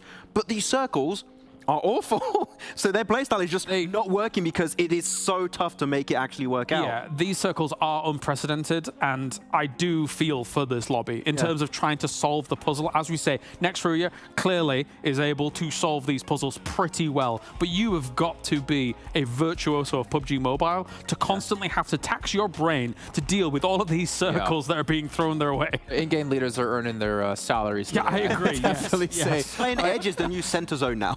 I'm actually hearing from production that they've read the script of the next match, and we're going to have a Zarky finish. What does that sound? I was going to say, where's Imperium when we need him? He loves Zarky. Well, before we head to the last match, or not the last match, penultimate match, once again, Monster Energy, our official engineering partner here at PMPL. You guys can pick one up and potentially pour it on Maxman's head if you can't get in the bottom of the prediction game. Ooh, I'm supposed to do it to 7. I'm not winning this. Okay, well, you know what? Maybe I'll save it for 7 for another time. But let's head over to our commentators as we're into our last Erangel here at PMPL EU Champs. So take it away. The last Erangel indeed. And Jason, I'm sorry, but there was actually a correction. We are going to finish on Georgia Pole Bridge on the long stretch there. That's where the circle's going to finish. That's where the script has been written for, Blank. Yeah, I mean, look, that last game was absolutely silly. I'm so surprised today. It's like the last day of championships, and it has to be the most difficult circles time and time again. KAOS said it like perfectly. You know, you have to be a virtuoso of PUBG Mobile to play this game right. I think KONINA Power took one of the best rotates, the best compound, the best late game micro adjustments, and still lost on a crazy circle. For Demorte, they're absolutely laughing their heads off. Second time Milky Ways pulled a crazy win out of the bag as well for this team when they needed it most. So they'll be pleased with him, despite his kind of lackluster performance throughout the entirety of this championships. But you know that this has been a weird day, just because we all have basically 1 or 2 points each in terms of predictions. The person that's got the most amount of predictions right so far is Maxman. What? Now that's weird. That's weird. You can't. How is that? Surely you can't be. You are right. How has that happened? Goodness me. We're going to have to step it up in these last 2 games, Blank. It has been a crazy day for sure. A crazy tournament. But through the chaos, RÜYA has reigned so strong, so frequently in these maps. I've just been told we are going to have a bit of a rehost here, Blank, so this north side playing path will not be our setup for this match. We are going to have another bit of a re-go there to try and make sure that everything is fair. And to be fair, we haven't seen the circle on this. I'm going to see where it pops because I've still got the map feed on my other screen. But it could have been a crazy circle. So maybe it is if, in fact, Jason might have been reading ahead and get the finish that he was after. So the thing is with this is that, oh no. It was a hard north circle. It's a northern circle. It's a circle that so many of these teams have been waiting for the longest time. It's true. Oh, I'm so sad for some of these lads because they see this, then they'll hear it's a rehost, be so frustrated off the back of this one. But yeah, we'll be heading back into the game shortly. No doubt it's going to be a Sosnovka finish at this point in time. But I'm very interested to see what happens going forward because there's a lot riding on this for S2G, for at least OZAROX. I mean, OZAROX are basically right now, we're good. Oh, they get the northern one. They get the northern circle. This is perfect. What a wild turn of events. My heart can't take it. Goodness me, this is far too much excitement for the... Wait, no, it isn't. It's the final day. There's more excitement, please, for this day as we go back into this game. Whatever problems have been rectified, which is good to hear. Out we go into this spot. By the looks of it, Blank, I would hazard a guess that there was an issue with KONINA Power, and I'll tell you for why. Look where the three players are down on the southwest side. You've got Agori, Off-Haze, and Palucci over in Primorsk. Becca's over on the east side of Yasnaya. This is sad, because if Becca is going to try and escape, I think he's looting right now, probably will regroup with the team later, hopefully, but playing as a solo in quite a contested area of the map on this northeast side, that's tough. It's not easy. Also, Becca currently is their player who is doing the most on that team. He is absolutely pumping numbers.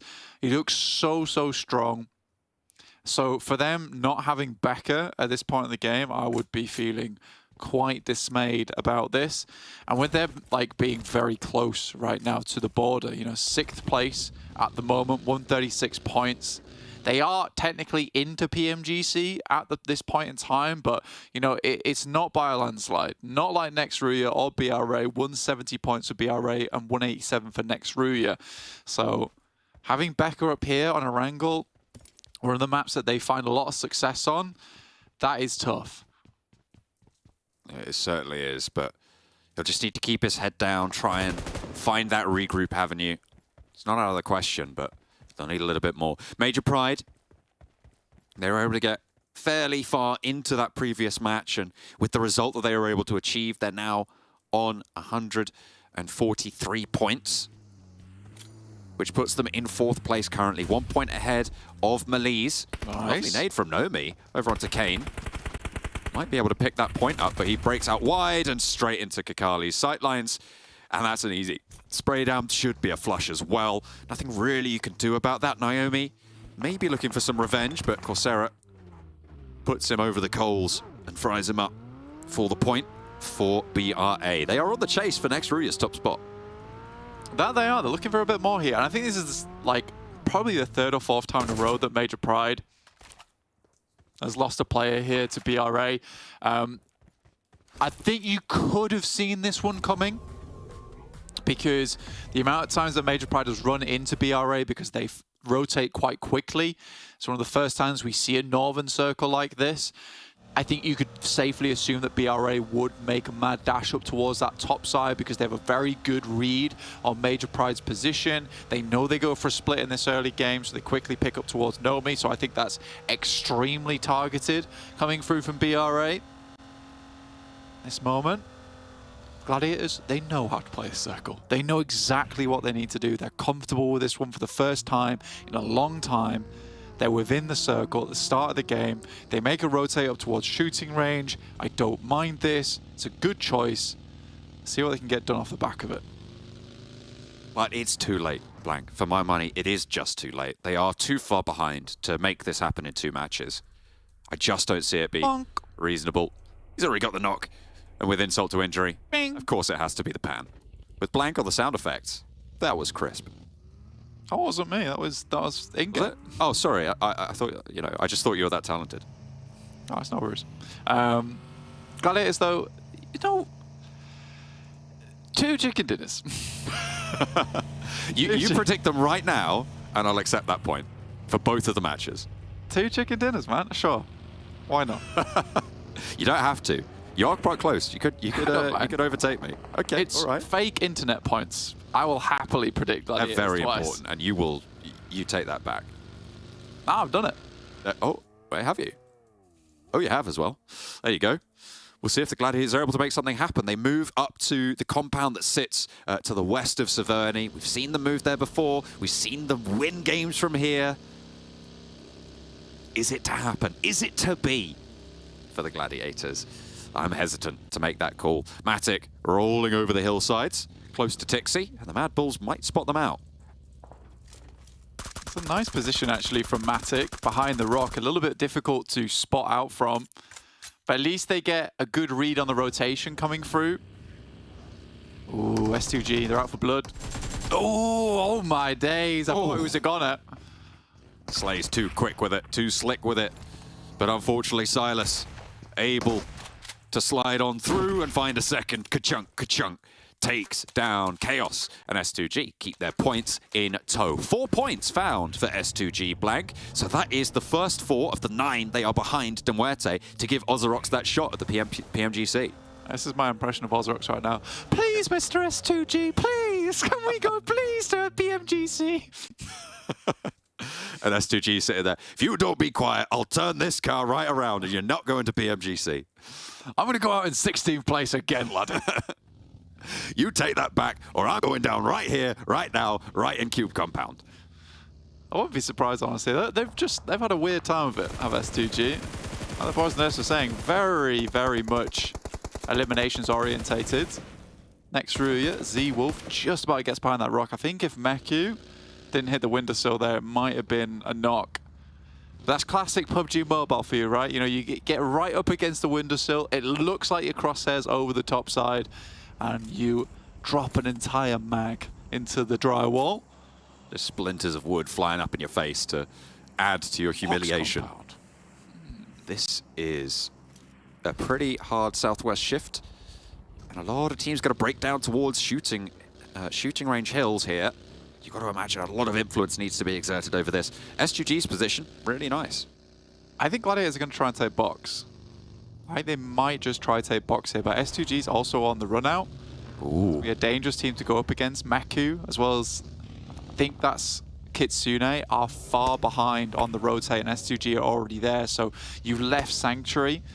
The Gladiators, this is a bit of a turn tail. Try and find somewhere that's viable to play. Graxi goes down for Galatasaray.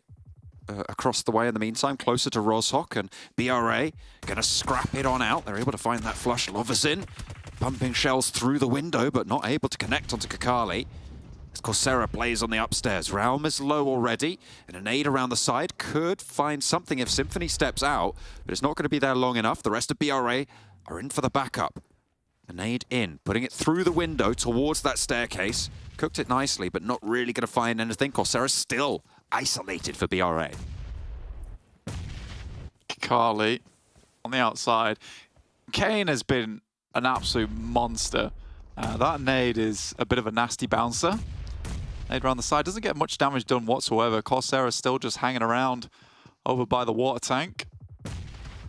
With the bombardment that BRA is sending in, Galatasaray can't really afford to step out far enough to get those nades up high, which puts Coursera a lot safer on this position. The smoke starting to bloom might give them that freedom to move through and isolate that position, but BRA are similarly using that to their advantage as well. Another bouncer in through the window. Looks for one deep as well from Kane.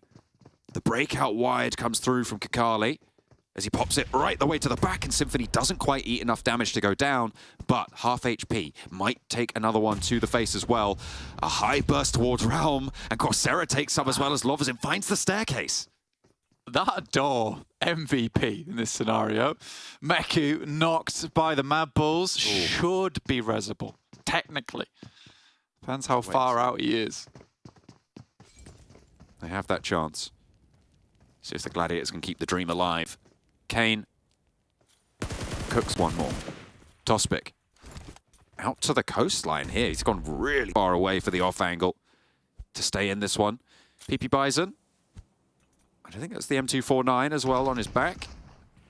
Wanting to move closer by, and Lovazin has the challenge, but caught stepping up there, and Kane shuts him down. 2 players now for Galatasaray. The upstairs will be isolated and dispatched. Coursera potentially flushed, but Kane is there again, ready to make his mark, and Galatasaray will fall in the face of it. Coursera the only casualty, and that is an easy res. The circle, however, shifts up to the north side. Yeah, Kane's just an unbelievable player, man. That is the type of guy that you find knocking around in the closet. Scary dude. Terrifying. A terrible presence felt by Galatasaray in the garage, and they will be cowered down by it. A really nice turn up for BRA. Heavy on the early eliminations again. 5 have been found for them. And And they're looking to close this tournament the way they started it, Blank, with some high-impact games. And they are still chasing next RÜYA. They were 17 points behind at the start of this one. That's now shrunk down to 12. Yeah, next RÜYA in that top spot, looking for the glory, for the pride of taking over the championship. In the meantime, there's some pretty dodgy scouting going on from Gladiators. Trying to get the lay of the land so far. Matic, there's a couple of pot shots up towards the MADBULLS. S2G off in the distance. You know, I think Gladiators are fairly pleased that they got sent back away from box compound, because this is starting to be a really strong position. I think the difficulty for you in this spot on the map is just that because there is a fair few ridges around this compound, you do have sight lines out towards the eastern side, but you constantly have to be scouting up towards the western edge until it's outside the circle. And it's a good thing that they are, because MUERTE, OZAROX are over the horizon in that location. They do have that hillside, that ridge that sits around the compound as well under their control. Nexus taking a couple of shots here from Dagestan, and their luck might have run dry here in this tournament. They fell down to 10th after the last match, and they need to pick up points here with a chance to be able to make it to PMGC, because MELISE have taken that spot that they weren't in at the start of the day and forced it to be a choice between MUERTE and what was Nexus, and now is more likely to be between S2G and KASIK. Yeah, scary stuff. I mean, for S2G, they are essentially OZAROX. They're cosplaying OZAROX at this point in time. They're in their face like it was Halloween. Ooh, well. 'Tis the season, I suppose. Doran. Behind the rock for Nexus. They're out in the blue, being trapped by Dagestan. Kapahala's already out. And this is rough stuff again for Nexus. They haven't been able to make their way through on this circle. Dagestan are going to have to leave at some point, though, so maybe they can bide their time if they have enough meds, but it's getting pretty late in the day, Blank. It is indeed. And I think for Dagestan needs to start thinking about moving across, but S2G set up a really nice line of defense around box compound. They've got a player up in front to provide information as teams cross the bridge. They know this is one of the only ways in now from that southern side, so I like this setup coming through from S2G. There we go, EXO gets pulled out the back of the buggy. Redox the last to stand for Nexus. We've seen solos do it before, Blank. We've seen it last match. But I feel like it might be too tall of an order. And for the first time, for the first time in what feels like quite a while, are we going to see a fairly normal circle here on in the European Championships? REGNUM KARYA trying to push up towards that plane crash, but next RÜYA are here, and they are not going to go down without a fight, let me tell you.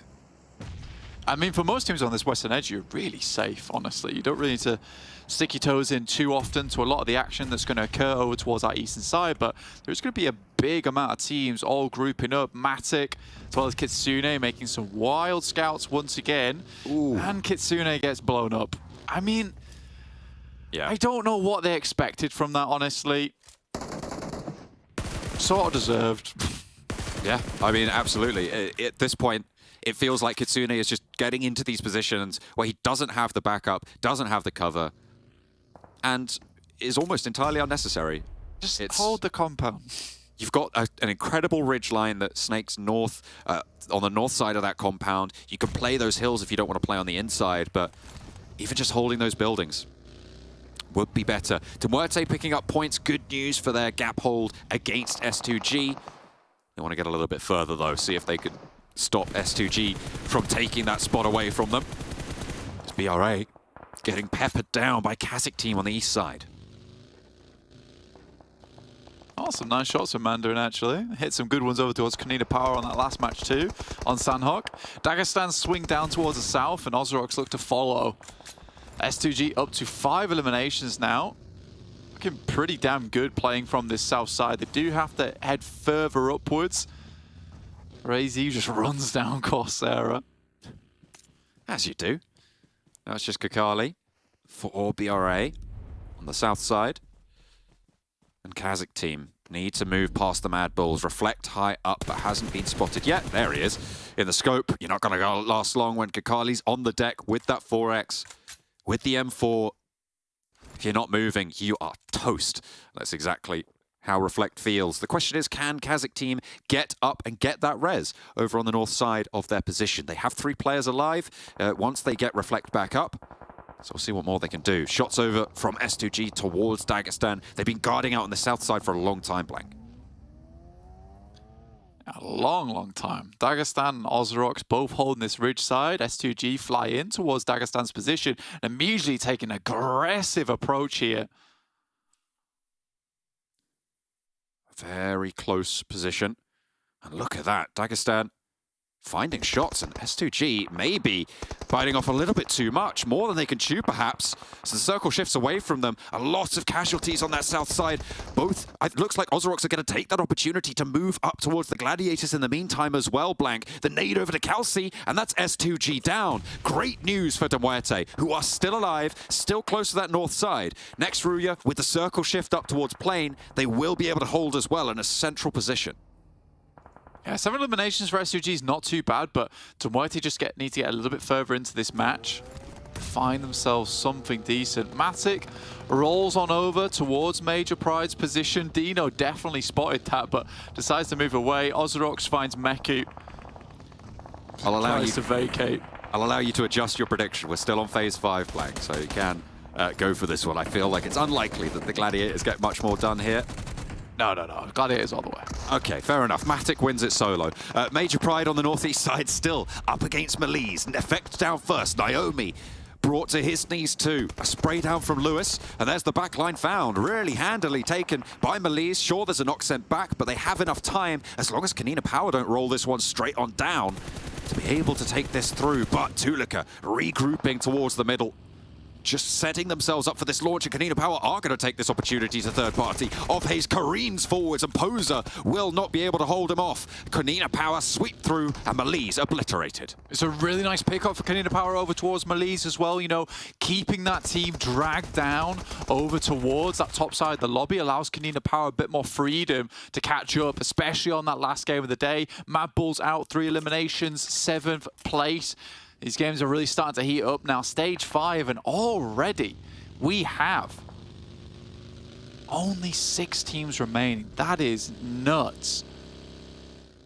It's quite the thing. MUERTE branching down towards the south, trying to control OZAROX here, but they turn around. Falconis might have a back spray here on the moving vehicle, but the smoke gives him cover. Milky Way may be able to suppress the line from on high, but he's not turning his attention that way. The rest of OZAROX not able to find it either. I think the vehicle might have lost a tire just there on the spin out, but there's a divot, and MUERTE can hide for a little while longer. Great news for MUERTE. You know, getting this far, this quickly, as well up to a 6th place. It's so important for MUERTE. Especially with this kind of circle that it's just so awkward to play in as well. No compounds, really, whatsoever. You're just forced to play out this endgame in some really tricky spots. At this point in time, likely teams aren't going to engage against one another for another, like, 1 or 2 circles, probably, depending on how egregious the next shift is on the circle. OZAROX do lose 1, but should be rezzed up fairly quickly. On that backside, they're trying to extend their line. You can see them branching towards that Dagestan position. MUERTE currently just trying to find some cover that they can play around those ditches. They were close to that ascending ridgeline that's going to allow them potentially a path up towards that crash plane. The next circle shift, all important for the dynamic. That keeps MUERTE on the northwest side, and their chances of holding on to that PMGC spot got a little bit brighter. Yeah, it's a gorgeous hillside for MUERTE to hold here, but KONINA Power comes in thick and fast, with Becca leading the charge. You know what's the most surprising thing is that KONINA Power is here. Considering Becca was on the other side of Narnia at the start of this game, they've been able to regroup. They're playing as a 4. We're over towards the crashed plane, which Next RÜYA is currently taking full advantage of at the moment. Next RÜYA holding that firm. It looks like KONINA Power deciding where they want to go. At the moment, they're more staged for Next RÜYA's position, but potential that they do just continue to swing and try and sweep through MUERTE on that northwestern side. A tricky hold for either of these two teams. The pace of KONINA Power has really stepped up. They are also in a qualification spot right now. They've already got 4 eliminations, and they are bidding to hold onto this one. A real turn-up here in the European Championships for KONINA Power, coming through as last seed from the EU tournament. Yeah, I mean, it really does go to show like what a couple of good games can do for a team, right? Because at the moment, KONINA Power is extremely warm coming into this last day. They look so good. Very impressive on a lot of their rotates. Yeah, their gun skill doesn't really match up to a lot of the other teams in this lobby, but I think it's just that confidence to make the moves at the right time, alongside with the fact that Palucci, we know, is an extremely good player from back in the day. Of Hayes has proved himself, and now even Becker, technically being one of the best players in the lobby right now, it is astonishing, because I think Phase 2 for KONINA Power and PMPL EU, that's where they looked at their brightest and at their best, and then things went downhill, and we just didn't expect much from KONINA Power going forward. They squeezed their way over towards the championships, and now they're demanding respect from a lot of these other teams. Nade sent back over towards OZAROX. They hop out near Shifu. Falcon is taken low by the burst there, but it is only Shifu left remaining. He gets the knock, but Storm strikes back. Actually, it's KASIK team with the down shots towards it. That's Dagestan eliminated. OZAROX still laid quite low from this south side. MUERTE extend into the middle of this next circle blank, and they have a lot of terrain control. OZAROX waning as well allows such more mobility on that south flank. You can see Malloy looking to try and hold that one out. Furia further forwards as well. It's one of the few times we've seen MUERTE as a full 4-man squad towards the end game, and this is where their power really starts to show itself. And it's a strong location that they currently hold, with 2 players on the forefront, 2 players in the back, on high ground, elevated upwards, be able to take some decent shots. And they're just attempting to pen a lot of these teams in, preparing themselves for the next circle. Overall, this should be a fairly easy win. Off the back of a chicken dinner, this would be the back-to-back if they get it. That would be the confirming play for them. Yes, it's last minute. Yes, it's right at the end of the day, but MUERTE would be going to PMGC if they're able to put a good point scoring up here and then just ride things out in that next game on Miramar. Shots over towards KASIK team from OZAROX. He hits the deck and Storm stays up. KASIK now 1 player left standing. Zashipa trying to stay alive, and there's the nade to move Storm off the angle to allow this res to facilitate a chance to play on as a duo. With Storm isolated, this greatly slows OZAROX down as well. They have to not only reposition, but stick that res, get some healing done before they can even start to establish their movement. They have to push up further north, and they've got a tall order to fill.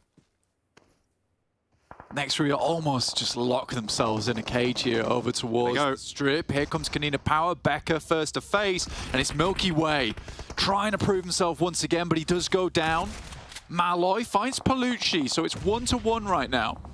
Can RÜYA capitalize and third party this, because the nades from MUERTE are looking good. You've got Furia on the other side, and that arm is dangerous, Blank. It's bursting right in the face of KONINA Power. 2 of their players are down, but RÜYA hear this. They extend, they crest the ridge, and they have the side swipe onto MUERTE. They find 1, they find 2, and MUERTE are down to just the solo player. Malloy needs to hold his nerve, needs to hold strong, and it's a solo for MUERTE yet again. The nades over to KONINA Power. Sure, they were good, but RÜYA just demolish them, sweep them aside, and now from the plane, it's all theirs to play for. An incredible move from RÜYA. You can't understate how good RÜYA has been in this tournament. I think we've talked about many different teams, but RÜYA is always the final boss in most of these circles that you've got to get through. A lot of times they win, a lot of times other teams have to reload the level time and time again before they even come close to removing the health bar from RÜYA. And sure, sometimes they lose, but they're always at that end gate, waiting for you to see if you can beat them. RÜYA has just been on a next level during this tournament. Dread them, run from them. All they need is time. The face of death stares back at you as you look onto this team. KONINA Power feel that fear right now in the ditch that they have. Sure, they survived against MUERTE's onslaught. But that backstop, that final challenge. OZAROX have the circle. RÜYA will need to push out their way, but with 6 eliminations already found, KONINA Power looking to try and take that high ground from them. A nade over to them does take a knock over to Dokkan Machine, but they should be able to get this res before the circle closes. Agori with the challenge, with the chance, but not going to be able to win that one out. It's Yekta spraying it down. Dokkan was flushed, and it's a 3 versus 3. OZAROX currently at 8 eliminations, not doing too badly for themselves, honestly. Hey. I would like to finish this game out, but next RÜYA, 3v3, I think I know where I put my chips in this engagement, especially with the cover they currently hold. But the circle heading back down towards that southwest side does sort of give the advantage back over to OZAROX. The difference maker, I think, is the majority of death crates that have been left behind on this side. Scratch that. It is just the sights coming through from Z-Wolf. This guy knows. If OZAROX are able to clutch this back blank, they would be within striking distance in the final game. That Miramar would be all important for them on their own merit, not even off the back of S2G. But against next RÜYA, you've got to think your time is limited here. Yeah, here's my new impression of OZAROX. Oh. You're rubbish, S2G. I'll do it myself. Oh, dear. They put that Infinity Gauntlet on. They will try and do it themselves. They do have the center of the circle here. Lacking a bit in nades. Next RÜYA wanting the trades. I wonder if they have any ordnance of their own. You can see the smokes now being equipped. Pulled out of the bags. Swain close by. Drops a smoke out wide. I like that. Could bait things away. Yeah, it's a smart move, but this smoke train is really silly. Frozen just peeking over the top. This is probably one of the only locations that you could realistically be. Ooh. And he's revealed himself. Z-Wolf survives. Frozen moves out. That's Swain down. One final player to deal with, but MG3, it's dangerous. He's got the open ground in front of him. Frozen trying to find the shot, and he will find one, but that's it. Excellent pair play coming through as Yekta deals the final blow. It is next RÜYA to put another chicken dinner on the board, to put more points away, to take it away from that bubble. And into the final game we go with an all-important match. MUERTE get a lot done this game, but maybe not as much as they would have liked. It looked like they had it under control, but they stepped too far into the fire, and they get burned. It feels like, if anything, next RÜYA is just sort of trying to make this championship as entertaining as possible, all the while just absolutely dunking on everyone in the lobby, because the more points they take away at the top, the more volatile it's getting towards those middle stages of the leaderboard.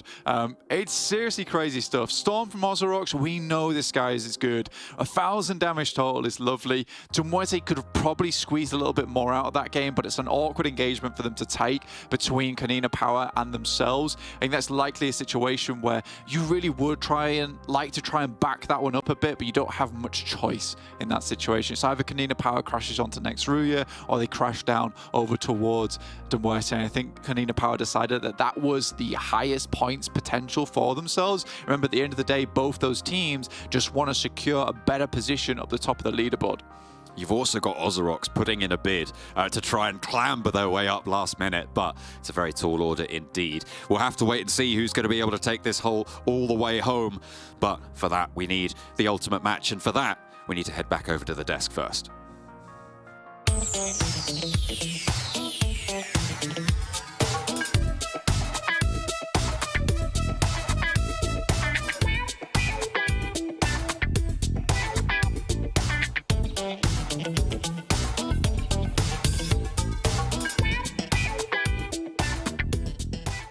Do you want to create your own zombie mode? Try giving it a shot in World of Wonder. There's a new PvE template, Terror Town. It will spawn new enemies every round at the fixed location, and players must defeat them all in every round in order to win. With this template, you can adjust the gameplay devices or add to them. For example, you can tweak the distribution of zombies and how supplies are spawned. In this gameplay, players can experience the full content of the zombies mode, and they can get familiar with the enemies. Additionally, some new enemy types have been added to the PvE enemy spawn device, including huge zombies and exploding zombies. Enemy health and attributes can now also be more finely adjusted, letting you create exactly the kind of PvE gameplay you want. If you want to know how to quickly eliminate zombies, be sure to try out the new PvE template first.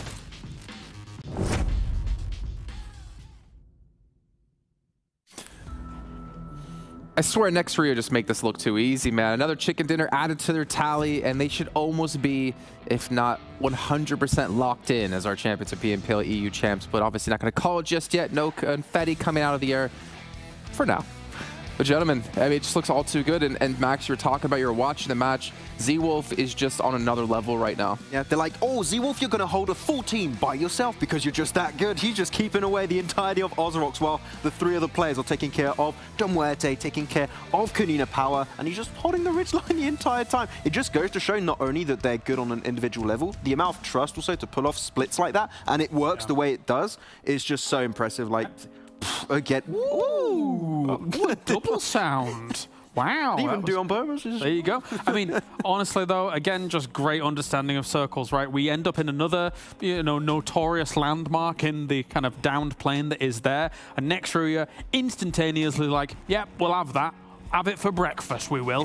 So, yeah, just great stuff by them already starting things off for this game. Yeah, they heard Jason talk about Zaki, like, we're going to drop in Zaki, and we're going to move from there. I mean, it did start off in that direction. Yeah, it kind of did. And also, one very important about that spot is that it's very nadeable. Your game plan is once you go there, zone teams away as far as you possibly can. If a team gets in a 15-meter, 75-meter radius, you're pretty much dead. And today? This is stats on the day. Today? Yeah. 3,000 damage, 10 eliminations on the day. He's got what? He's pretty good at the video game. 3.1k damage on the day. Okay, we still have one game to go too. On the day, you say? On the day. Wow. He just started. Shut up.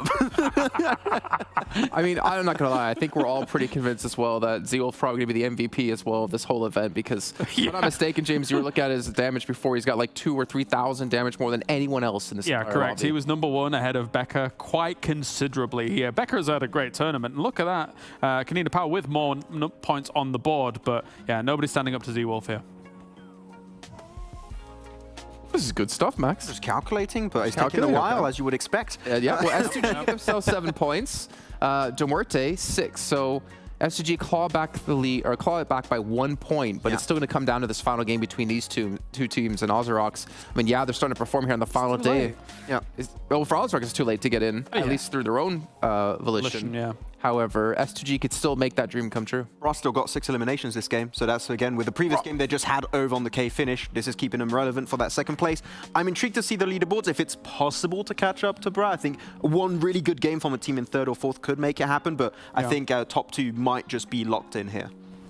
Yeah, well, let's actually take a look here. If you're talking about top 2, let's talk about the bottom of the table, right? Because that's where my focus is. We pretty much know... What's wrong with the bottom of the table? That's a rough topic. I'm talking about 7th, 8th place. Oh, Let's take a look. Oh, bottom of 1st. Take a look at their stats here on the day. And obviously, MUERTE not with too many eliminations. However, MUERTE getting the placement points, thinking back to Sanhok with a 10-point chicken dinner with 0 eliminations, whereas S2G got 16 elims on the day so far. So it's tough. S2G have every opportunity right now to pull it back here for Türkiye, but it's going to be difficult. Yeah, S2G able to get himself a few decent points this game because we had a normal circle somewhat, not in a really weird location. So they were able to play himself a cube location, gatekeeping teams like NEXUS, etc. So off the back of that, get themselves decent eliminations. But from that point onwards, going uphill against teams that are already on location, on site, is always going to be tough. So they made the most out of it while they could, and then outside of that rotation was always going to be tough to go. Yeah, KAOS came in and tried to cause some chaos here for S2G, but they did all right for themselves as they moved on up. And again, BRA, yeah, a few moments here and there, but it's not been quite the amazing day for them as it was in the past couple of days. So, but it can be forgiven. I mean, obviously they're still up towards the top of these tables. Just watching Razy just run over that player, just like he really wanted to slow down, try to get the correct angle, pushed him up against the car to really make sure he's eliminated. You see Kalsi here. I actually kind of would say Kalsi's been a little bit underwhelming, but then again, SG's been a little bit underwhelming this whole event because we know how strong they can be. They were second place in PMPL, but obviously coming in with a completely different mentality than every other team who wasn't qualified for PMGC yet. I think we were talking about the circles being really tough for central split teams like REGNUM, KARYA, and then S2G is, of course, one of the teams in that situation. But next RÜYA is the living proof, the embodiment of the fact that you can have awful circles and make it work somewhat. So here, they just get themselves a clean finish, and you were talking about it at the end of that game. Next RÜYA, not doing that typical mistake, going one by one, getting multiple angles around the tree. You're making 100% sure you're locking down that game. Yeah, they're making plays look pretty simple on their side of things. Again, they're winning games that are edge plays, they're winning games that are compound plays, and as you say, with that situation, there has been actually many times where a solo has beaten out a 3-man because they've given them constant 1v1s, 1v1s, 1v1s, especially with an MG3, which can make it happen. But here, they're like, absolutely not. We'll take every angle around that tree. It doesn't matter which angle you hide on that tree, you're always going to be vulnerable from one, and we will take you down. Well, don't forget about the nice smoke wall they put down as well before they even did push out of their position. Good move, yeah. No gaps in it. Chef's kiss from Max. It was beautiful. I love that. Oh, thank you so much. And able to get himself the buggy kick-started too. Not quite patchy as Bra was. This is how you do a smoke, bro. This is how you don't do exactly. Let's take a look at our overalls here for, well, our guess technically the second to last time of the day of the event. Next, RÜYA, 33 points ahead. Bra going to be sitting at about 15. Yes, 15, 17. 17 points. Yeah. You know what? It's late. I mean, they win the tiebreaker too right now, MADBULLS, with 4 chicken dinners. So 17 on the dot. If Brad don't have a good game, it could happen. But Brad, we've seen it many times throughout today. They're going to get a few eliminations. So you really want a big win with at least 20, 25 points if you want to have a chance for MADBULLS to maybe snatch away that second spot. Well, it's still the battle of 7th place right now for MUERTE and S2G. It is going to be an 8-point difference, technically 9 for S2G since they lose on the chicken dinner head-to-head. It is 100% doable for S2G. It's going to be a Miramar, of course, but Cloris, I'm a little bit scared. I'm looking at you, and you're giving me a look like... S2G could do this. In theory, could do this. It's kind of close, eh? Yeah, I'm liking it that it's this close 4 spot into PMGC. Like, sometimes, you know, a few games in advance, it's down to the last game, it's down to the wire for these guys. And yeah, I'm really hyped to see if they can make it happen, because OZAROX are close too. Yeah, look how technically close OZAROX ended up to striking distance. It's too late now for them to do it again of their own volition. It's up to S2G to make something happen here for them. Please, S2G, qualifiers. There you go, please. Well, let's find out if they will indeed make it happen here with our final match of PMPL EU Champs over on Miramar. With one more chance, one last ride over Miramar. Every single team around that bubble is looking for that opportunity. They said it was too late for OZAROX to do it on their own. I mean, it's unlikely, sure, but they're only 19 points behind Blank. They're only 19 points behind that bubble. With a big game, who knows? Anything could happen. It would definitely require both KASIK team and MUERTE to really do not so great here to get in. Also, S2G would have to do pretty poorly as well. There is a world though, John, there is a world where S2G moves up into 7th, right? Yeah. OZAROX moves up into 8th. Okay. REGNUM KARYA gets in? Wait a minute, hang on a minute. No. OZAROX get in. And REGNUM KARYA don't. Because... Wait, yeah, no, 7th place is a qualification spot to the league stage, right? Yeah. So if S2G are in 7th place, 8th place doesn't qualify. No, 8th place doesn't qualify. Okay. S2G get the spot, but OZAROX get it because of the rules. Right, okie dokie. So that would be the most legitimate win for OZAROX. Well, not the most legitimate, but if them to get ahead, right? Yeah, I know what you mean. The least illegitimate. Something like that. Let's go with that. I feel like the best way for them to do it would just be to have a massive game here, right, and qualify on their own merit. That would be the best way for them to qualify, in my mind. The most worthy. Let's put it that way. Yeah, so but if S2G get up into 7th, that puts OZAROX essentially in that 7th place. Because remember, S2G are OZAROX cosplayers in this tournament right now. That's correct. They're wearing the costume. It is sort of crazy to me that we're looking at S2G with 27 placement points, 100 eliminations in 8th place. It kind of eclipses everyone else's eliminations on this leaderboard.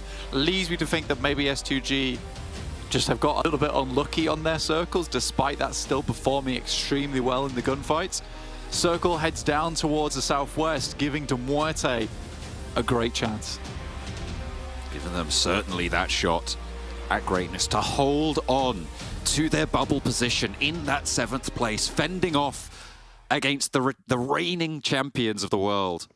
S2G, but Tixi might be able to do their job for them. He steps out, and Silas cut down in his prime. The fists are out, and it's the Gladiators. They're here to play still. Oh, it's EU Pride. It's EU Pride on the line. They drop onto one of S2G's players. This is very much out of the way from a normal drop for the Gladiators. S2G may have qualified to PMGC, but even with Gladiators, nothing left to give to get into PMGC. They still find a way to gift back to the EU region. And they have been such a force across this region for so long. Their dynasty might be over here, though, even if they're able to pick up all these points. Blank, they currently sit on 97 points. It's 7th place right now, assuming nobody above them gets any points. It's 135 is the bubble. That puts them at a massive 38-point deficit. They would need a 29 elimination game, Blank, to be able to get ahead by 1 point, which they would need to be able to beat MUERTE. It's not happening. It's definitely not going to be able to happen here. There is no chance for them, but it's all for pride here on Miramar. It is all for pride here on Miramar going forward. Not an easy run for a lot of teams. For MUERTE, a stressful run at that. I'm curious to see exactly what they can get done here, John. I'm excited as well, being our final match of the day. And that's how it's so close for these crucial spots. On the 24th match of this 4-day tournament, these teams around the bubble still sit in danger. We talk a lot about that 7th place right now, about MUERTE in this spot, but Major Pride, MELISE, KONINA Power, all of whom are not safe. If there are strong games coming through from MUERTE, from S2G, even from KASIK, there is a chance that these teams fall out of grace, fall out of those top spots. So as time goes on during this match, we'll try and keep you updated as to which teams become less and less vulnerable. But right now, the major chase is S2G to MUERTE. KASIK off on that backside as well, just behind them. They will look for that chase. 126 points for KASIK team, 127 for S2G, 135 for MUERTE. REGNUM KARYA, they've had glimmers of hope. They are a strong team. We've seen their roster perform, but just not here, not when it's mattered. 115 points, 12th place right now for REGNUM KARYA. And they are going to send over towards Chimasera. Major Pride currently in that location. And they will look to try and hold it out. Major Pride, again, a team that just wants to hold on to their top spot.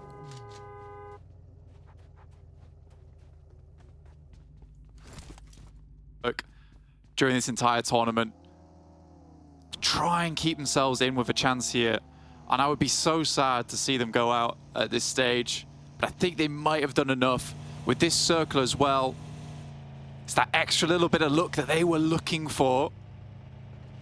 KASIK team and KONINA Power equally close towards this circle to be able to get in.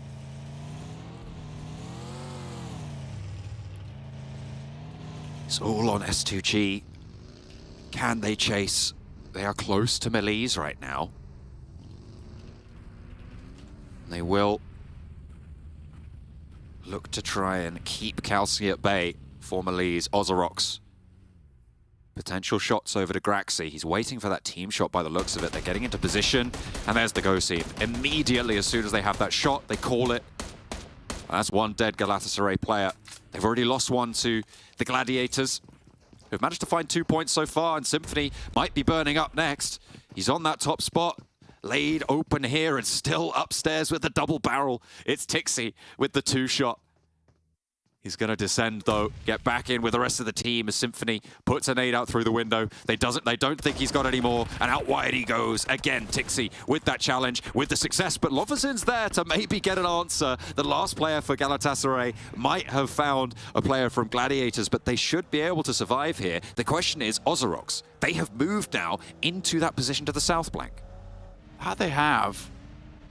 And honestly, the way that Gladiators are currently rotating, it looks to be cutting off some of the players from OZAROX anyway.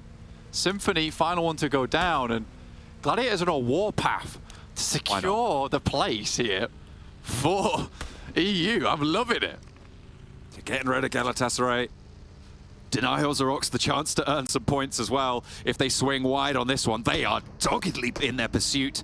Meku leading that charge in the buggy. Lovazin running for his life. Desperately trying to crash into a building, but he draws short. He hasn't got that healing going through, but he takes one with him. The buggy slams straight back into him, and the play zone takes him down. This is Resable for the Gladiators. OZAROX are chasing this as well. It's chaos over in the water treatment. It absolutely is. 3 eliminations right now for Gladiators. But I mean, for OZAROX, this has sort of delayed them a little bit, right? S2G also losing a player to Gladiators. This is the Protectors. The Angels of Justice coming through from the Gladiators. It is rough stuff here. The next RÜYA, they are smiling right now. With such a lead, Blank, that they have 33 points ahead. It is nigh on unbeatable. BRA would need magnificence to shine from every single place to be able to blind the rest of the lobby, to get these frags that they need to do it, and they've already taken a knock. That's to S2G, though, over on that northeast side, with the circle going over towards the Chumasara Hills. S2G may be able to pick up a point or two, but KAOS goes down, and it's Kane on the inside. You do not want to face this man in the ring. He is terrifying. He will burst through the door with Hamzy G on the burn, and the knock on the backline for BRA can get rezzed. Nade looks to try and bounce it off the window, but little bit too hectic there. KAOS still down on Bendit B. Nice nade that comes through. Razy takes a huge amount of damage there.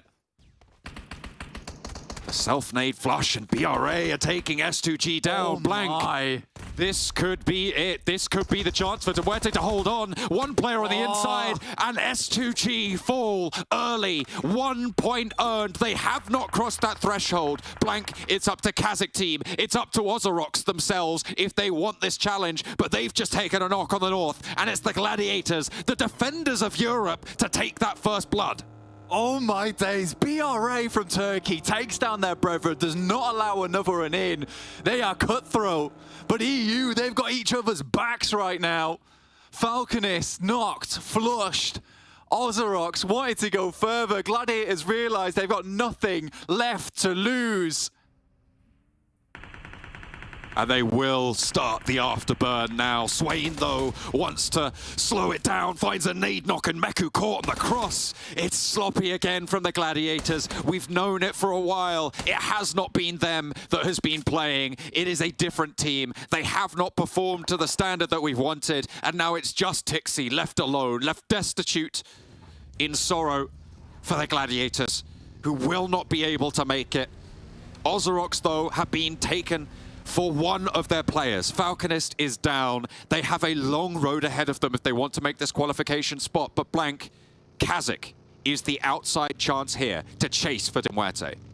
KAOS take down Tixi, and we bid farewell to Gladiators for eliminations, but they have slowed OZAROX down. They weakened S2G enough to be taken down by BRA. And if OZAROX go down in the next 3 to 5 minutes, we can safely say that is due to Gladiators putting up one final hurrah. A monument to their own suffering. Facing the way of Europe, holding their nerve for them. That line shall not be crossed, not by a Turkish team this time. And MUERTE able to be on that vanguard, on that bubble. And Blank, the only other team that's realistically within striking distance outside of OZAROX are EU teams. KASIK, the closer of the two. They started 126 to the 135 of MUERTE. And below that, it's NEXUS, 116 to the 135 of MUERTE. Two strong teams in their own right. We've seen a lot from KASIK team playing under that alpha banner over in the European stage, coming through, developing, improving, showing a lot of talent, a lot of prospect. But they might have too long of a road ahead of them here. Still doable. but a challenge as MUERTE are still alive themselves.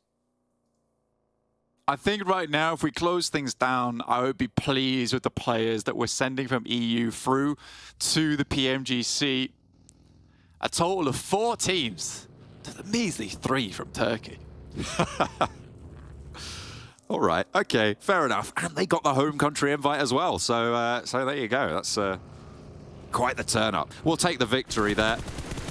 We're saying Turkey looked pretty difficult to handle, but it seems like EU has found a way. Of Hayes finds Nexus, south side of the Chumasera Hills near Minister. And remember, Nexus with a long chase to go, but still doable with a 19-point gap that they could find. A little bit of chaos for KONINA Power as Redox capitalizes. Ross straight on up, finds one, doesn't go down just yet. Another knock over to the KONINA Power backlines, and Palucci and Becker against Nexus are the only 2 to hold strong. Palucci behind the vehicle, Kapahala in the backlines fades away, and there's the turn. Doran dominates over KONINA Power on the south side. 4 points for Nexus. Are they on the road to that bubble spot? The roller coaster went up, but at some point it had to come down. But is this the incline once again as we slowly rat-tat-tat up that roller coaster for Nexus? They're on the south side. It's not easy for them. OZAROX still have a chance here. Obviously, 4 eliminations. It's a good start to their elimination count, but they're all the way on the northwest side with just 3 players looking to move through some of the more dangerous ground around Chumasera. MADBULLS spot Demon from KAOS. This is on the southwest side. They'll look to push through Major Pride after this one. Well, maybe not through them, but certainly have to navigate them. Next, RÜYA have spotted a player from Nexus, and that's EXO to fall. So Nexus with 3 now on their bid for the bubble. But through it all, MUERTE holding some hills on the northwest side. Relatively uncontested. BRA. The executioners from Turkey looking to move up towards OZAROX's position, and Swain is dangerously close. Storm moves in. One of the greatest players on this team looks to try and hold it down, but there's shots coming from all over the place. I think that might be a knock over towards BRA. Tospic still in the back there, yet Kakali is down. That's Coursera. Up close versus these players. There's some nice shots from the backstop. The UMP is pumping, but it's not enough. Tospic on the reload. Are desperate for it. 6 eliminations now, Blank.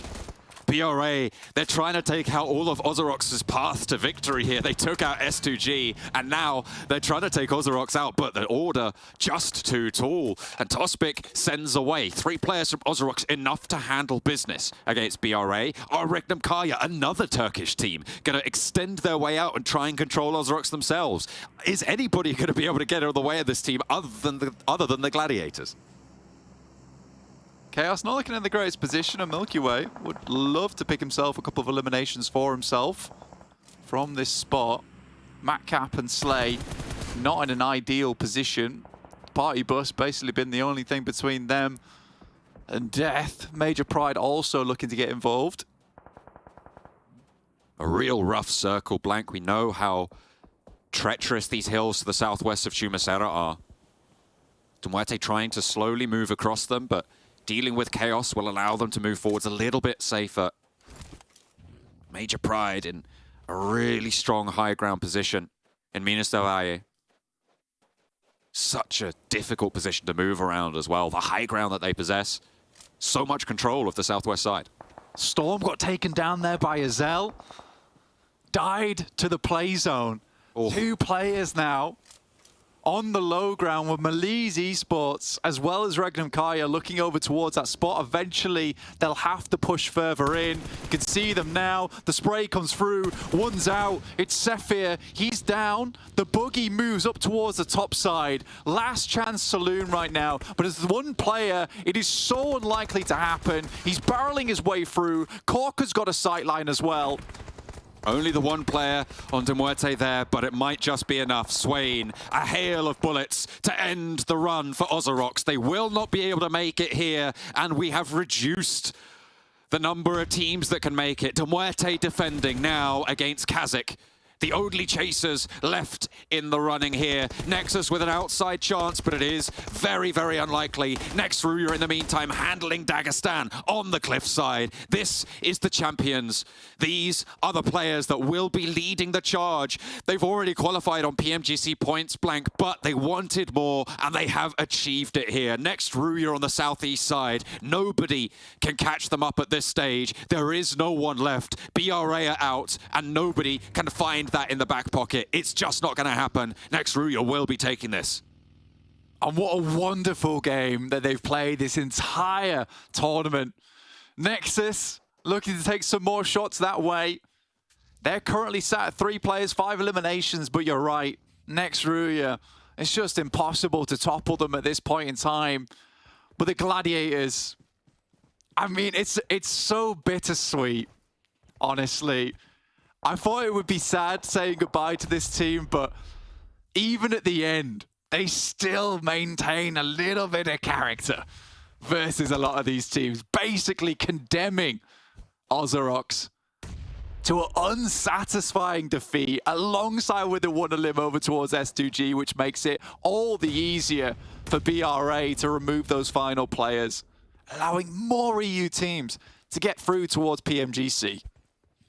They're in with that chance. Nexus taking a couple of nades though, and Doran is low. 2 players for RÜYA, but they're backed off. Kapahala being a long-range backstop, keeping Frozen away at arm's distance from Doran. They can keep that ping going on through.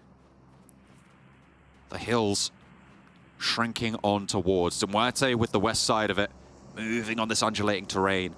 Now they have a decent counterpoint to that Minas de Valle position for Major Pride. They have cover from that direction. They're onto some high ground. And Major Pride going to have to leave a little bit closer to them. They'll like this valley. They lose a bit of sightline down to that south, but Major Pride should be able to cover that off. It's a nice, strong spot here for MUERTE right now. And Corker, honestly, one of the players on this team that I didn't think I'd be talking too much about, but his long-range engagements are absolutely phenomenal.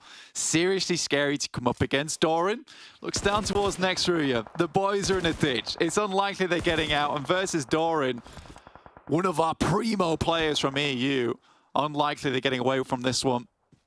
Discipline from Doran as well. He steps back. Tap, tap. And Frozen's down. That's RÜYA out. 7 eliminations for Nexus. This is strong, but blank. MUERTE's still alive. And they are extending that lead with 2 points. It would need a 21-point game to draw level, 22 to exceed. And MUERTE have the chicken dinner tiebreaker, so they would need 22 points. That's 12 eliminations and a chicken dinner. To be fair, Nexus probably in one of the better spots to be able to find it, but MUERTE need to go down now. I think for Nexus, honestly, this position they're currently in, fighting uphill like this is going to be hell for them. So for Nexus, although they have had one of the most astonishing breakout performances over in day 3, I think this might just be where their journey ends. But I think it's been a fantastic journey to follow from Nexus, from start to finish, from roster change to secret sub, EXO coming in, showing the world what he's made of. I think next year is going to be a very, very bright year for Nexus in general. I think for EU in general as well, the talent that's developed there this year has really started to shine. And I'm hoping it's only uphill from this point, but Turkey as well. What an incredible set of teams they've sent to this tournament. We've seen such powerful play coming through from this region, commanding in the form of RÜYA, BRA dominating across the battlefield, S2G as well. I mean, sure, they lack the placements, but they take a fight like very few other teams. Circle, Central, MUERTE cut in with a slice of it again, and they have been given that opportunity to hold once more on that bubble line. It's such a tough circle to play on this one, actually, just because you sort of want to take center here, but you can't really do it considering the teams on the outside still have a bit of high ground to work around with. KASIK still have sight lines through down towards that south side, but for MUERTE, they are the most likely to be able to hit up a position in the center. Milky Way's already scout it out, but they can't leave until Major Pride is done. They can't leave until these fights on the northern side have concluded. Right now, REGNUM KARYA currently going up against MELISE. Looking pretty good for a 1-for-1, but REGNUM KARYA losing a player, 3 eliminations. MELISE, again, they came through as surprise champions from Turkey. And it looks like they're on track to claim a spot in PMGC League stages as well, Blank. A very strong showing from this roster that I don't think too many people would have expected much from coming into that league stage, especially after what we saw over in PMWI, a little bit lackluster. This season has been great to them. MUERTE makes the run. CEO later gets taken down by a nade, a great one over the top there. Major Pride off in the distance. Right now for the guys on MUERTE, they just have to keep their heads down. Wild spots a wild vehicle careening off to the left-hand side. If he just didn't have the nade out in hand, maybe he would have gone for the spray down. Currently still outside the circle here, John. He's going to have to move forward, you're right. The res can come through onto CEO later. You've got Lewis there for it. They can enact that res. In the meantime, MUERTE have gone central. You said it was a risk, but they've decided to take it. And hopefully it'll pay off for them. With NEXUS still on that chase, the placement points are going to start to add up at this stage. I think it needs 23 point match for NEXUS if MUERTE go down right now. As this northwest side concludes, a nade from Major Pride, who have waded straight into this fight. And they will be able to take down quite a few, but at the cost of Naomi getting a knock, and MELISE might be able to hold them here. This might just be the chance that MELISE was waiting for to get back into the engagement. They take a higher position, try and aggress with this one. CEO later and Kiss You with nades over towards the vehicle. Naomi just has to back off, not likely be able to help out. Lewis gets rammed by the vehicle there. Effect taking no prisoners. Just rolling straight on through the ranks. As Dino goes down and CEO later with the DBS on the hillside. Doesn't fall prey to the bumper as his teammate did. Maybe his teammates will get flushed away, and 2 players from Major Pride now flushed back. It's 2 versus 2, but Kiss You spotted. An off angle from KASIK. A nade over the top from CEO later. An effect might go down, but no, they can control him. UMP this range, good for 1 and good for the spray. KASIK are looking to third party. In the meantime, Blank, MUERTE have lost a player. KASIK are looking to move out from their location and could prove to be a problem as NEXUS look for the crunch. Placement points will start to increase now, and every time it does, every team that falls, NEXUS need more and more and more. Such a confusing situation as well as Redox and Doran head up towards the top side. They take down one of the players from MUERTE, look for a bit more. They might be able to leapfrog this position. This has not been easy for them whatsoever. Redox is down. They desperately need to get him back up again if they want to win this game. It's impossible without more than 3 players. With Zashipa on the angle that he is, they can go for the res on NEXUS. Malloy and Corker have Reflect to handle. If MUERTE fall down here, Blank, if they go down in the midst of it all, with NEXUS pushing in from the south, with the MADBULLS further on that southwest flank, there is a chance that NEXUS take that spot away from them right at the last. They just need a few more points to be able to do it, and NEXUS will need the chicken dinner. They would need to win through it all to be able to take this one home. Such an interesting turn of events here for MUERTE. Right now, currently at 135 points. They need to leapfrog ahead of Major Pride. That's not likely. Or at least get ahead of MELISE Esports, but also unlikely. They need more elimination points. But there's a lot that can change, and I think that the desk is going to have a real fun time breaking this one down after this game concludes, because we have some of the heaviest of hitters here in this final match. And I can hear the clinking away of the roller coaster as it goes higher right now, as NEXUS, in their final throws of this tournament, are pushing themselves to the absolute limit. But not only that, KASIK team, remember, still on the chase as well on this north side. They have 1 elimination now, but they're into the top 4. They started this match, Blank, sat 9 points behind MUERTE. This is looking pretty solid for them.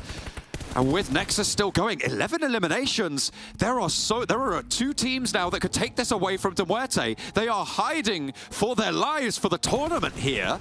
And MUERTE up into 4th, looking to get these placements to fend this off. The saving grace is that KASIK only have 1 point so far in eliminations. They would have loved to pick up those. Dorin again, an aggressive maneuver over towards MUERTE. Just Corker left remaining. He's done so much this tournament. Redux reveals the position. He gets knocked and flushed. Terrible news. The nade comes in. Up to 13 elims now. 2 players left remaining. It's Kapahala and Dorin. Some of the best players over on this team. Look to finish this one out, but it's a 2v4. And an initial knock comes through from Dorin. The Grenadier pulls out the nade. He's clutched before. Can he do it again? For Dorin, it is all now. It needs to all be thrown into the middle. Kitchen sink and all, and a nade over the top finds Reflect. KASIK team looking to chase. 14 eliminations for Nexus. MUERTE finish with 7 points on the match though, Blank, and that will put them up at 142 points. MUERTE looking to try and hold that line. Nexus started on 116. They need a massive game here. And it's a tall order, but they've started well. 3 teams remain, and 2 of them can take this all away from MUERTE in the blink of an eye.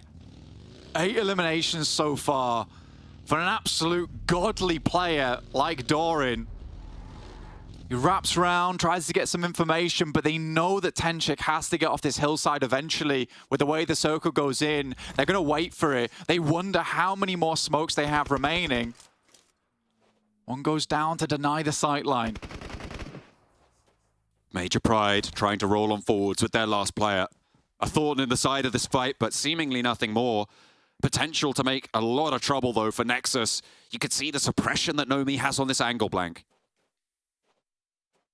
Smokes are so important there for Nexus, and it's only a matter of time before they start to disappear, but it's a question of which team does Nomi cause the most problems for here.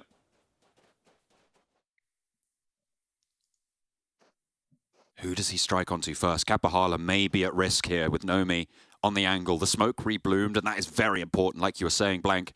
These smokes, so crucial to control the terrain. And this all kind of coerces Nomi into maybe peeking over towards KASIK team. The blue consistently pushes Kapahala and Dorin up this hill. I don't know, Blank, if... That's gorgeous from Zashipa. Well, that takes care of Nomi. I don't know if there are enough points left in the lobby for KASIK team to overtake here. They needed to profit 9 points over MUERTE. And right now there's 7 points in the MUERTE bank. They need to get 16 on the match. Nexus have a better chance here. Dorin goes low. If they take this home, I think they're in. They are fighting for their spot in PMGC against 3 players from KASIK. Kapahala also eats a nade, and the health bars just look too strong. Nexus falling, waning, but Dorin steps forward. His last shot at glory, his last chance to make it work, and it will be the challenge that is just too much to make. KASIK take it down, but have they done enough? I don't know. Next, RÜYA, however, through it all, maintain consistency. Time and time again, the Turkish team to take the tournament at the top. KASIK win the match, but next, RÜYA win the war. What an unbelievable win from next RÜYA. It has been just so silly throughout this entire tournament in terms of the amount of points that they've accrued, how consistently they've been in towards these end games. They let some of the other lads have a bit of fun in this last match, and it has definitely changed up the way these leaderboards will look at the end of the day. And I'm not even going to begin to guess. I can't wait to see what the guys on the desk have to say about it. But Nexus, what a run towards the end.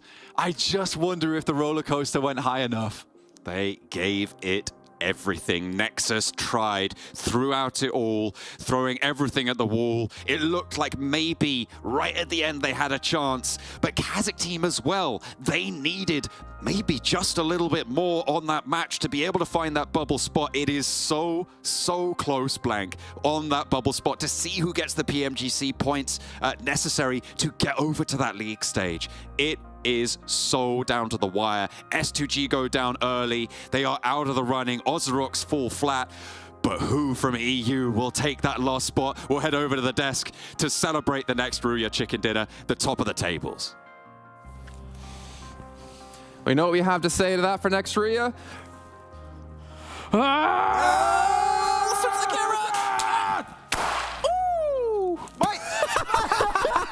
It didn't work.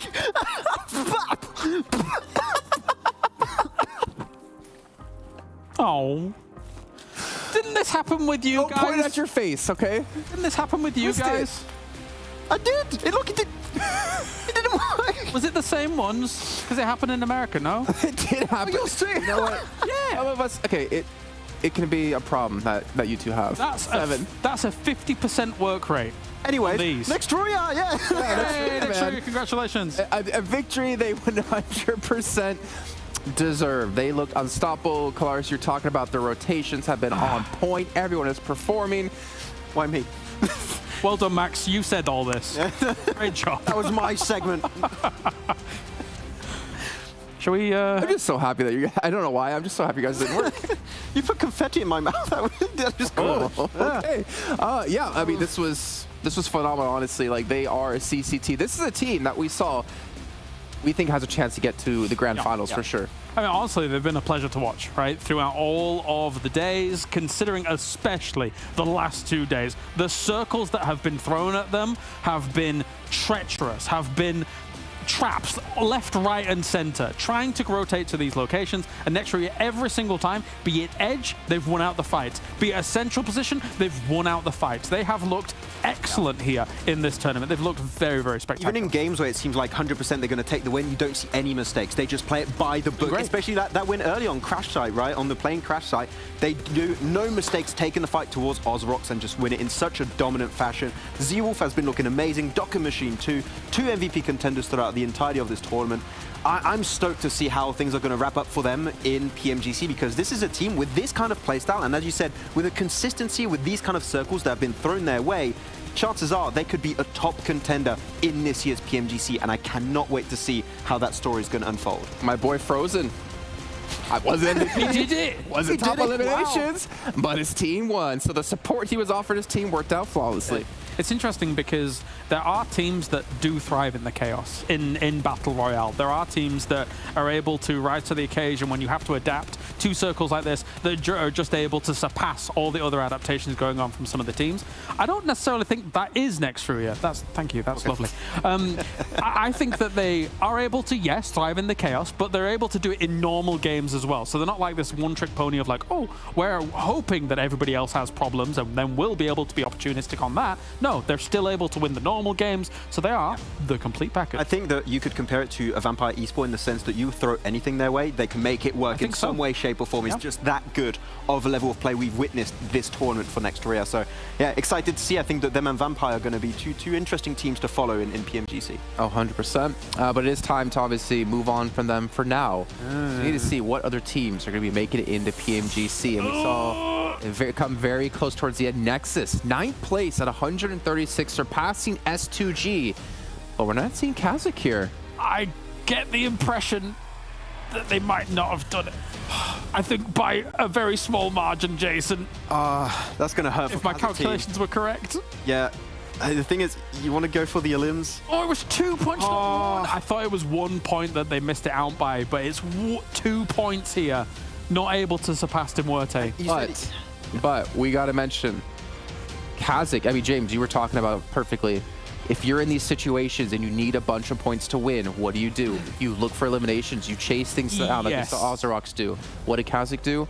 They sat in the compound and toiled some of the final zones. Yeah, so, I mean, you saw some of the teams, right, going out just going crazy, hunting for as many eliminations as possible. We saw it in the North to try and do that, because that's what, when it gets to the final game, and that's what you need to hunt. You need to go for it. KASIK, yeah, okay, you get the win, but you're expecting the points to come to you. Sometimes that just doesn't work. Sometimes it's then out of your hands if you're going to be able to make it happen, and it's not to be here for KASIK.